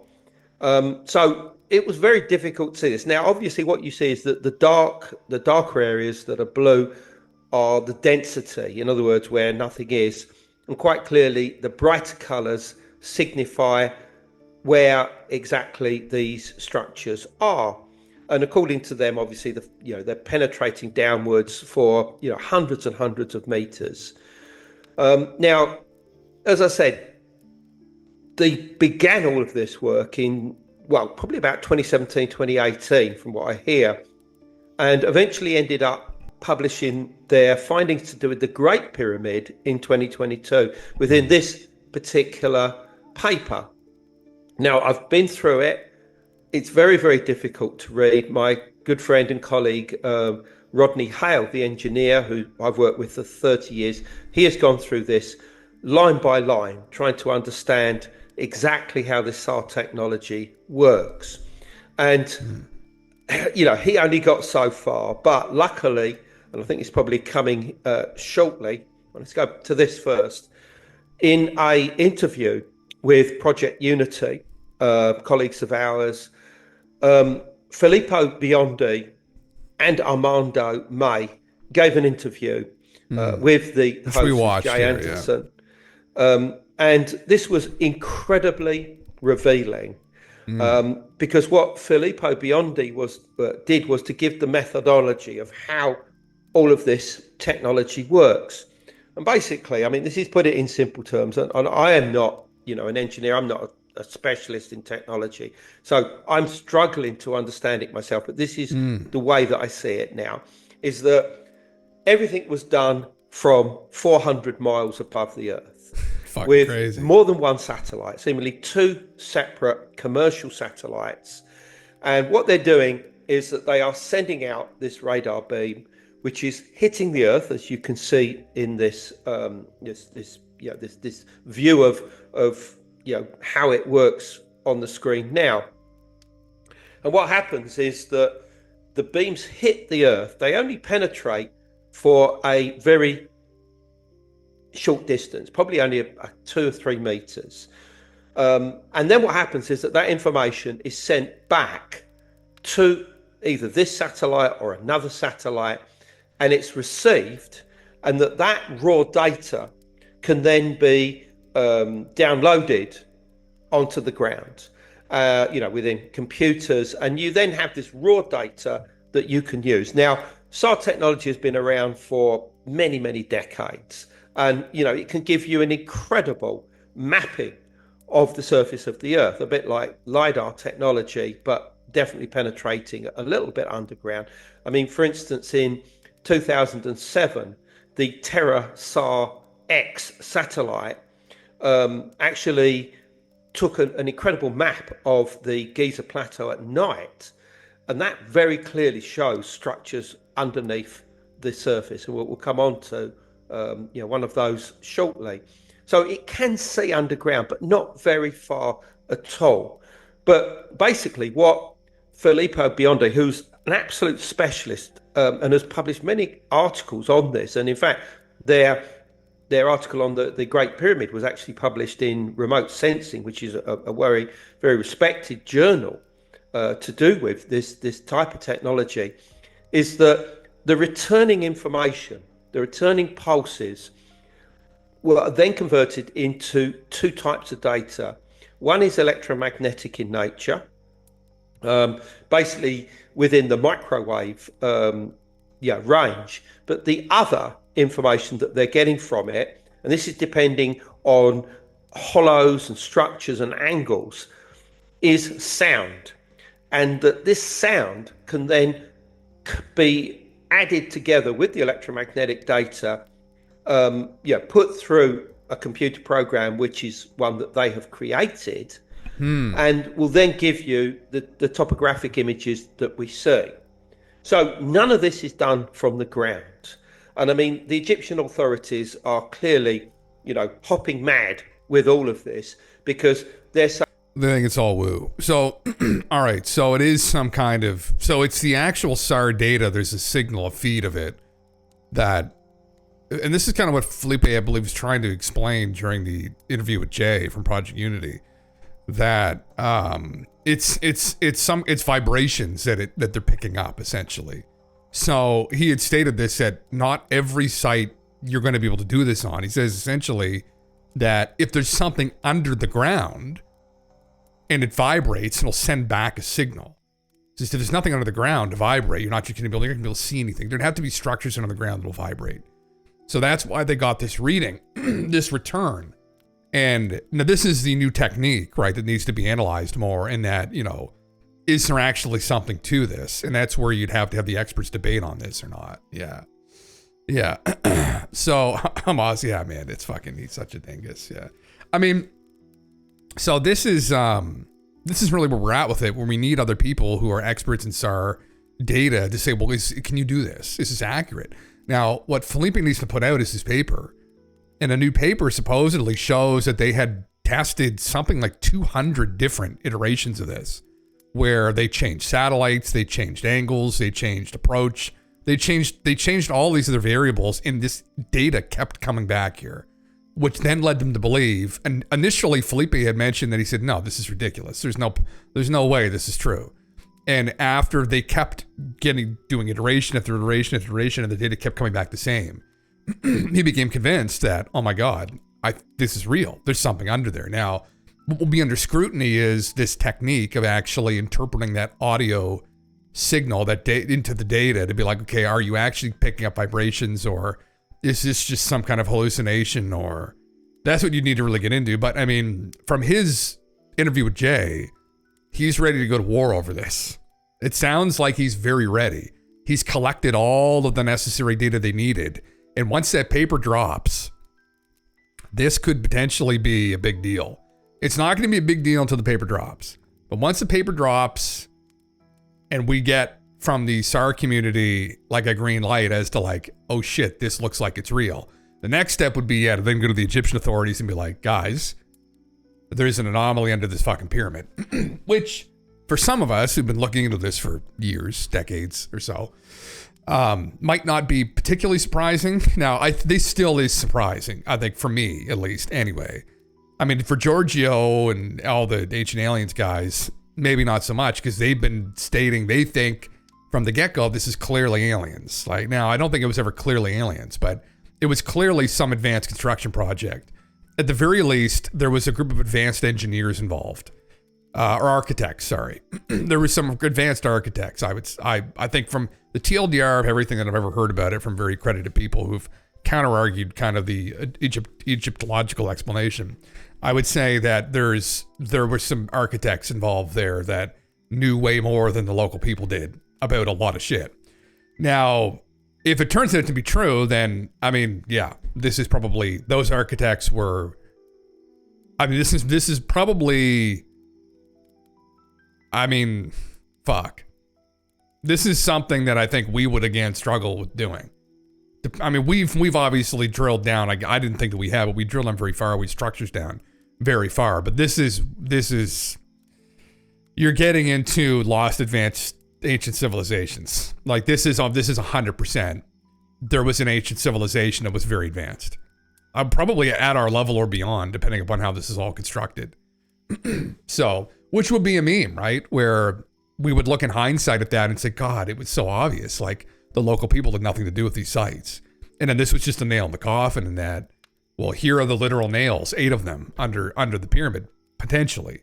But, you know, the backlash is unbelievable. But again, you know, these are from dissenting voices that are just going to dissent about anybody trying to offer any alternative explanation. There's tons of accredited people, right, involved in archaeology and Egyptology who are going to be like, well, what's the data, right? That's what they should really only care about. But we know how dogmatic some of these different disciplines are, right? With Egyptology and Zawi Hawass, with the whole Robert Schoch Sphinx debacle, where Robert brought them hard data and they just laughed at him and said, that's not possible. I mean, any logical people will know they're just fucking idiots. So at least history will remember that people that they're just all fucking idiots. Now the problem is that those idiots are going to be the only ones to be able to greenlight a project to actually go look for this.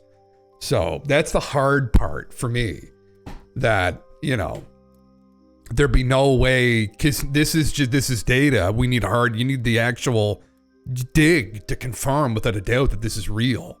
And that's where you're going to run into real problems. Like this has happened before with Robert, who's done, he's done sound, they did an analysis into the Sphinx looking for chambers and they found some of them, but they just kicked them off the site. Yeah, just fucking idiots, man. Yeah. Sarin Doppler, infrometry. Is that what it is? Okay. It's unfortunate the Egyptian government is so resistant to allowing further excavation of the pyramids. Yeah, I know, man. Yeah, just think of the discoveries we can make. If we were able to dig beneath the base of the pyramids, I don't even see that happening anytime soon. I know it's terrible, right? It's terrible. And, you know, who knows if this is true? I mean, I think some people want it to be true. Like, for me, I mean, I'm just like, you know, I don't know if I want it to be. It's cool. It would be a fantastical revelation, and it would make history far more interesting. So I think for a lot of people, it's like, yeah, this would be sick, but, you know, it's just got to dig her up. Yeah. This already happened with the Sphinx. So for people that don't know, there are multiple chambers under the Sphinx that are not excavated. One of those chambers sits, I believe it's under the right paw. And there was an American psychic named Edgar Casey that said over 100 years ago that you will find under the right paw of the Sphinx, if it's right or left, I can't remember, I think it was right, a repository of knowledge from the lost civilization that built that site. And I mean, and then Robert goes and scans it, and it's like, holy fuck, it finds a large chamber specifically under the right paw, and they have not dug on it. I was like, brother, you're gonna have to shoot me in the head fucking to stop me with this shovel digging this up. I mean, I can't believe they haven't done that. I mean, you know, woo aside, like, dig that fucking thing up. Holy shit. Like, did she, brother? Yeah. It's also unfortunate that the Göbekli Tepe is being destroyed for tourism. Yeah, man. I mean, you know, and that's what it's all about, right? It's all about money. It's all about the money, and they just want to keep this fantasy going forward. That the Caffrey SAR team hadn't any permission to do this. Well, they didn't need it because this is all done from satellite data. So, you know, they didn't need to get permission from the Supreme Council of Antiquities or the which I love, Egyptian, if this is true. You know, Ministry of Tourism and Culture or whatever. They just did it, basically. So the important thing about this interview, which I recommend everybody, and we'll put a link to this, you know, in the description. The important thing about this interview is that Filippo Biondi comes across as a serious scientist and technologist who really understands what he's talking about.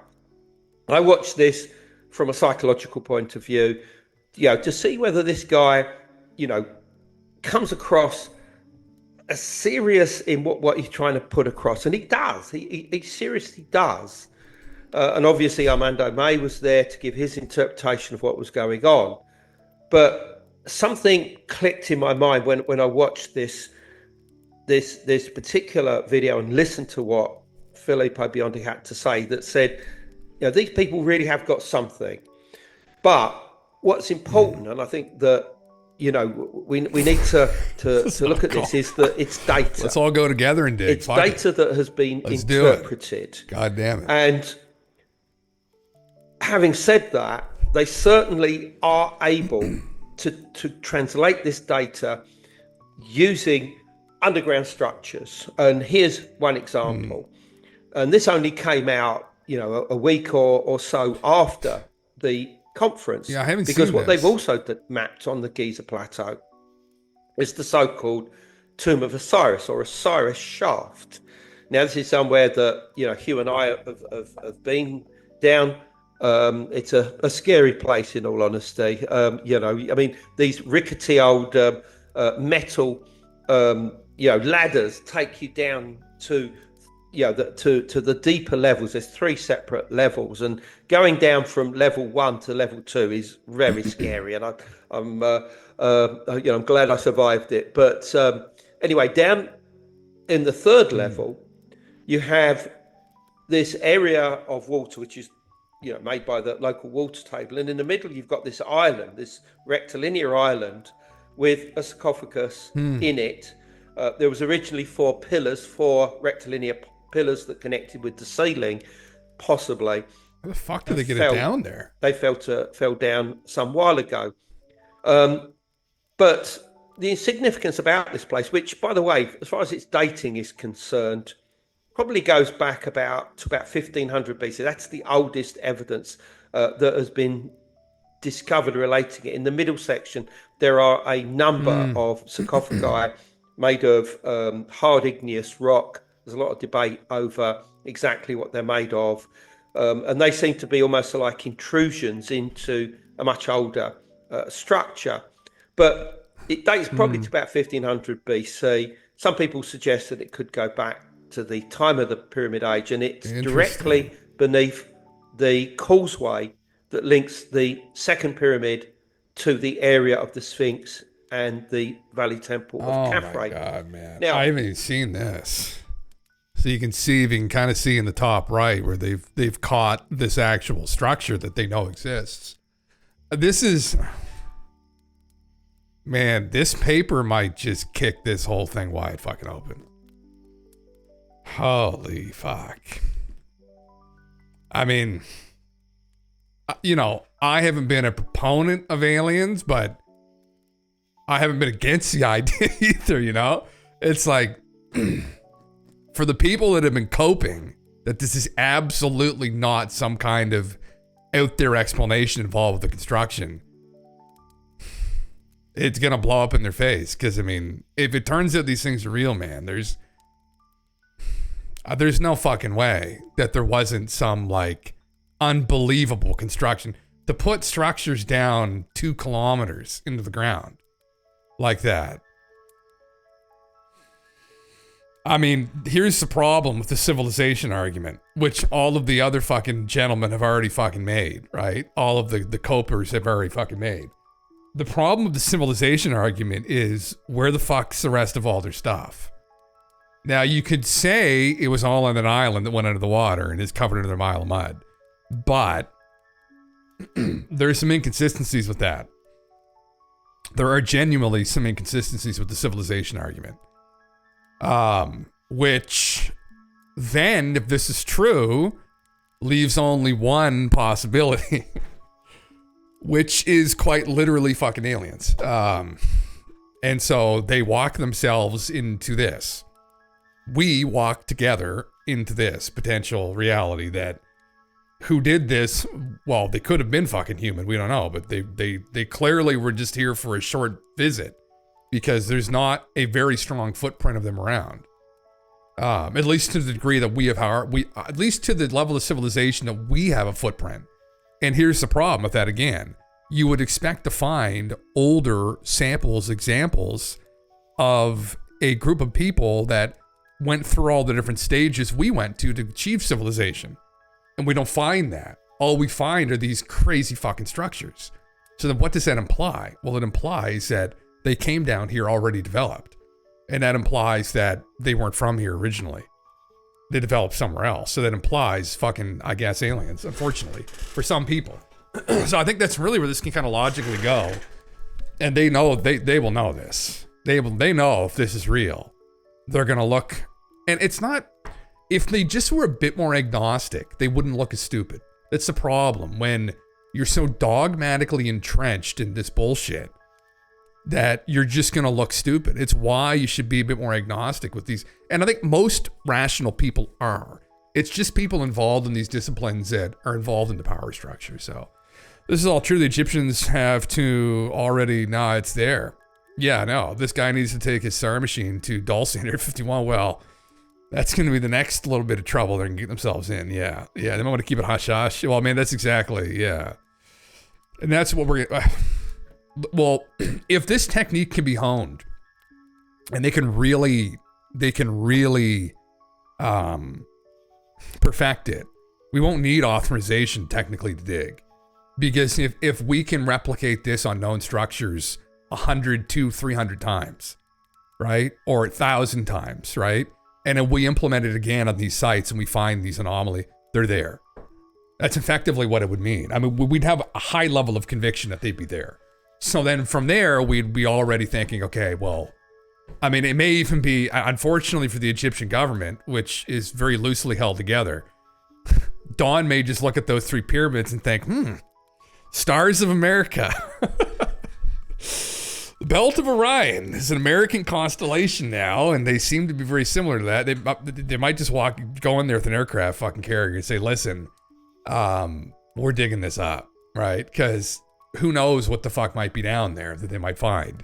Because if, again, when you think about it logically and you've gone through their arguments for why there probably isn't an advanced level of civilization to our level of advancement in the past, at least in the recent past, like the last 100,000 plus years, or even a bit longer than that, since we've been digging into the ground, then we're dealing with aliens, yeah. And so then that the whole different, who knows what's down there? There'd be artifacts down there.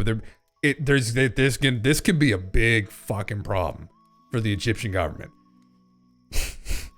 I wouldn't want to be them if this turns out to be fucking true, man. Jesus Christ, yeah. Yeah, whoever hands him the biggest golden cock gets to dig the site. Just unbelievable shit. On the left, you've got a schematic view of it.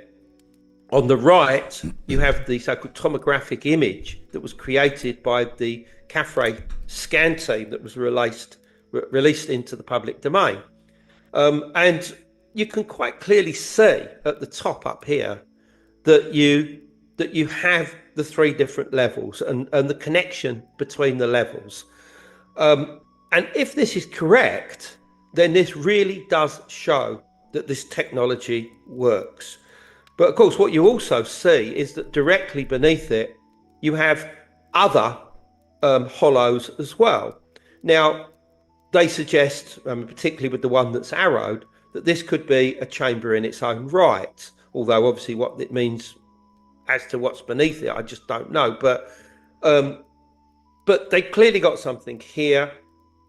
And if what you see here is an interpretation of the Osiris shaft, then the technology works. But the big question becomes, how far down can it go? Can it really go, 648 meters, 1 meter, possibly even 2 kilometers, or 1 kilometer or 2 kilometers beneath the surface? Or can it only go down, I don't know, let's say, 50 meters or something like that? Man. And the reason why I say 50 meters is because you have the water table there. The water table comes all the way up to the 3rd level of the Osiris shaft, which you can clearly see here. This is the water table as it is today.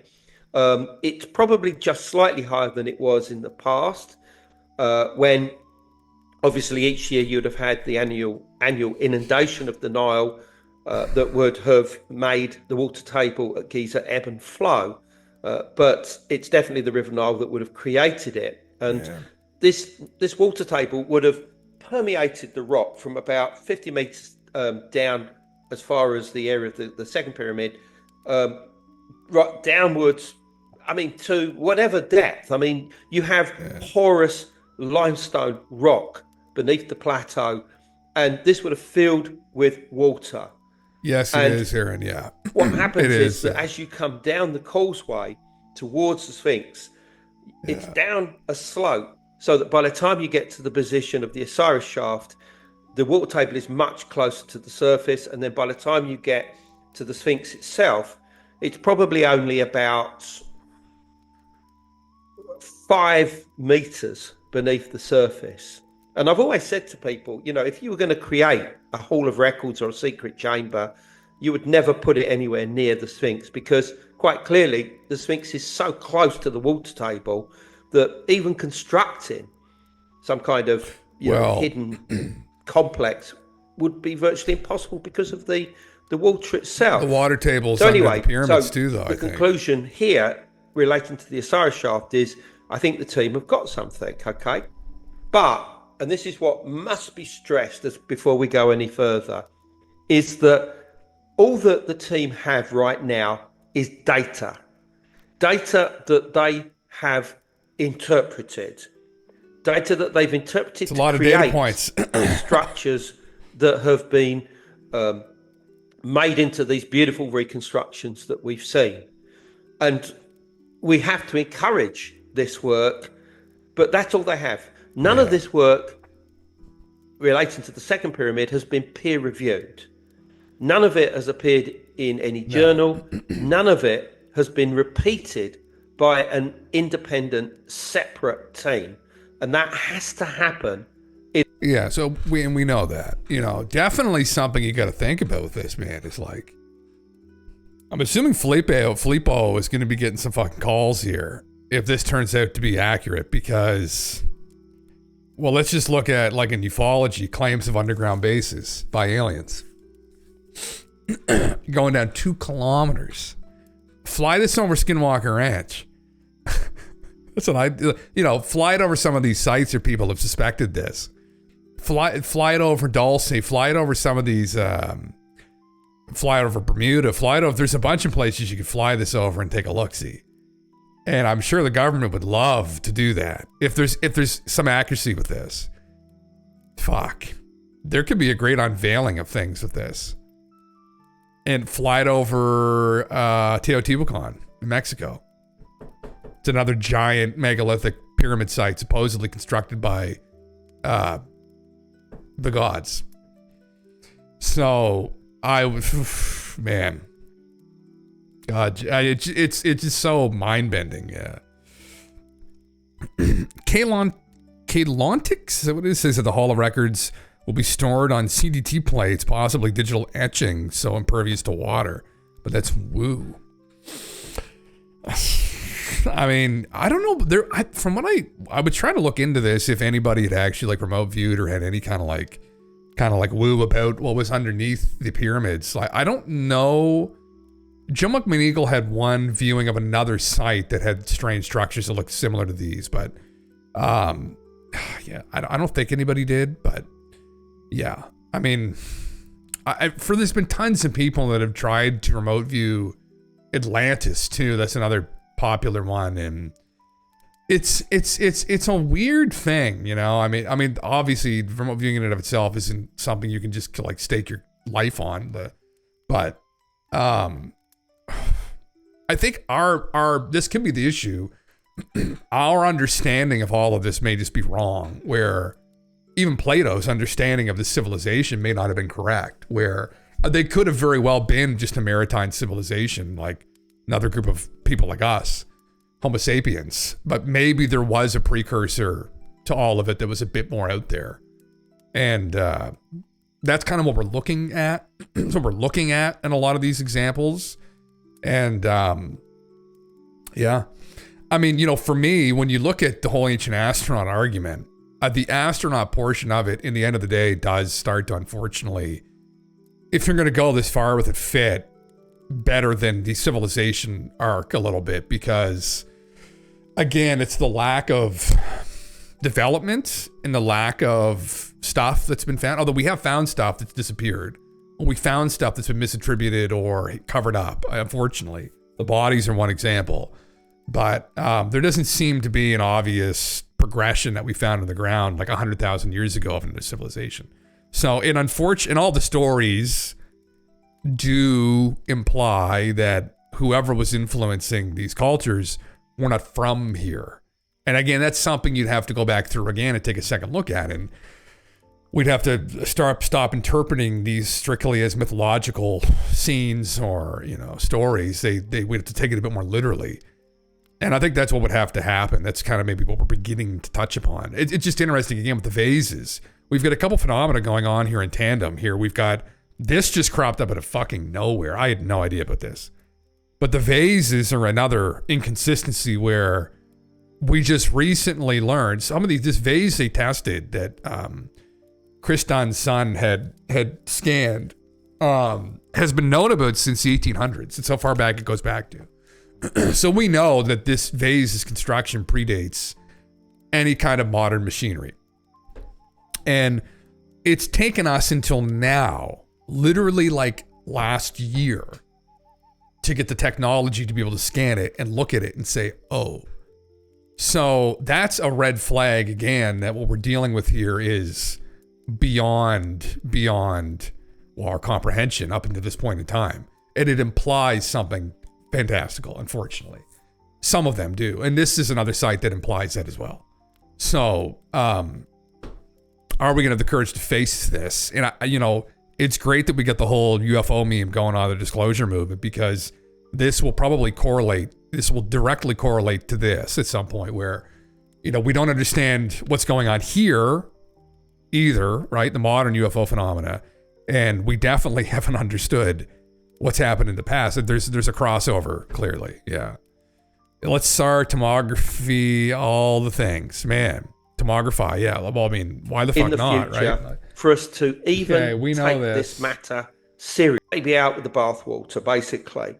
Sorry, let's go back to this. Now, this is an image that I did of the geology of the Giza Plateau in the past, which appeared in one of my books. And you can see that there are various different layers, geological strata, on which the pyramids and, of course, the Sphinx sit. And all of these are sedimentary rocks, soft sedimentary rocks that are very porous. Water would flow through them, creating fissures, creating caves that would permeate the plateau. And the trend, as they say, of these fissures, these caves, minor faulting, is generally northwest to southeast. Okay, so that's from sort of this area across to there. You can see obviously the three pyramids there. the Tomb of the Birds, which is on the edge of one of the rock strata, which we'll come on to. This area here is called Jebel Gibli. There's a very important well there called Bir El Saman, which is in the cemeteries, the Muslim and the Coptic cemeteries there. And obviously the Nile Valley goes there. And we know that in the past, the River Nile came, or one branch of it came really close to the edge of the plateau. So this is basically what you find. So what we know is that there is a cave system underneath the plateau at Giza, and the entrance to this, or certainly the only official discovered entrance to it, is what we call today the Tomb of the Birds, which the official name of it is NC2, North Cliff 2. And as I said, it's there. Okay, you can see where it is here. Okay, now today it almost sits beneath a modern restaurant, believe it or not. But when myself and Nigel Skinner Simpson did our work there in 2007, 2008, I mean, we had to go through a hell of a lot to get over there and hire camels and get him a big pilgrimage. And it was the end of a five-year research project that we'd done, deep into the ground, looking into the work of Howard Weiss, his engineer colleague John Shea Perring, who went into the tomb and found bird mummies, which they reported. And it was this that initially took my interest, because I'm thinking bird mummies suggest some kind of bird cult. And the most obvious bird cult would have been of the local god of the underworld associated with Giza from a very early time, who was Sokar, who's generally shown as a hawk-headed individual. I was hoping there'd be more data, but I guess not really.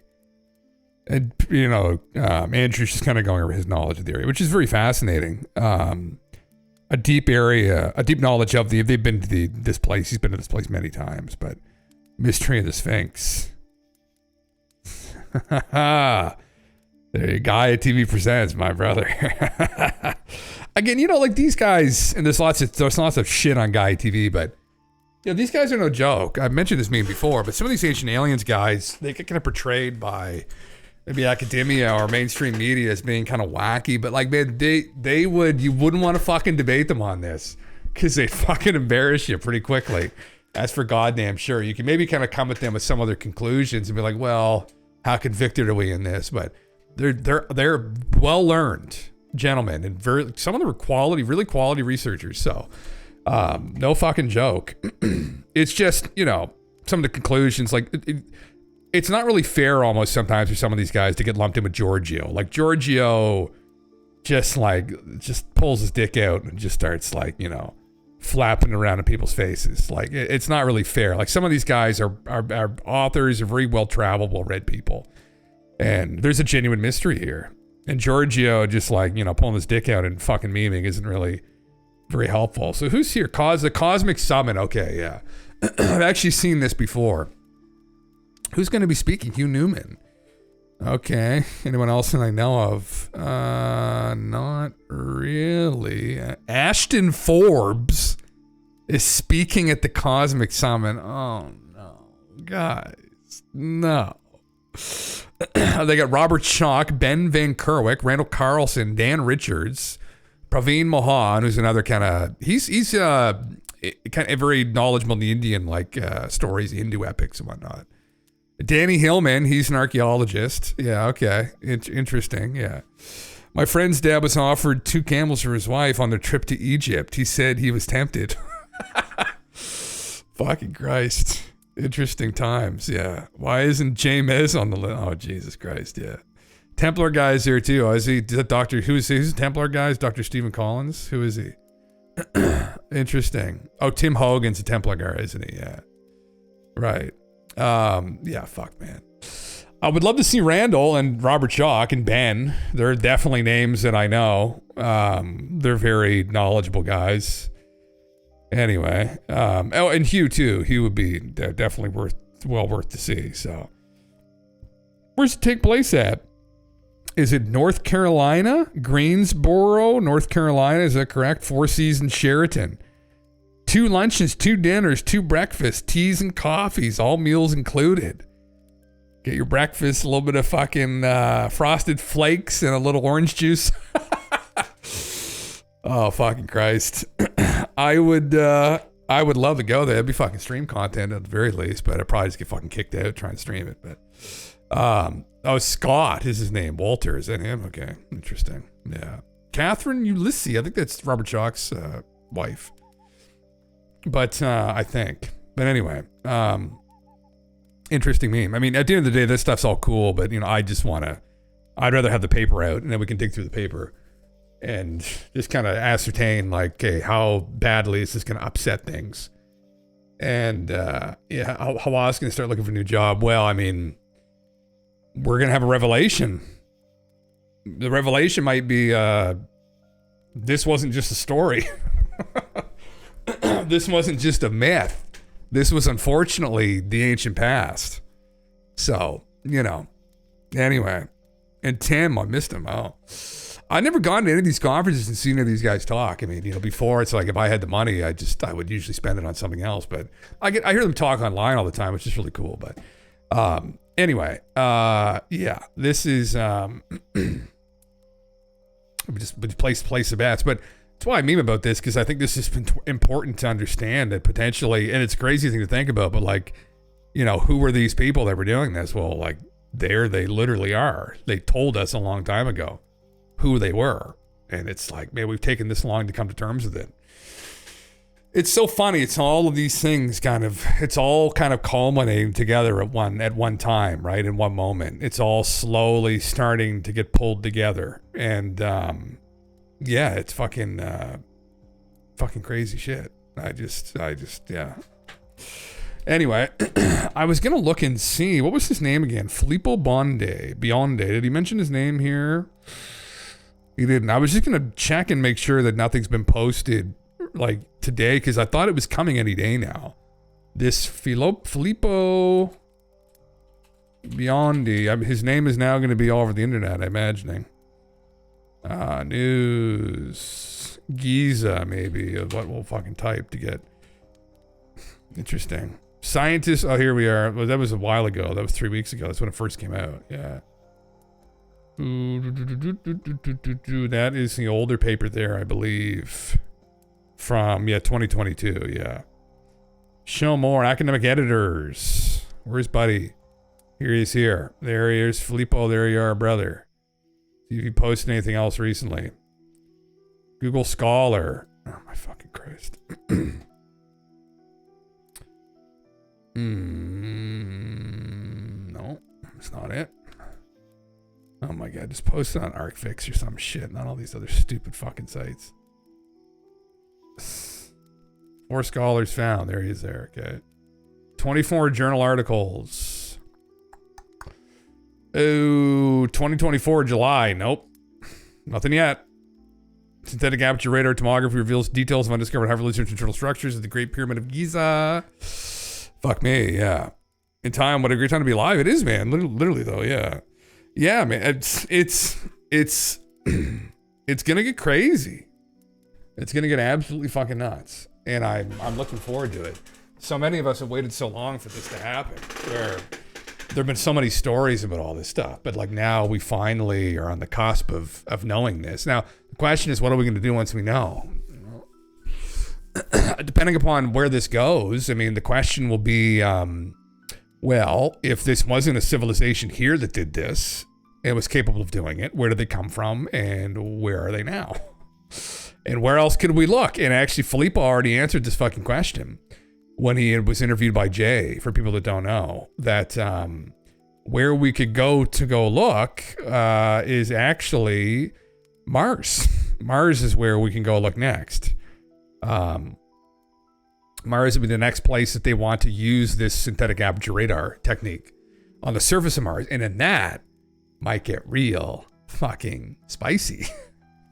Because maybe there's some things under Mars that were once on top of Mars and now are underneath Mars. And then that's where I think that's when this whole thing will just get blown wide the fuck open. Like it'll get gaped right apart. I mean, that's my fucking prediction personally on it. I think it's going to. I think that's my bet as to where I think this is going to go.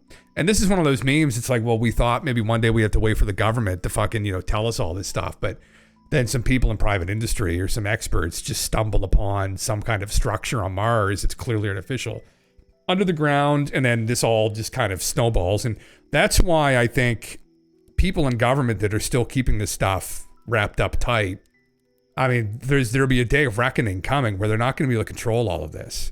And if they don't want a catastrophic disclosure, they're not going to, this isn't 2036. No, it's like, we're looking in the next couple of years, especially with AI. Like, man, you get like a year or two before this starts to spiral. So yeah. Those circles are also on the cylinder seal. Were they actually? Where did you come from? Where did you go? Where did you come from? Continent advanced alien builder civilization, brother. Nibiru, of course. Nibiru, of course. Yeah, I don't know. Well, I mean, like, and then that's the Planet 9 meme too, right?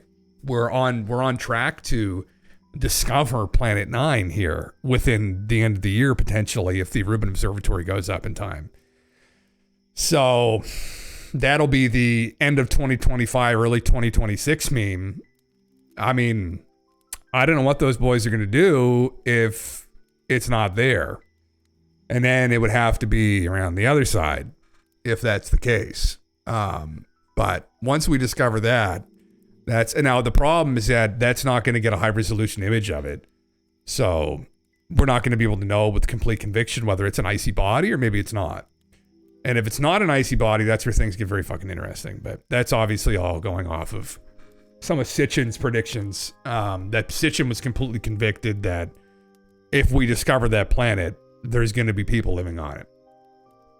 He made that call because he's that convicted in this shit in ancient history. So I don't fucking know. I don't know. I just brought it up here and memed on it because I just there's a bit of an intuition, but it's kind of this connection to some of this shit, I'm just very fucking curious. I'm very fucking curious. So, but anyway, that was kind of interesting. I was hoping to be kind of more, but I guess they're just kind of memeing on it and communicating, what they think about all of it and whatnot. I've got a couple other things up here. This is, it's kind of unrelated to it a little bit. What else do I have up? I've got Billy Carson. I don't know what the fuck this was about. I just literally saw this before I came on. Check this out at the Museum of Gold in Lima, Peru. There's a skull that screams ancient genius. It's over 1,600 years old and a testament to the wild world of Inca trepanning. These folks knew how to get down to business, literally cutting into skulls and sealing them up with gold. That's right, gold. And guess what? The fact this individual survived with healed bone as proof just showed how far ahead the Incas were when it came to medical practices. It's mind-blowing and downright fascinating. I don't know what we're seeing here. Was this done when this individual was alive? Do we know that with conviction, or was it done after he was dead? Okay. Billy makes claims sometimes, and I'm just like, forbidden knowledge. Holy fuck. Fuck yeah, bro. Fuck yeah. Anyway. Website, IMDb, wiki. He's living that life though, man. He's probably got that fucking Bugatti. Like, I'm here poor as fuck, so like I can't say anything, Billy, I guess. But anyway, interesting. I'd never seen this before. I don't know if it's true or not. Yeah, Nibiru, we can blow that shit up and make 2 planets heading towards Earth, brother. And then that's the other problem. Is there something to do with it? But yeah, I just don't know. That's obviously a conversation for another time. That whole fucking meme there. Yeah, I just fucking, I don't know. I think probably, what's this about? This is kind of more interesting. I know this was the metaphysical. I want to kind of watch through one of these actually, because we were talking about this earlier. They've got 2 videos, though. I don't know which one to fucking go through. I always just want to hear what the remote viewing was. I just want to hear if someone did remote viewing of something woo. I just want to know what the fucking remote viewing was of it. Guardians, threats, or something else. Who are the men in black? Real accounts of paranormal mystery. That'd be kind of an interesting one. God. After a UFO sighting, witnesses have I can imagine this is it here. Men wearing. Hold on. I hate doing this, but just give me a second. I just want to see what the fuck. I'll spoil it, but. It's very dangerous and very dark. And that's how it's always been within the UFO world. It's always been that way. It's always been very dangerous if you get to a certain place. Always. People have disappeared. People have died. Literally by the hands of the people that hold this in the highest level of classification. Those are the people. Those are actually the people that you have to be worried about if you get too close to reality and truth on this and you have a large audience. You have to, right? So now what's happening is that the Disclosure World Project is trying to contain and control and take over the narrative and pull it away from people like us, from people who are doing, other people who are doing legitimate research. Because in the past, it was like, I'm just going to make a newsletter and I'm going to advertise the newsletter in the back of newspapers across the country or something, right? In magazines. Sign up for the UFO Newsletter Guild, right? Was that Send me your viewing stories, or no? stuff like that, you know? And so, like, someone like John Keel, for instance, was putting all these pieces together and seeing patterns across the country because of doing things like this and being a reporter and getting... John, where the fuck are they from? Are they real? Keel. What did the fucking boys and girls say when they fucking reviewed it? Oh, I love it when they they break up the video and they have like all the fucking, you know, they can show you, oh, this is a part here. I love that because then I can skip all the other stuff. Are you convinced John's team figured out the truth with the Men in Black? Oh, okay. Oh, yes. Where's the data at, brother? We know the history. I want the spicy meat. You still do have it, and that definitely falls into the very high strangeness category in the things that we have viewed surrounding it. So it could be, we just didn't see it. We saw something a little bit different. So there are lots of different, obviously, like lots of different psyops that use these sorts of things. And what we viewed, you know, we viewed some of the cases, like I had said before, that were like the supposed origination story that was more of a terrestrial type thing. It didn't have the alien-ish side. So around the whole Mothman, like you had a lot of Men in Black encounters. You had people who would get strange phone calls, ask strange questions, or ask for people that didn't even live there. And then weird sounds on the line, high-pitched sounds and clicking and stuff like that. And then even those sounds would happen around their houses, where they'd hear these sounds.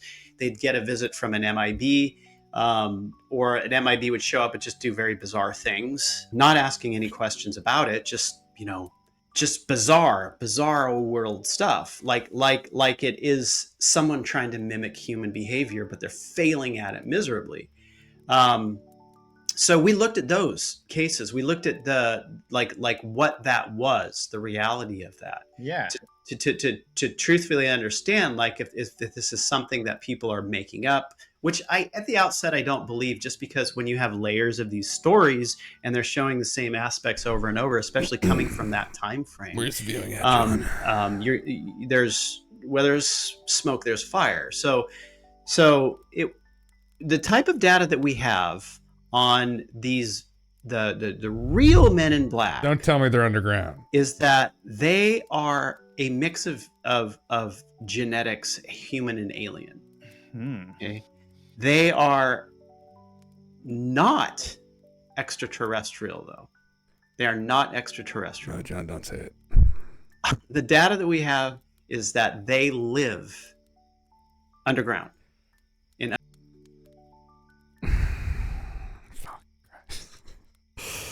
Oh, this guy. Oh, John. God damn it. Oh. Didn't I fucking say this? Holy fuck.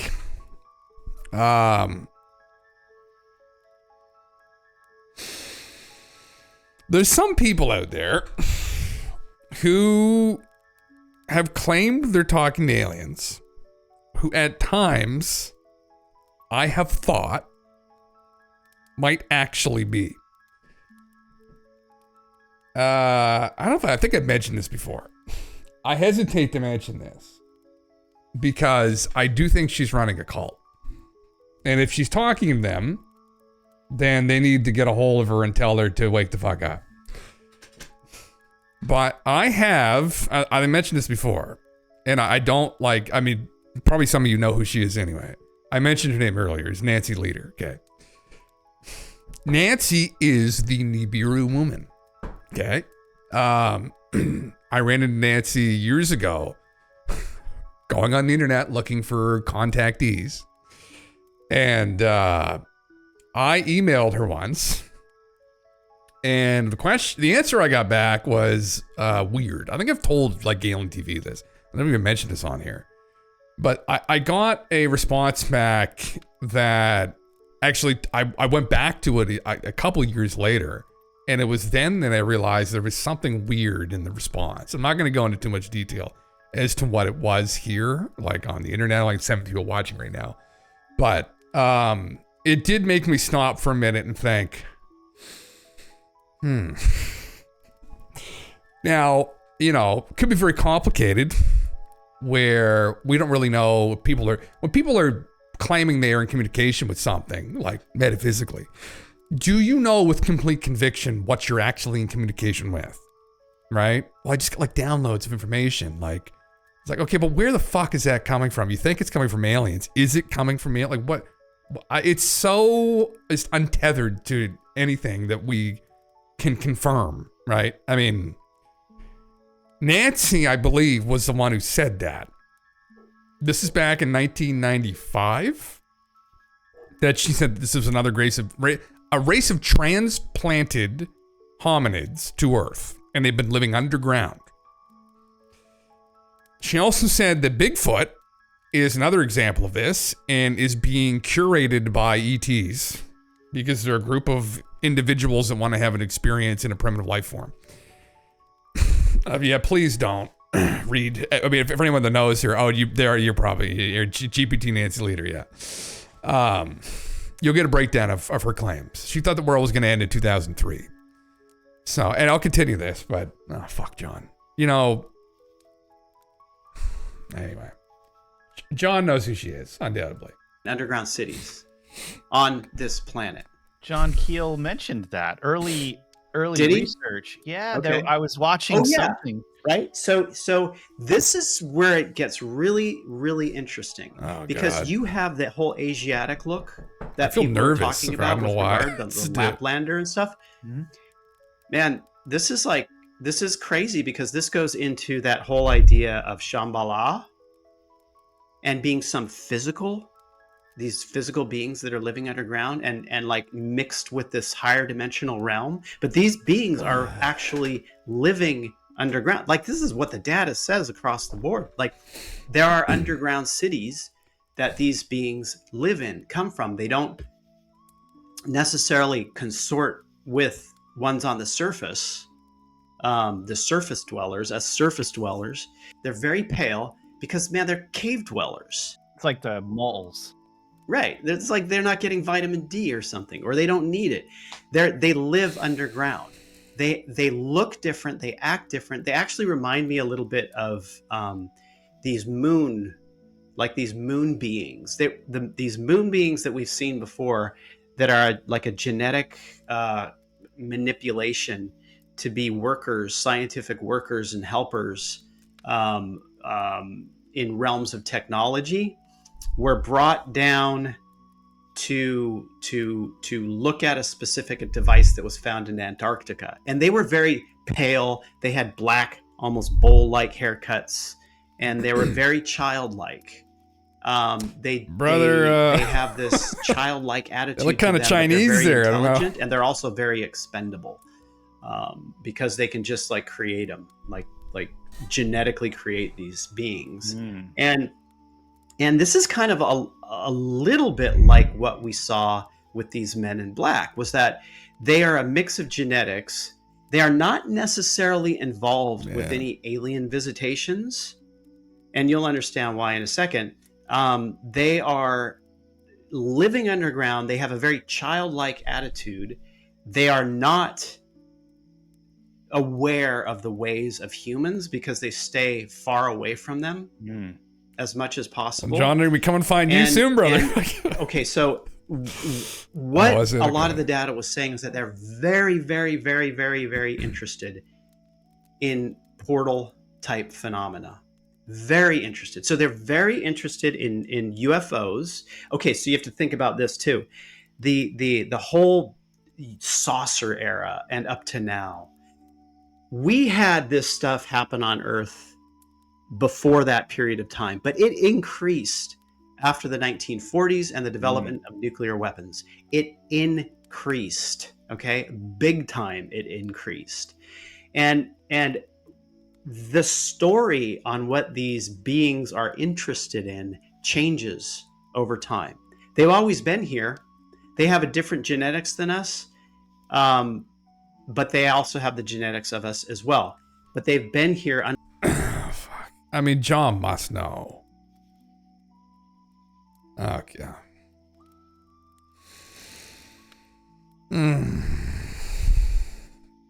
I mean, there's this theme though, right?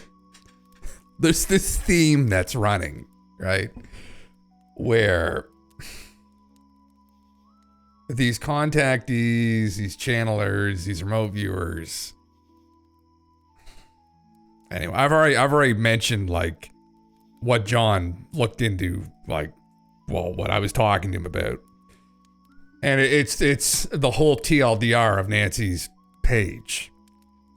Right?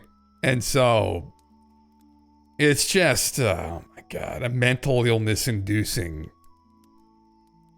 scenario, really. And just not something you want fucking even entertain.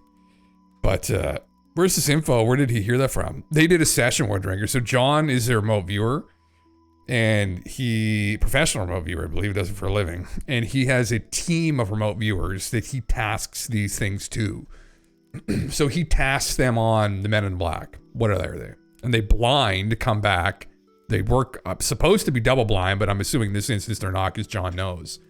But they'll look into this and come back with, and they'll take all the data they get and they'll put that into this narrative. So someone will have it underground. They're human, kind of humanish. You know, they're very pale, and they'll thread together this narrative from all this. So, God damn, new Kanye West lore just dropped. Do not check it out. Why? About what? What is it? I mean, I don't know. It's just interesting for me because, you know, there's just some things over the years that I've come up on where I thought, interesting. And then John, I'm assuming this is real and he actually did remote viewing, didn't just go online and read the same things I read. Link it in the Discord, Golf. You got it, man. I'll look at it there. Why? Is it fucking bad? Fucking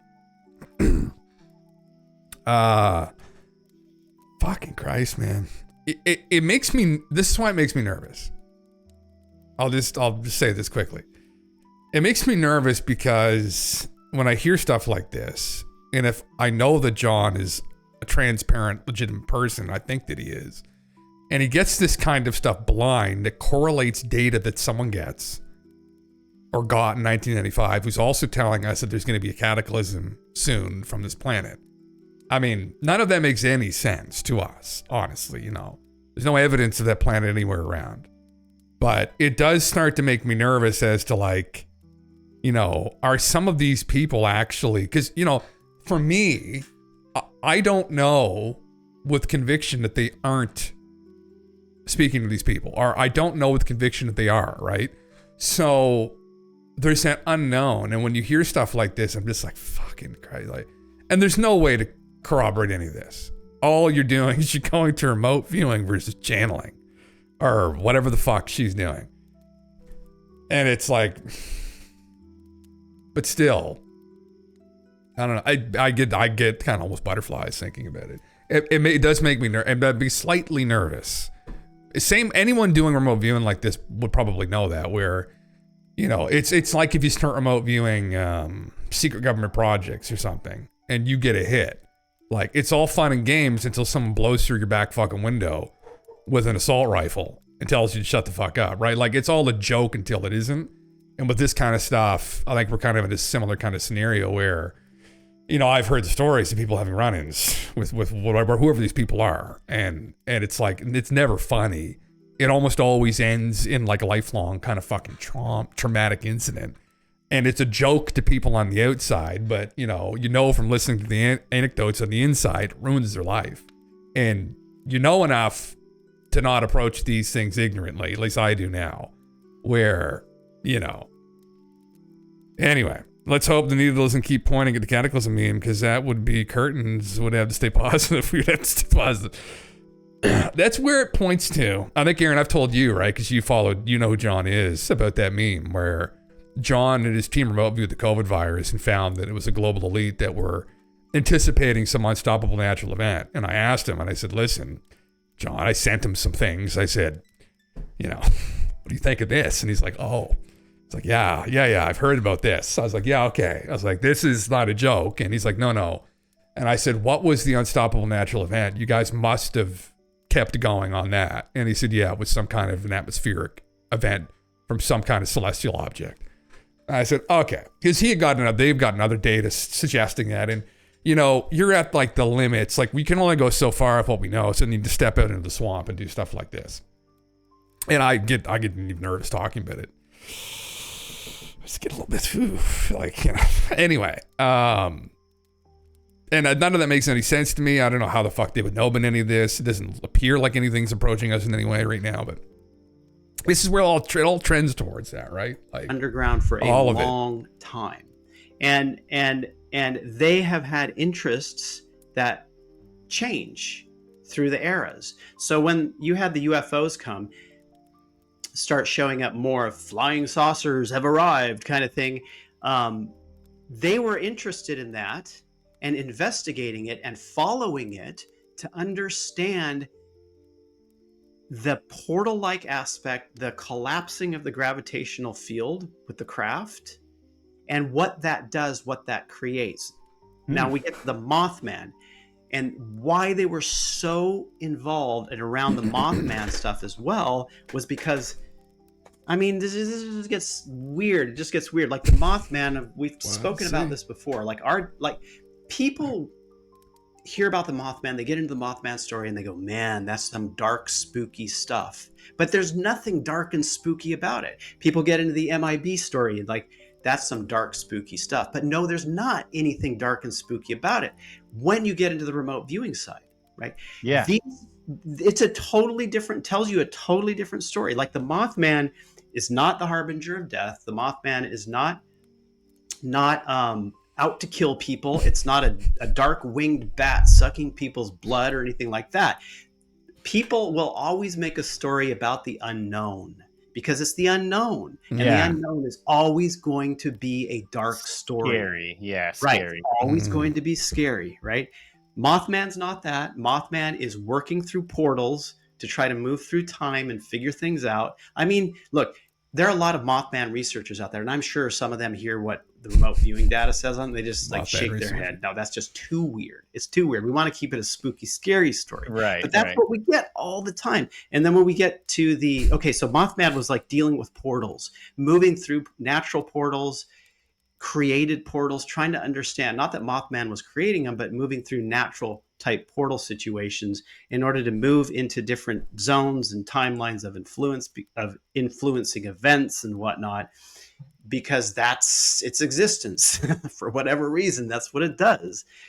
When you get to the MIB stuff, that's what they were interested in. They're interested in, at least in that period of time, was to understand, to look through a lens of something that they have never been able to look through before, and to follow the path of that, to investigate it, to finally hone in on what it looks like through that lens, through the lens of a dimensional portal, through the lens of a portal to another realm. What do we think angels look like? We had this like archetype in our heads of like people with wings and shit, or like the Anunnaki. What do we think actual like interdimensional beings look like, right? We think the angels look like just like Brad Pitt or Henry Cavill with fucking wings. No, brother. It's fucking Mothman. It's fucking actual IRL fucking angel flying through dimensions, right? Just some fucking bug man fucking like, what the fuck? Like, surprise. Not as pretty as you thought, right? Like, what the fuck? What? Crazy shit, right? God damn it. Yeah. Mothman might be fixing Portal Harm. Yeah. God damn it. Yeah. Unbelievable. Wanting to move through a portal to another place because that's what they were interested in. And so their intention, at least in the stuff that we saw, was not to shut people down, was not to curtail anything, but literally was to get close to the people who have had the experience and seen it, because they're telepathic and they read energy and whatnot, to see what sort of things can help them begin to identify how they themselves can get involved in that whole business and scenario to understand it and look through that lens. And their whole thing was not, they don't understand humans, obviously. They don't understand humans, but none of them were vile about it. None of them were killing people or trying to kill people or scare people. They had more of a heart-centered kind of thing going on with them, right? And that's one of the interesting things that we find with this sort of like portal underground thing, and a lot of mode is ridiculous.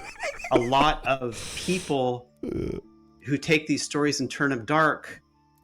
When we view them, they are not that. They are like very heart-centered beings. They're just going about something in a way that confuses the heck out of us. Yeah, because it's that we have no understanding about. Right. So well, and what's strange, John, is that I really want a chance to look into this. But if that 1665 sighting was legit,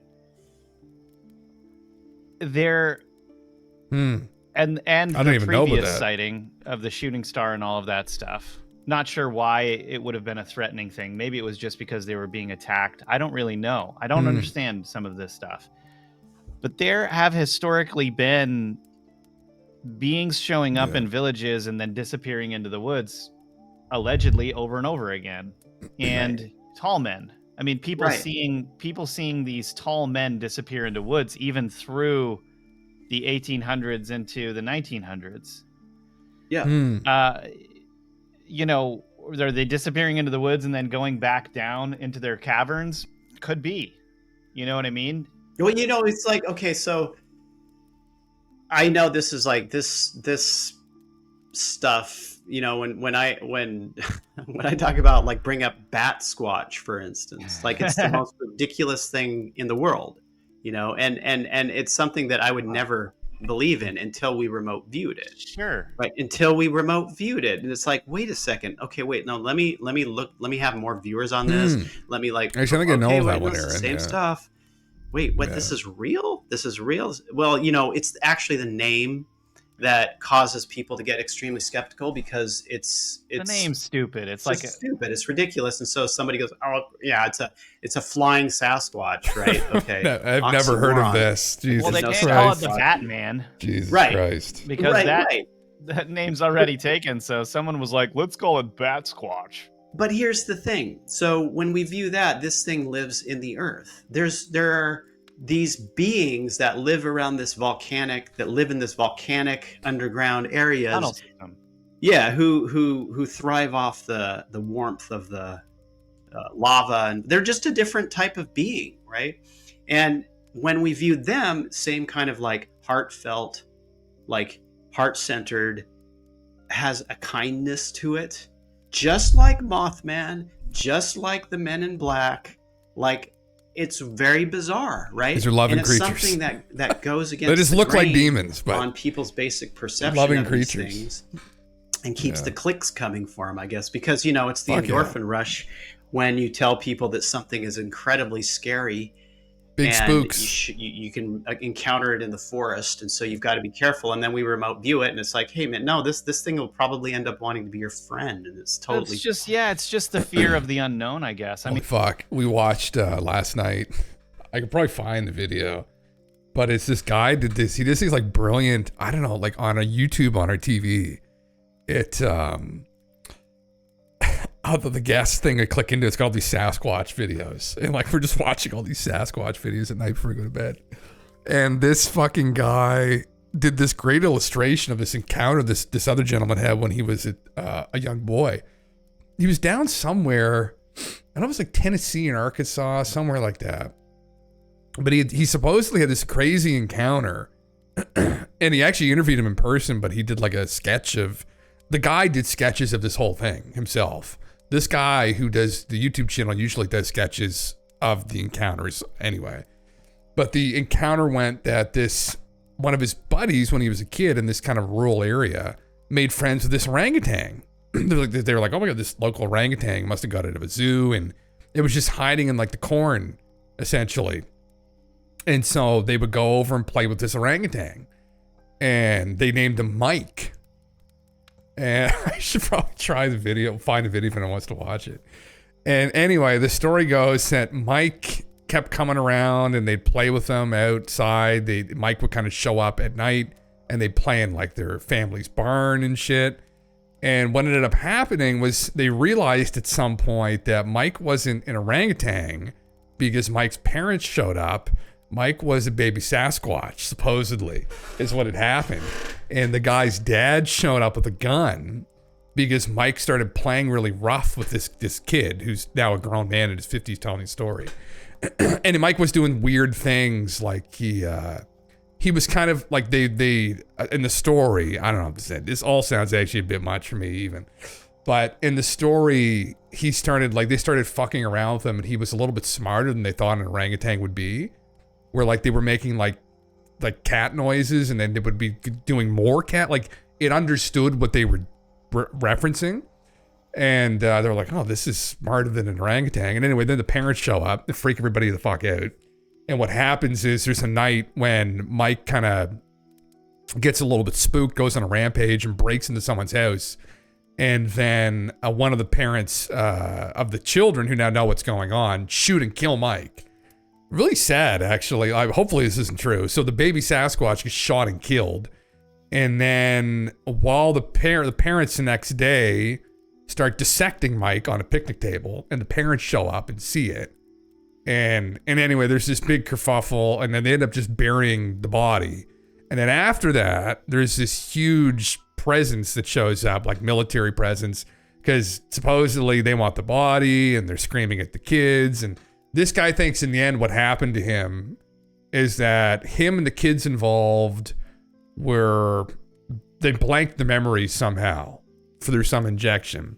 And then the parents, they just threatened, like, we'll kill you, shut the fuck up, whatever. And it all sounds like I'm not like huge into Sasquatch lore and memes and stuff, but it was an incredible story at the very least. But it was nuts. I'd never heard anything like that before.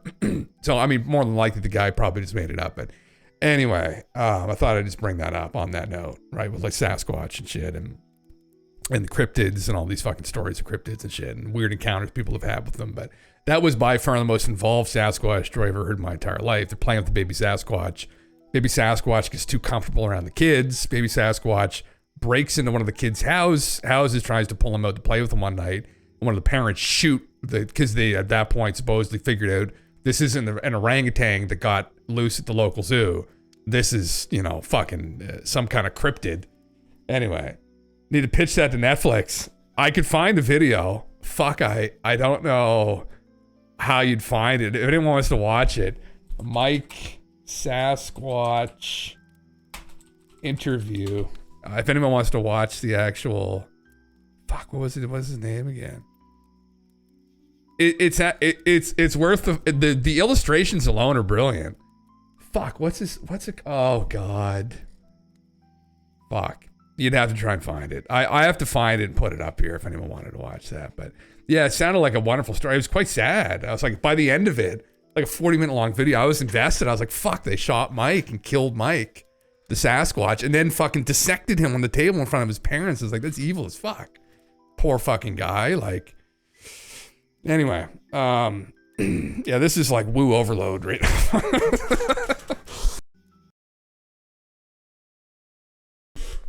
Even my computer said enough. It says that's enough for tonight, Jimmy. You've fucking gone way too deep on this now. You're fucking like neck deep in this fucking shit now. Anyway, yeah, what a fucking meme. Very interesting. I must have backed it of the John Pavanko's video. So much fun. Yeah, slop is thick tonight, brother. It's almost too thick to swallow, but we get it down, right? Just a little bit of whiskey, a little sip, that'll fucking get it down. But anyway, thanks guys for coming around.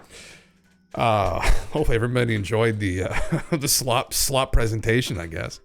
Yeah, listen, I'll be back on tomorrow. I might be playing, I hope I'm playing Oblivion tomorrow night, actually. So when the remake drops, I'm going to play it here on stream. So some people may not want to tune in for that, but I am going to be, just because everyone's going to be playing it. And I'm going to be playing it anyway because I want to play it, but I'm going to stream it too because it's going to be, I love the Elder Scrolls. So, fuck, man. No, I died. It's not plugged in.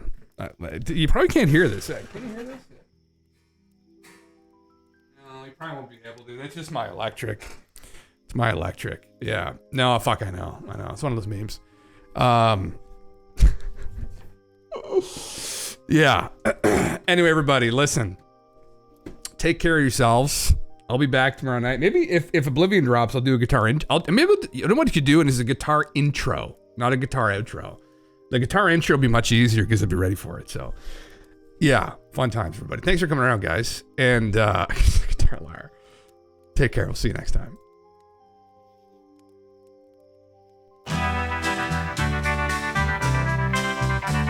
It's 7 in the evening and everything is fine. I'm not expecting visitors, so I can stream all night. I'll take my stream deck out from where I'm playing Fortnite. We'll play until the morning. At 3 a.m. we hear him again from the sound of the submarine. It's Jim Russell. It's Jim Russell, the commander of Island 49. The guardian of the ancient keys, the keys of Atlantis mysteries, Atlantean secrets, Atlantean secrets, the keys. My dudes, let's follow in order to let go. Distorted echoes, the mysterious magnetic fields. Atlantean seas, Atlantean seas. We have to swim through the ocean, the periscopic deception, ancient doorways that tremble before the subterranean castle. He calls us, my dudes, robots and erudites. 'Cause at 3 a.m. we hear him again from the sound of the almond shells. It's Jim Russell. It's Jim Russell, Union leader of Sorceric Knights. And he parts in the breaking dawn.